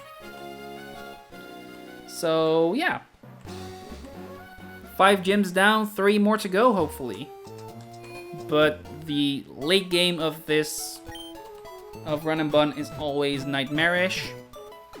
At least from what I've seen. I've never had to endure it myself. We will see if that will actually be nightmarish. So excited for Pokemon upcoming game. Same. I'm really looking forward to ZA. Like, if it is as good as Legend Arceus was, then ZA would be a really good game. Legends Arceus was probably my favorite modern Pokemon experience. I've really not liked, what's it called? Like, Gen 8 and 9, I've really just not enjoyed whatsoever. And, like, Brilliant Diamond, Shining Pearl, and Legend of Let's Go Pikachu and Eevee, both of them are just not really good games. Same with Brilliant, what am I forgetting? I'm forgetting a game, I don't remember. No fun until you beat the Bridge rival, then you're free to Lily Cove rival. Yeah. I mean, I don't mind these. They've been alright. Yeah, started the Chikorita, Tepig, and Totodile, I know. It's they're pretty fun starters. Pretty interesting starters. Oh, this guy needs to go. Okay. Okay, let's go take a look at the next fight in the meantime. And that is Bugcatcher Doug. And Doug has a Shuckle with Sticky Web. That one in particular looks a bit scary. And there's also the Illumise with Tinted Lens Choice Specs Boosted Bug Buzzes. So let's go ahead and take a look at the calculator. I need to bring it up for myself as well. And here it is for you guys. In the meantime, let me make a new plan tab as well. Doug. The first few are pretty easy, right? They're just kind of bug catchers and they don't really abuse the weather too much, aside from just not being scared of fire types anymore. But yeah, not something I'm too afraid of. Especially like the Shuckle, I just kind of have tools for.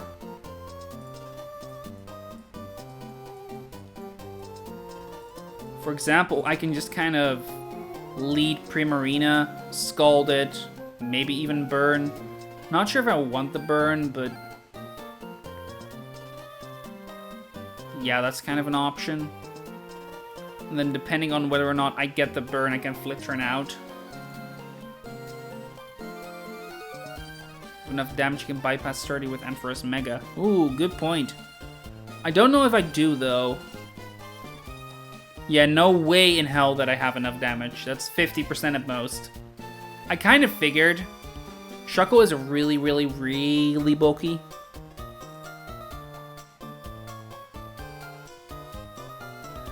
Ooh, I have an idea.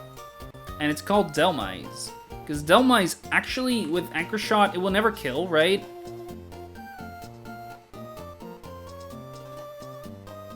And if I keep his HP low enough, I can even just rapid spin away this sticky web.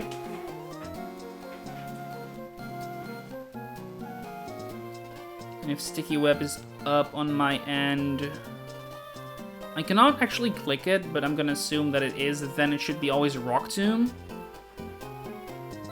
But he cannot Final Gambit me, so I can always rapid spin away the webs afterwards. So I think actually Delma is probably a good shout there. He does bait in Moth in, but that's fine.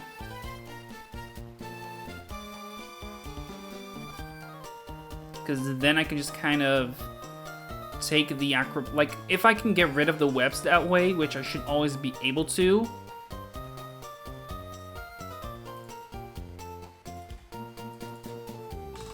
I should always be able to, right? Just make sure that I don't overlevel Delmice so I don't get... Actually, I don't know. Does Shuckle ever click Final Gambit in this situation? Because it always deals 0 damage, right?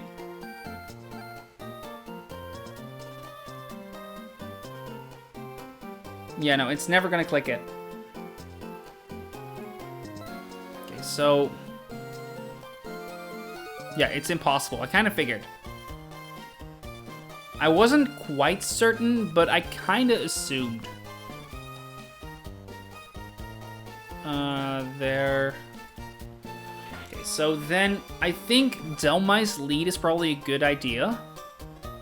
Because then I can just Anchor Shot and Rapid Spin. Yeah, Explosion versus Ghosts. Exactly. Except it's... yeah, it's somewhat similar. Hell, I could even... with a couple of Rapid Spins, I might even be able to do a bit more. Let's take a look at Delmice's Learn set. I believe... I could get Giga Drain, Heavy Slam, Phantom Force. Yeah. I think... I'm not even sure if I want to get any of those. Maybe Phantom Force for baiting purposes. Oh yeah, it breaks protection. I completely forgot about that. Yeah, no. Phantom Force is a good move. It's probably better than Shadow Claw. Something like that. And like, but Heavy Slam definitely isn't good. You definitely keep Anchor Shot there. And then Power Whip is just kind of maybe, but later anyway. Anyway,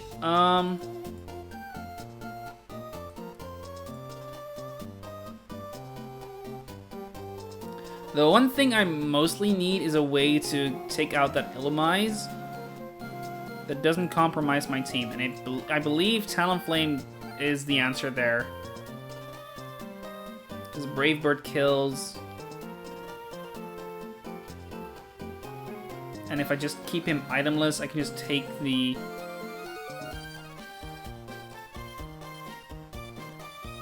yeah, I think I know how to handle this. I just need to look at how to do it specifically. I think...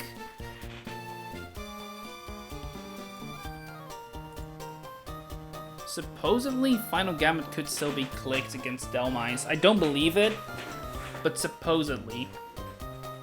Anyway, I assume that it's always going to Sticky Web or Rock Zoom, so I can just kind of Rapid Spin until I'm like high enough in speed to outspeed the Mothim, but not the Illumise.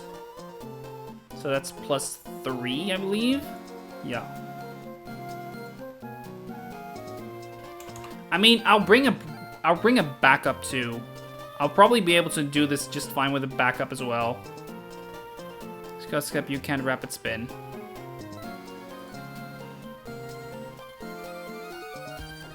Has a strictly higher current HP, but wouldn't it just cut step Rock Tomb because it will never... because Delmice would still be immune. It will never click it still. Right? Am I mistaken on that? I'm not, right?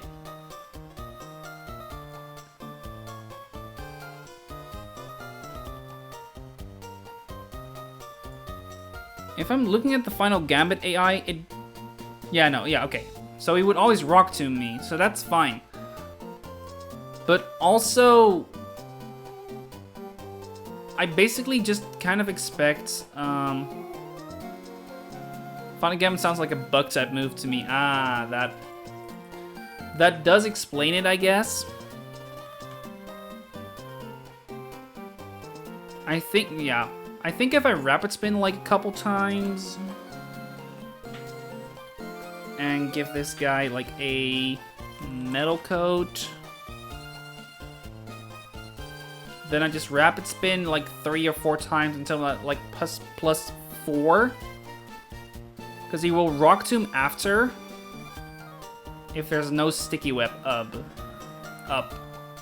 So I just Shadow Claw, rapid spin, like, I need to order it correctly, basically. I think it's like Anchor Shot, rapid spin, rapid spin, rapid spin or something. Because I want to see if I can bait in the Illumise first. But honestly, I don't think I even need to. I might need to.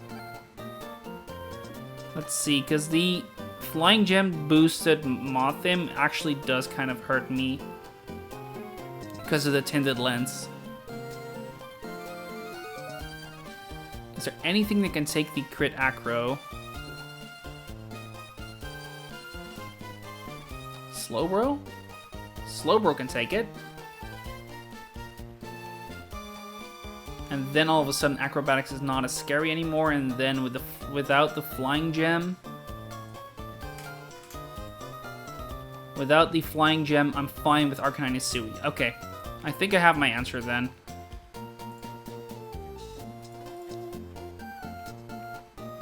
I give this a Heartstone. Yeah, okay, then I have a line. It's Delmise,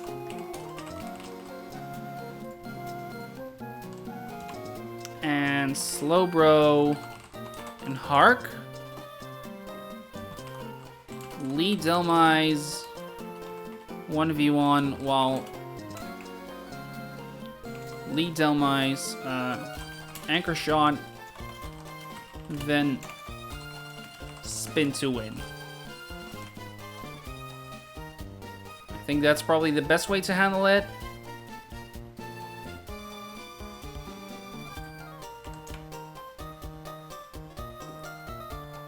So you just kind of guarantee that Shuckle never, that no sticky web is up.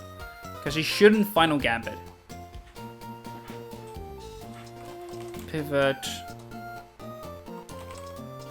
This should be in comes Mothim.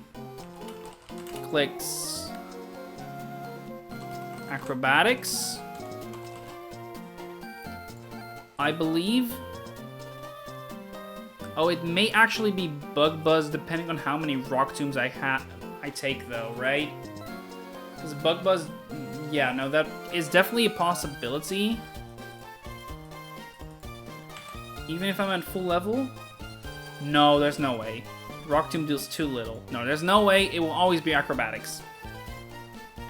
So pivot Slowbro, pivot Hark, slide 2 times for 2 kills.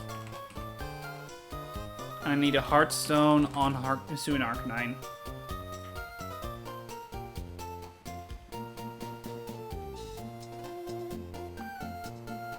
I think that does a trick already.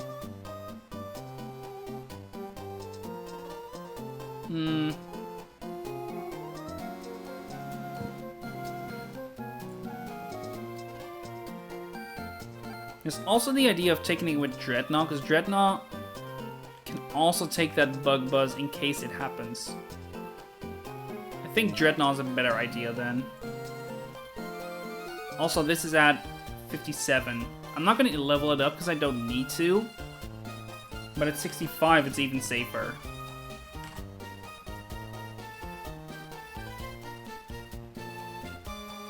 Yeah, this is fine. Actually, at 65, it outspeed, so I could even let Dreadnought do it himself. I don't need to, but I could. Pivot Dread. Dread is just ever so slightly safer. Pivot Hisui and Arcanine, and slide 2 times for kill. Yeah, this looks fine. Let's get this going. Where's my... Here it is.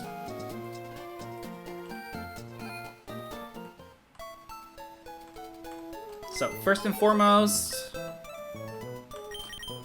we need to bring Alistair up to the level cap. Beyond that, we just need Wake. And we don't even need to level Wake. Let's grab the items from everyone so we don't lose track of them.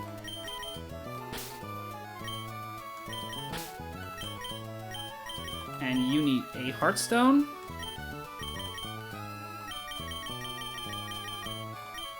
There he is. And now we're good. I could technically give Delmice a metal code. I might as well, actually. It just speeds up the process a bit. And now we're gonna level him up to the level cap.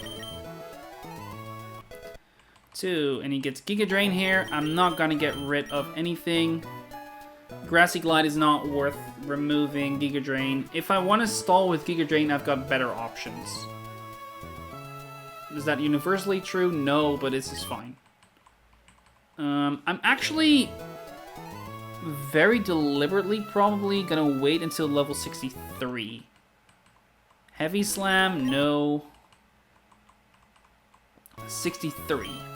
So I don't need to give him Phantom Force yet, so I could maybe still get rid of, like, Rapid Spin if I want to. I don't think I would want to anyway, but, you know, might as well. It's not gonna matter anyway.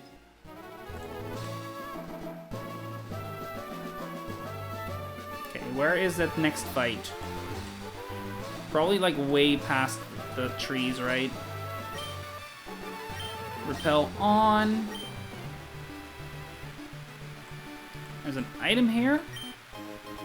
The Electric Seed. Is that the only item I can get here? I think it's not. It's probably the other seeds as well. Right, Grassy Seed. Kind of figured.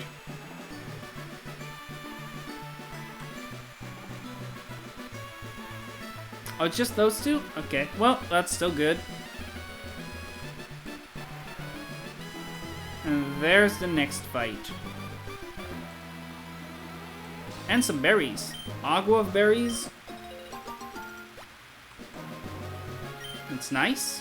And Iapapa berries. Same idea, still nice. I believe I get the Fly HM here, right?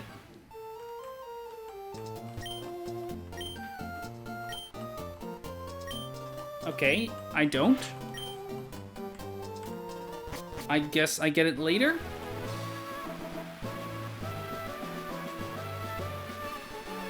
I think I will just...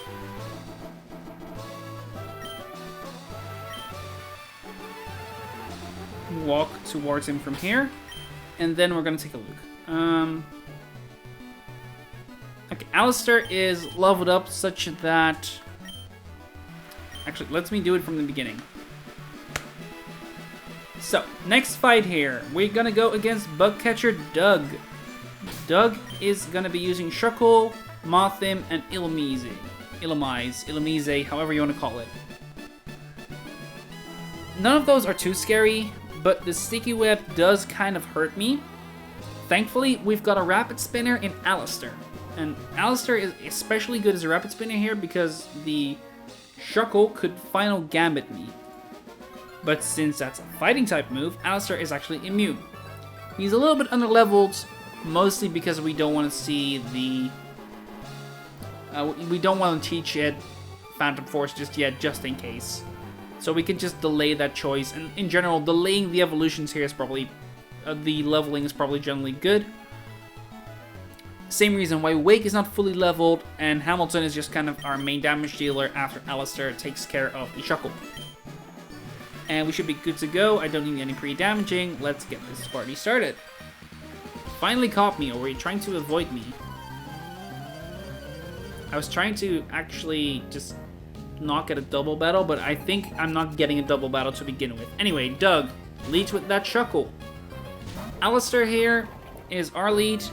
He's holding the Metal Coat mostly to speed up this fight. We're gonna lead with an Anchor Shot.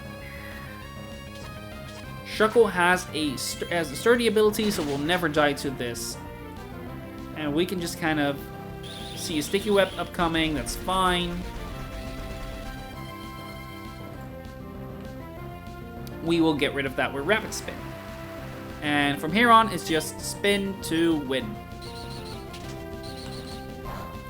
And we're going to keep doing this for another few turns. He's going to Rock Tomb me here, probably. That's fine, we can take that damage. We can take a couple. Yeah, that's nothing. That was a mid-roll, so yeah. Now he cuts up Barry and he probably Sticky Webs again. Yep, there it is, Sticky Web. Unfortunately, I saw right through that, and I'm gonna Rapid Spin away straight away. And now there's no more Cuss Step Berry, and thus we can KO it.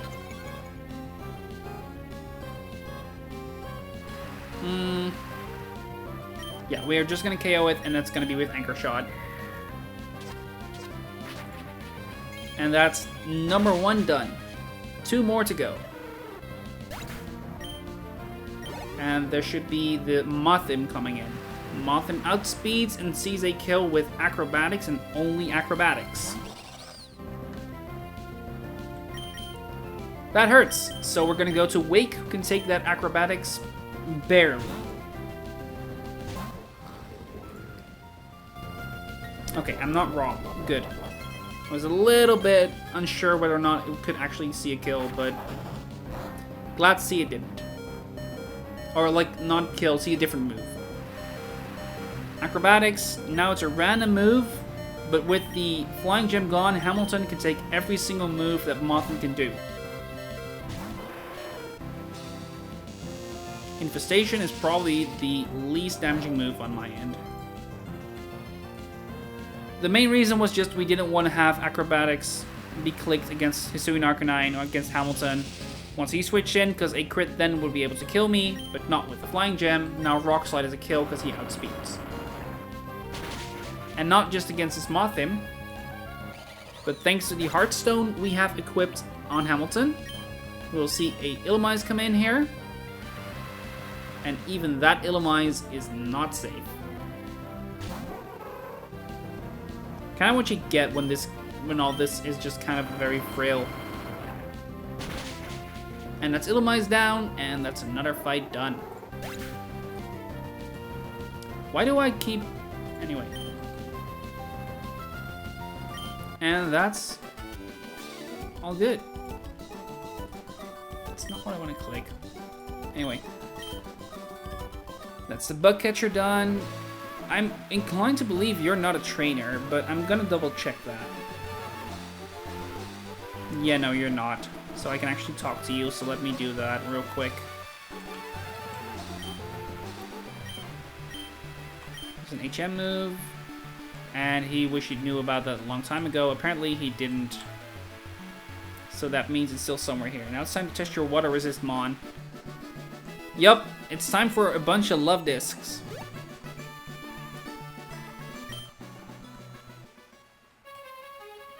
First off, let's run back, and after this, it's probably just see how we can handle the, like, what way we can easily get rid of this.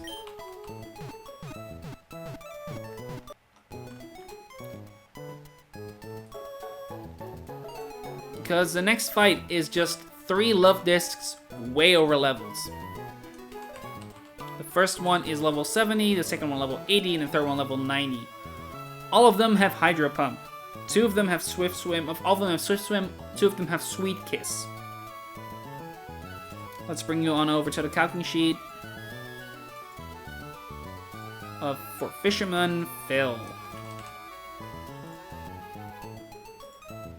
In the meantime, I'm also gonna quickly get myself a sheet.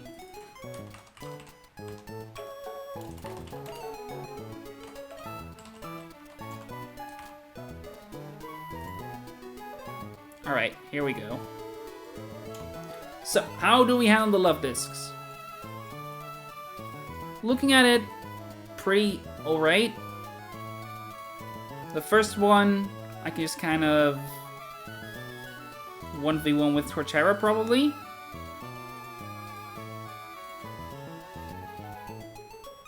Yep, Woodhammer kills, and we're good. The second one. That Hydro Pump would kill me after, but he sees that, and then I can just kind of use Primarina or Kingdra. Primarina probably... that lives too.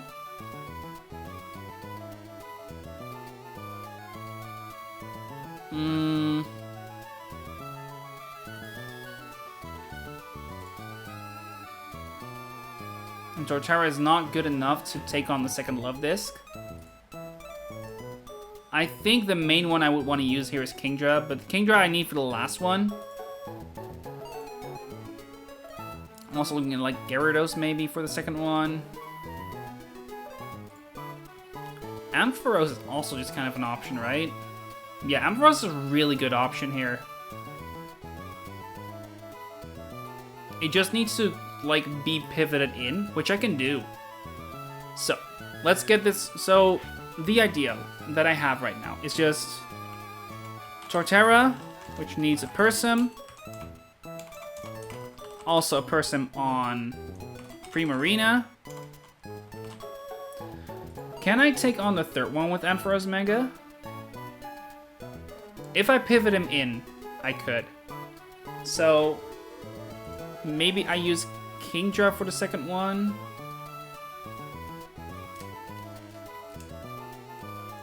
I think that might be the better idea.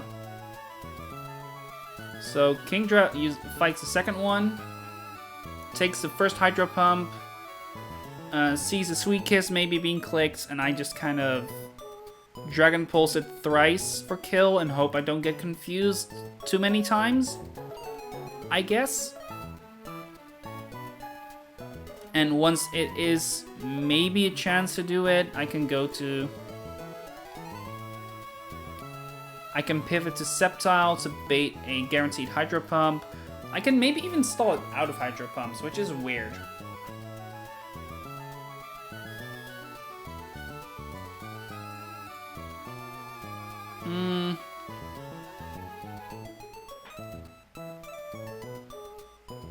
Cause... Oh, no.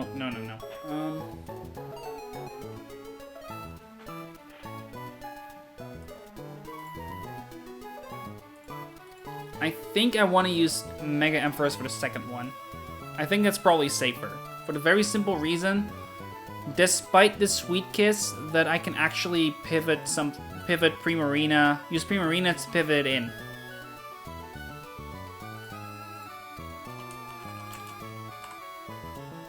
And Ampharos actually resists.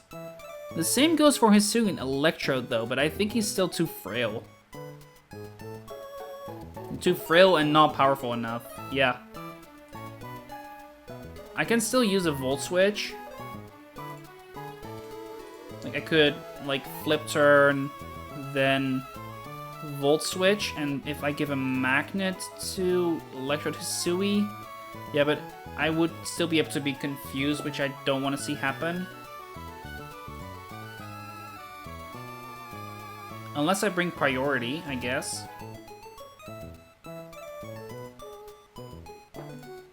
Which I don't quite have.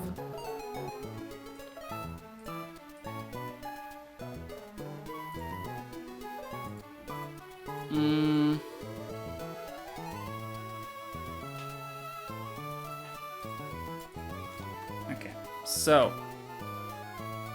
Torterra 1v1's the first with Hammer. I think that's a given. I 1v1 the first one with Torterra Woodhammer. I will never die to Hydro Pump, and if I somehow... No, I will always be... When Ampharos ends the fight, he will take a lot. Yes, that's why I need to pivot him in. And I need to find a way to do that. Like, I need a flip turner, basically, i.e. or volt switcher, i.e. I need one of those two. But if I can bring him in that way, he will be able to handle one of them. That was like the general idea I had.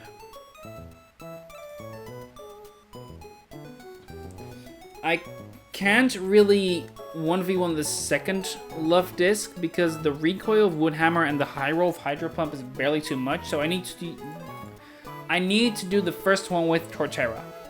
So I can save everything else for the second one. There's also, I guess, Slowbro who can do it. The 91 is better, but the issue there is how do I get him in safely? Like, that's the one issue. I have an idea, though. Wait, Oblivious means you still can get confused, right? Yeah. Yet, okay, look, the reason I'm not sure if I can make it work is the flip turn on Primarina. The Hydro Pump crits into non-crit could kill me. Or non-crit into crit could kill me. In every other scenario, I'll be fine, but... yeah, that's not really something I can't... I need to plan around that, basically. And going for a sack is definitely not the solution.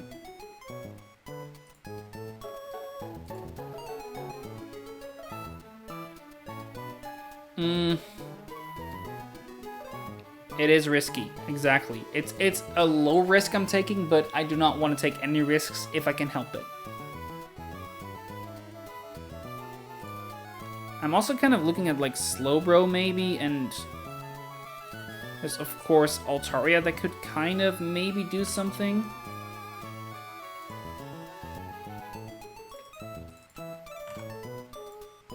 He has Perish Song, I guess. But he cannot come in on a Hydro Pump. He can on the second one, but not on the first.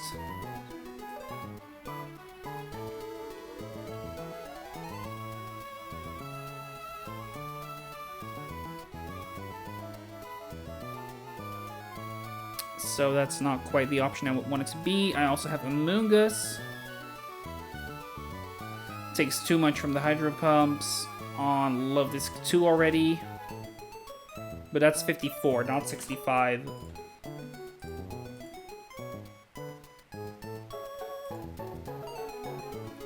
Yeah, but even then the Giga Drain, I don't even know if I have Giga Drain anymore. I believe I got rid of it. But that does give me an option though. If I could Spore. I can Spore the... not the second one, even.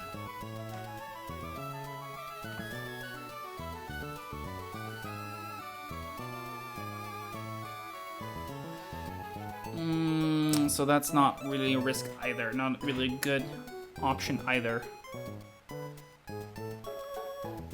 Was there anyone else that could be relevant that is underleveled? Sceptile?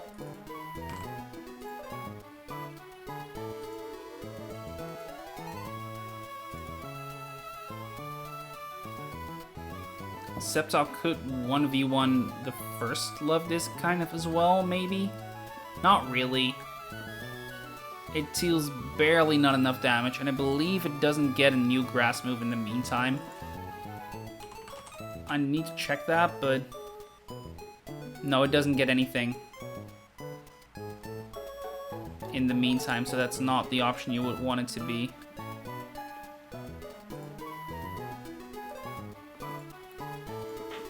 I think it's just the first one with Torterra, the second one with...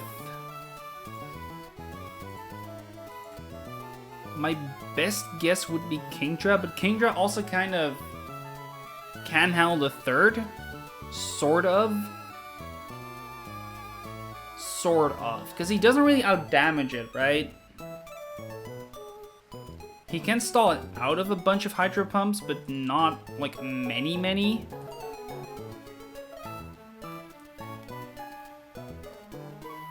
There's also Basque Legion, who... is still too slow, but at least can take a few hits and do a fair bit back.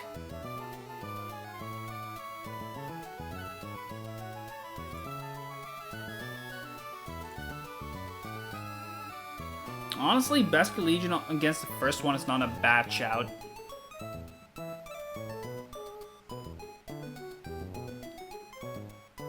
It's still risky though, so I'm not gonna do that.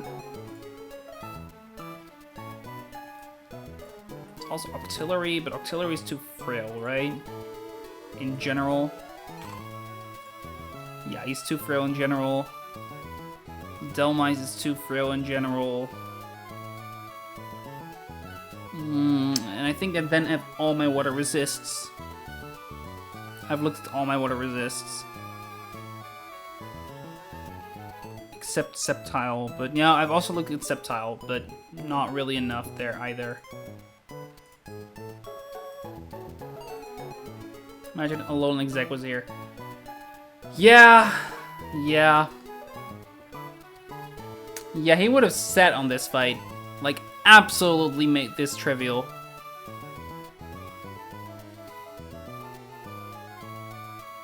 Yeah, that one still stings. Okay. So Terra 1v1's the first with Hammer. Second one...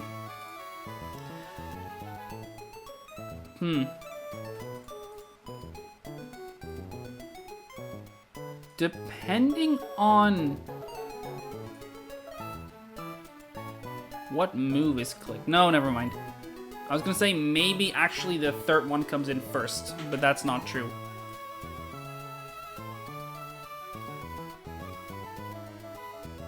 He could still Sweet Kiss me on the first turn though. Depending on whether or not the first Love Disc uses Hydro Pump.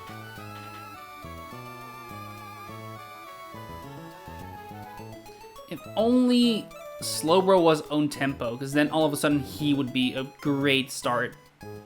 He might still be though. Because he can just Psychic twice.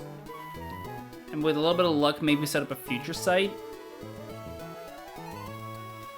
And Oblivious is just... Infatuate and Taunt. Yeah, that's not really relevant.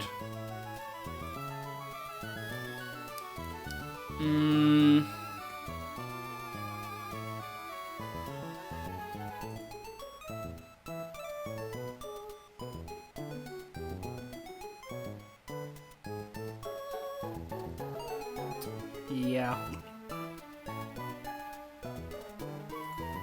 This stings. This really stings.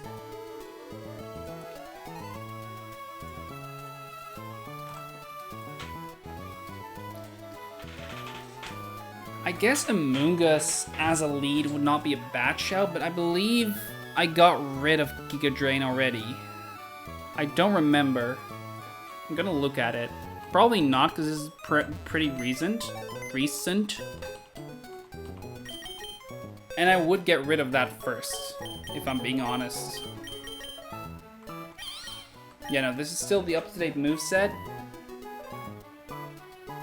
But for Amoonguss specifically, because he gets Spore still at 58, and I'd probably want to get rid of Giga Drain for Spore, because the poison damage is probably more useful, and Synthesis is meh. Synthesis is good, Toxic is good. Sludge Bomb and Giga Drain is like either of those two I'd probably want to get rid of.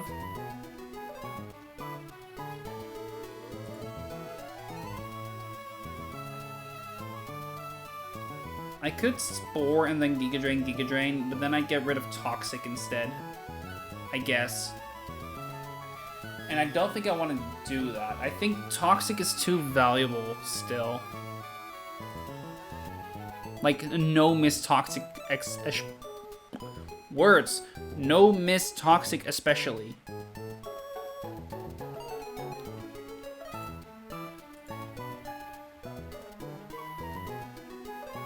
Right? All of that, yeah.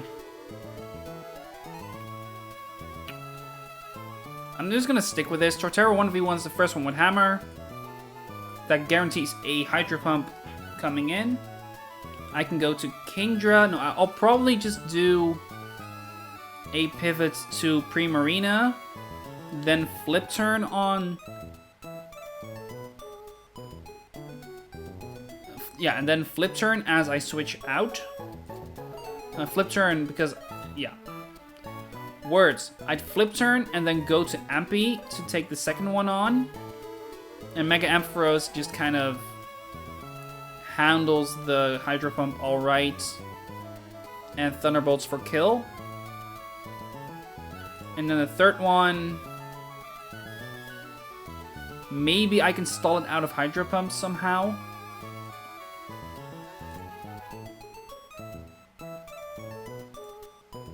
Kingdra can sit on it quite alright. I'd need 8 turns though, that is a lot. And Sceptile at 65 could like stall 2.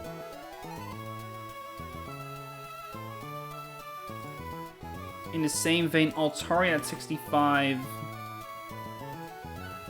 could stall a few potentially if I don't get too many crits against me. But I cannot bring it in safely. 1, 2...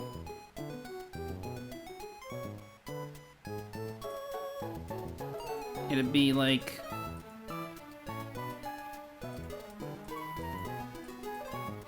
these 6 that I'd bring.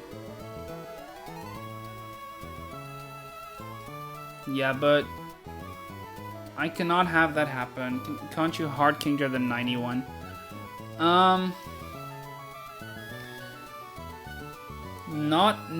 Like... With enough crits, he cannot handle it. And I'm not quite strong enough with Dragon Pulse to handle it.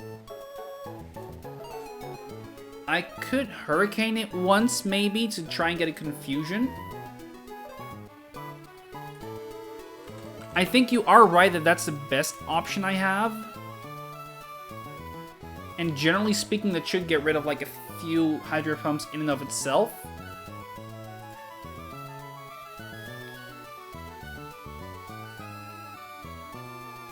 And I'll probably then bring Altaria as well as like... If it's not an option, then maybe I can stall it out of Hydro Pump PP with Altaria. I think that's my best option.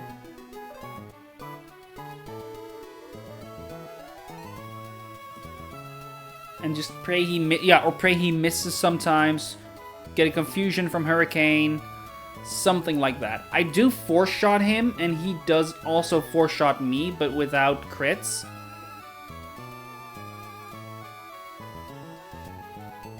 Yeah, I think that's my best bet.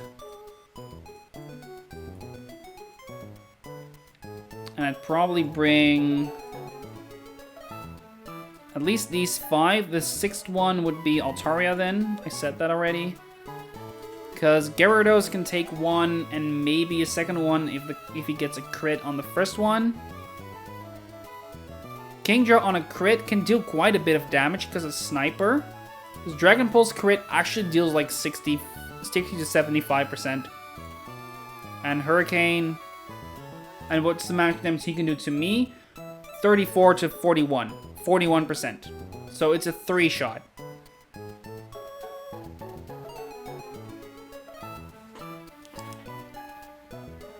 Which is why it's kind of... yeah, 73 HP, so... I can live 3 crits if I have a Citrus equipped.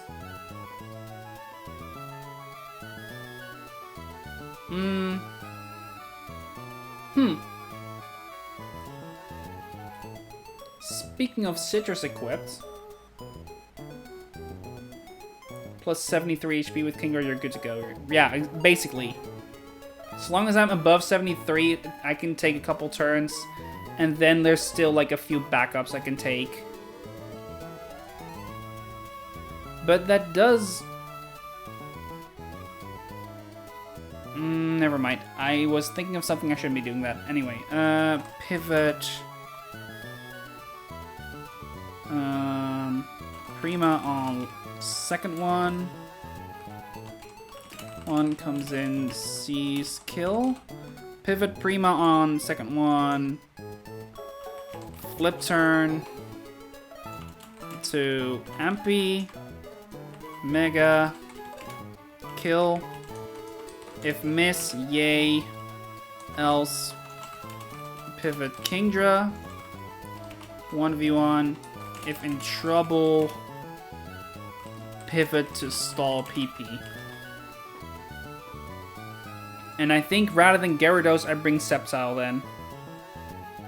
No, I bring Gyarados because I don't want to level Sceptile. If I can help it. And at the current level, he would be dead to a crit. I thus bring Gyarados. Worst comes to worst, I can Swagger. Or Bounce. Actually, Bounce also kind of helps stall Hydro Pump PP. Yeah, I'll do this. So Citrus, Kingdra, Citrus, Gara, and Citrus, Altaria. And hopefully those three just kind of make it work.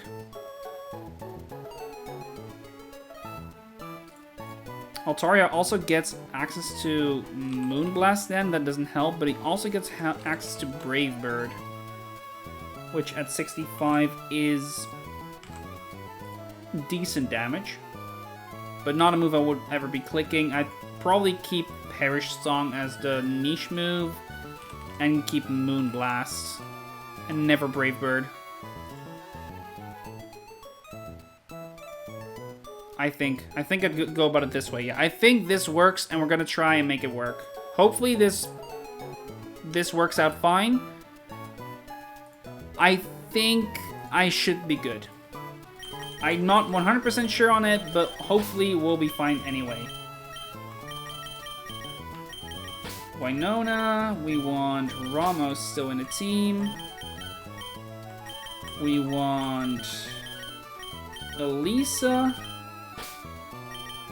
And we want Misty.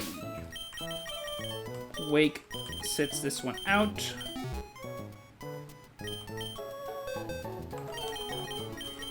Get these items in the bag.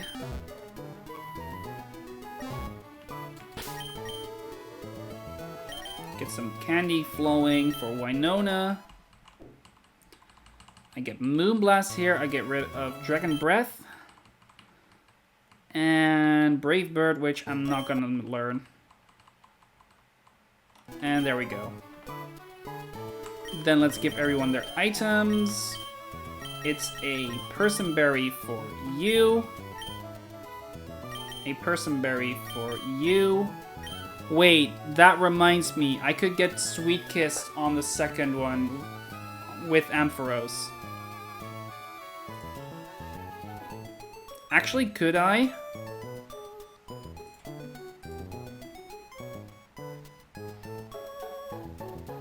I could guarantee that's not the case. I can guarantee that's not the case. I need to pre-damage to 153. Because then he never Sweet Kisses me, he always goes to Hydro Pump. But a crit Hydro Pump after Mega will never KO me. Yep. And then Citruses on everyone else. Claire. I need to look at like what Iapapa and all that kind of when they confuse, because it may be worth using Aguav and Iapapa instead. Not here though, actually. Not here. Let's get this going. I think this is gonna be my last fight for today. It depends a bit on how easy the next one is. I'm feeling my throat becoming sore. It's been 5 hours. And yeah, I think I'm good for today. I also need to do some things for tomorrow still. Yeah. Okay. Here we are. So, the next fight here is against Phil, aka Love Disc City. 3 Love Discs, all with Hydro Pump, 2 of them with Sweet Kiss, in ascending levels 70, 80, and 90. Rama's gonna take on the first one. Lana and Elisa take on the second. For that, I do need to do one tiny adjustment, and that is to pre-damage Elisa here to... I need to make sure that I say correctly... 153.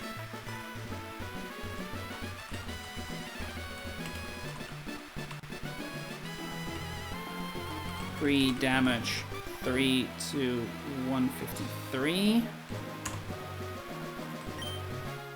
There we go. And Claire is going to be taking on the final one with Winona and Missy there in case things go awry, basically. Did I also not need a little bit of pre-damage on Tord, actually? Yes, I did. I needed a tiny bit. I need 161, so 150, so it's 50.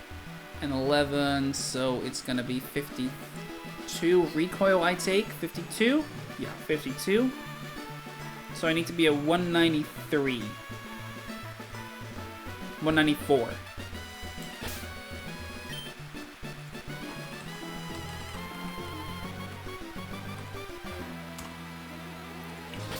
Yeah. Okay, so we have a little bit of pre-damage here and there. On Ramos and on Elisa, once again, let me go over this real quick. Ramos takes on the first love disc, Lana and Elisa take on the second, and Claire is going to be taking on the third, with Winona and Missy as a backup for that third one. Hopefully, Lana and Elisa can also just kind of help there. We will see as we go. Let's see how we do it. Hopefully this goes well. Let's go. True potential of me and my Pokemon.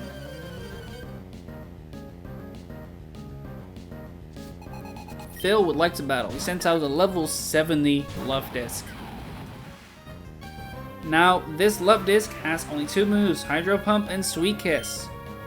We will Wood Hammer, because he might just Sweet Kiss, and if he does, that's fine. We've got a Person Berry equipped, and we'll never be confused, while my Wood Hammer against Love Disc will always kill.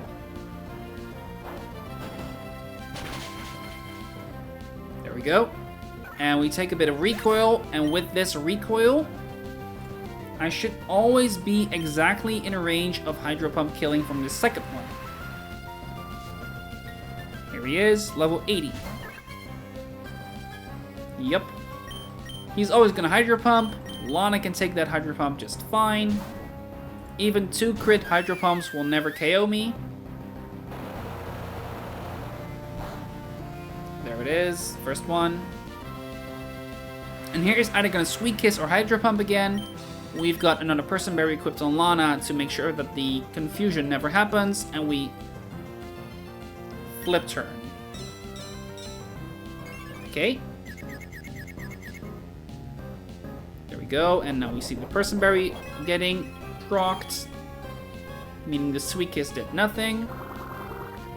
Lana's healthy now too, so she can help a little bit with the stalling later. We go to Elisa, and Elisa is now dead to Hydro Pump.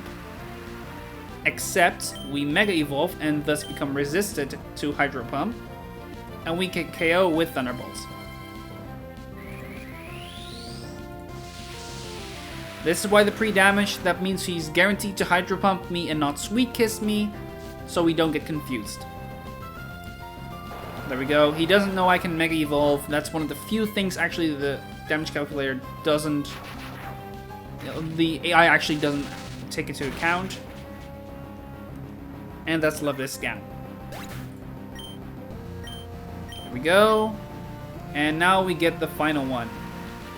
This one is only 1 move though. Hydro Pump only. But it's level 90. And in the rain, it sees a range to kill. It doesn't matter. He's going to click Hydro Pump here anyway. We go to Claire to take that Hydro Pump. And now we can 1v1. Hopefully, just alright. We're just going to hope to see a few misses, or like, at least no crits, or crit on my end, or confusion, to expedite this a little bit, or at least increase our odds a tiny bit. We're gonna Hurricane. Dragon Pulse deals a tiny bit more damage, but that's fine. The Hurricane there could confuse, and like the damage ranges won't be affected that much by us Hurricaning once. Unfortunate. I believe that was a high roll though, if I'm not mistaken. So I do want to check that. It was definitely a high roll. I think then I'm safe to click Hurricane one more time. A miss! Beautiful. We also need to keep counting the Hydro Pumps. I believe that's 3 already. 1, 2, yeah, switch in and hit 2 moves, so 3 Hydro Pumps so far. Just in case, we're gonna keep track of that. Okay, now we can... I think we can even Hurricane again pretty safely. Number 4. I believe... Okay, no, we're guaranteed safe here. We're now guaranteed to win. We're above 73 HP, which was the threshold for a crit Hydro Pump max roll. And thus, we can Hurricane here one more time for the kill. We saw 5 Hydro Pumps. There's that crit.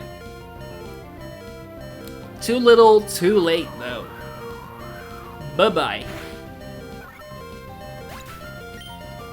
Nice! This was... it was a bit tricky here and there, but thankfully it was safe enough. And we're gonna get an item. A max potion. Woo. I'm gonna do it like this, just in case. And we can run back once more. I'm gonna quickly look at the next fight to see if it's like simpler, or at least easy to find a line for. If it is, we'll do that one. Otherwise, I think it's been a very good stream. But we'll see in due time. First, to do a heal. In the meantime, I'm gonna take a look. Because the next fight is Ranger Lydian. It's this one. With the Kingdra, Milotic, Heliolisk, and Dragalge.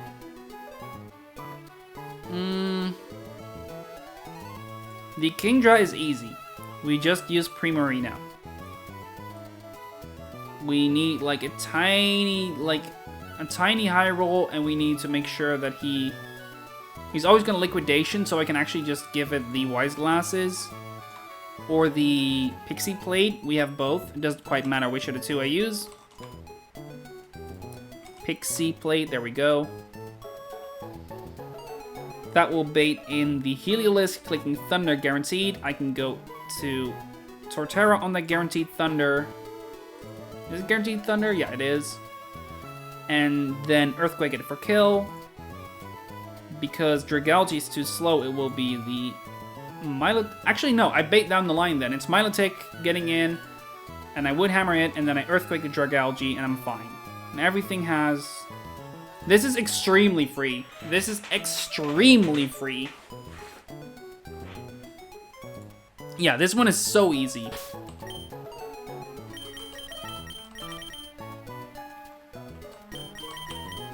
Okay, well, nice. We just need a Pixie Plate for you. Or the Wise Glasses, whichever I find first. Pixie Plate, okay. And then it's literally just those two. Because Pixie Plate boosted Moonblast, guaranteed kills the Kingdra. And that baits in the Thunder clicking Heliolisk. Milotic will not see a kill, and the Dragalge is after it and is also slower. So Thunder, we switch to Torterra, can take the Thunder.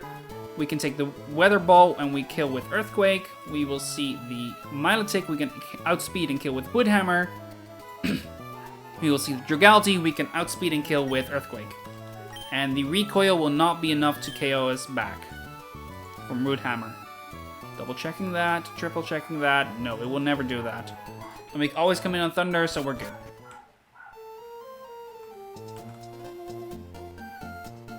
I did not expect to just say, oh, we can easily do another. Not this easy.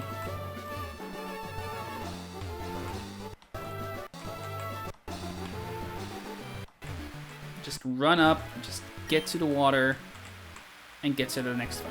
Here's our next fight, actually. Ranger Lydian. Do I outspeed Milotic? I do. I am max speed, and therefore I barely outspeed, partially because this Milotic is actually min speed, relaxed, and 0 speed IVs. Weirdly enough. And I assumed that he's correct, that the run and bun data is correct on that. If I look at the spreadsheet there, it actually does look like it is relaxed, so I do believe it. I'm okay to knowledge clause that, but I'm pretty sure I'm not the first and I won't be the last to have done that. Anyway, so want to see a quick sweep? We're gonna use let's try it again. Want to see a quick sweep against this Lydian? This range? I need to do words correctly. Want to see a quick sweep against this Ranger? Lydian here has 4 Mons, and Lana is going to be able to take on the first and the Kingdra, and Ramos can take on all the 3 others, outspeeding or being able to take the hits that they dish. Let's show it off. This feels like I'm actually introducing a YouTube short, which is not my intention, but yeah. Lydian leads with the Kingdra.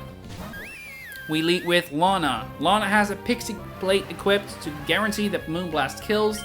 Kingdra here is going to click Liquidation because that's the highest damaging move, thus I don't need to be afraid of any confusion that he could get Hurricane or whatever. First one, down. Even if he gets the defense drop, we don't care. There we go, Moonblast, and that's the first kill. Okay, and this will bait in the, I want to make sure that I say correct, Heliolisk. Heliolisk outspeeds us and sees a kill with Thunder, and at this HP range, only Thunder. Therefore, we can switch for free to Ramos.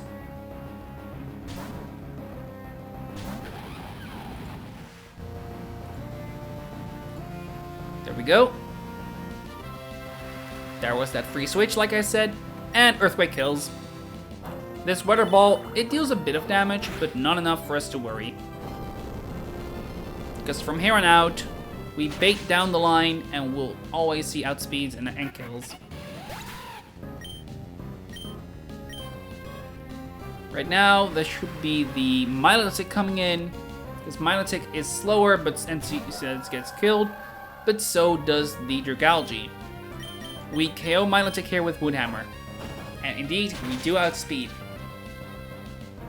Weirdly enough, this is a relaxed 0 IV Milotic, thus meaning it's actually slower than my max speed Torterra. Max speed neutral Torterra, so not nature boosted. Still, that's kind of weird. Dragalge is the final mon here. Dragalge is outsped and KO'd with Earthquake. Probably the quickest fight I've done since literally Route 103. Oh no, it used its White Herb. Because it restored the status of being KO'd? Anyway, easy fight. And the next one is over here. I'm gonna run back, of course. I'm gonna quickly save, actually, real quick. And I'm gonna see if there's anything at all I can do for the next one, if it's, like, very easy or not.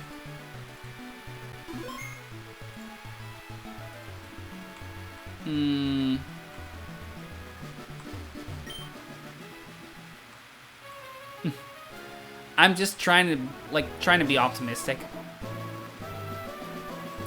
It's fun to have like such easy fights this late in the game. I did not expect to just like I said, I was like, okay, I'm gonna take a look, see if I can actually do the next fight safely and quickly. And then I was like, wait, Kill, kill, kill, kill. Nice. Move on. It's rare, right? It's rare to see that happen. And I just have fun with this game. It's a very fun game to just play around in, right? So yeah. This one is not as easy. Did I forget to put myself to battle ready? Because that would suck if I did.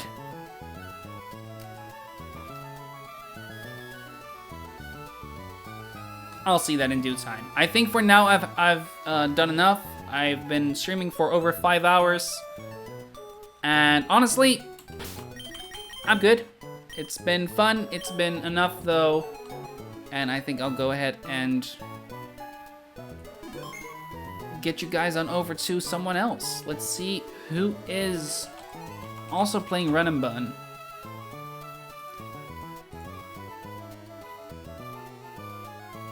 Squirk is live. Alright, well, while I would definitely say, oh, let's bring you over to Squirk, I prefer to, like, go to small channels, like, spread the love a bit. Squirk is big enough, right?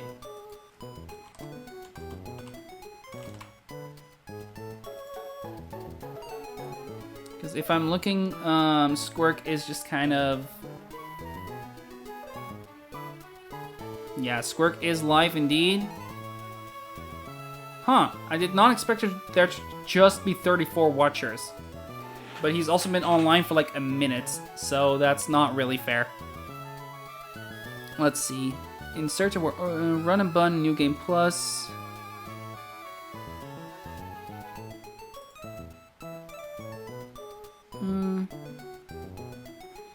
Yeah, I'll bring you over to this guy, Jackie Internet. Don't know how long he's been live, for an hour, so he can probably...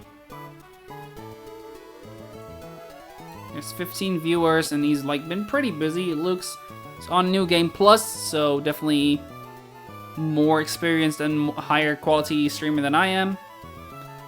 But yeah, I'll bring you guys over there. Jackie Internet. And that should be all. Thank you all for watching, and thank you all for joining. And until next time, see you around.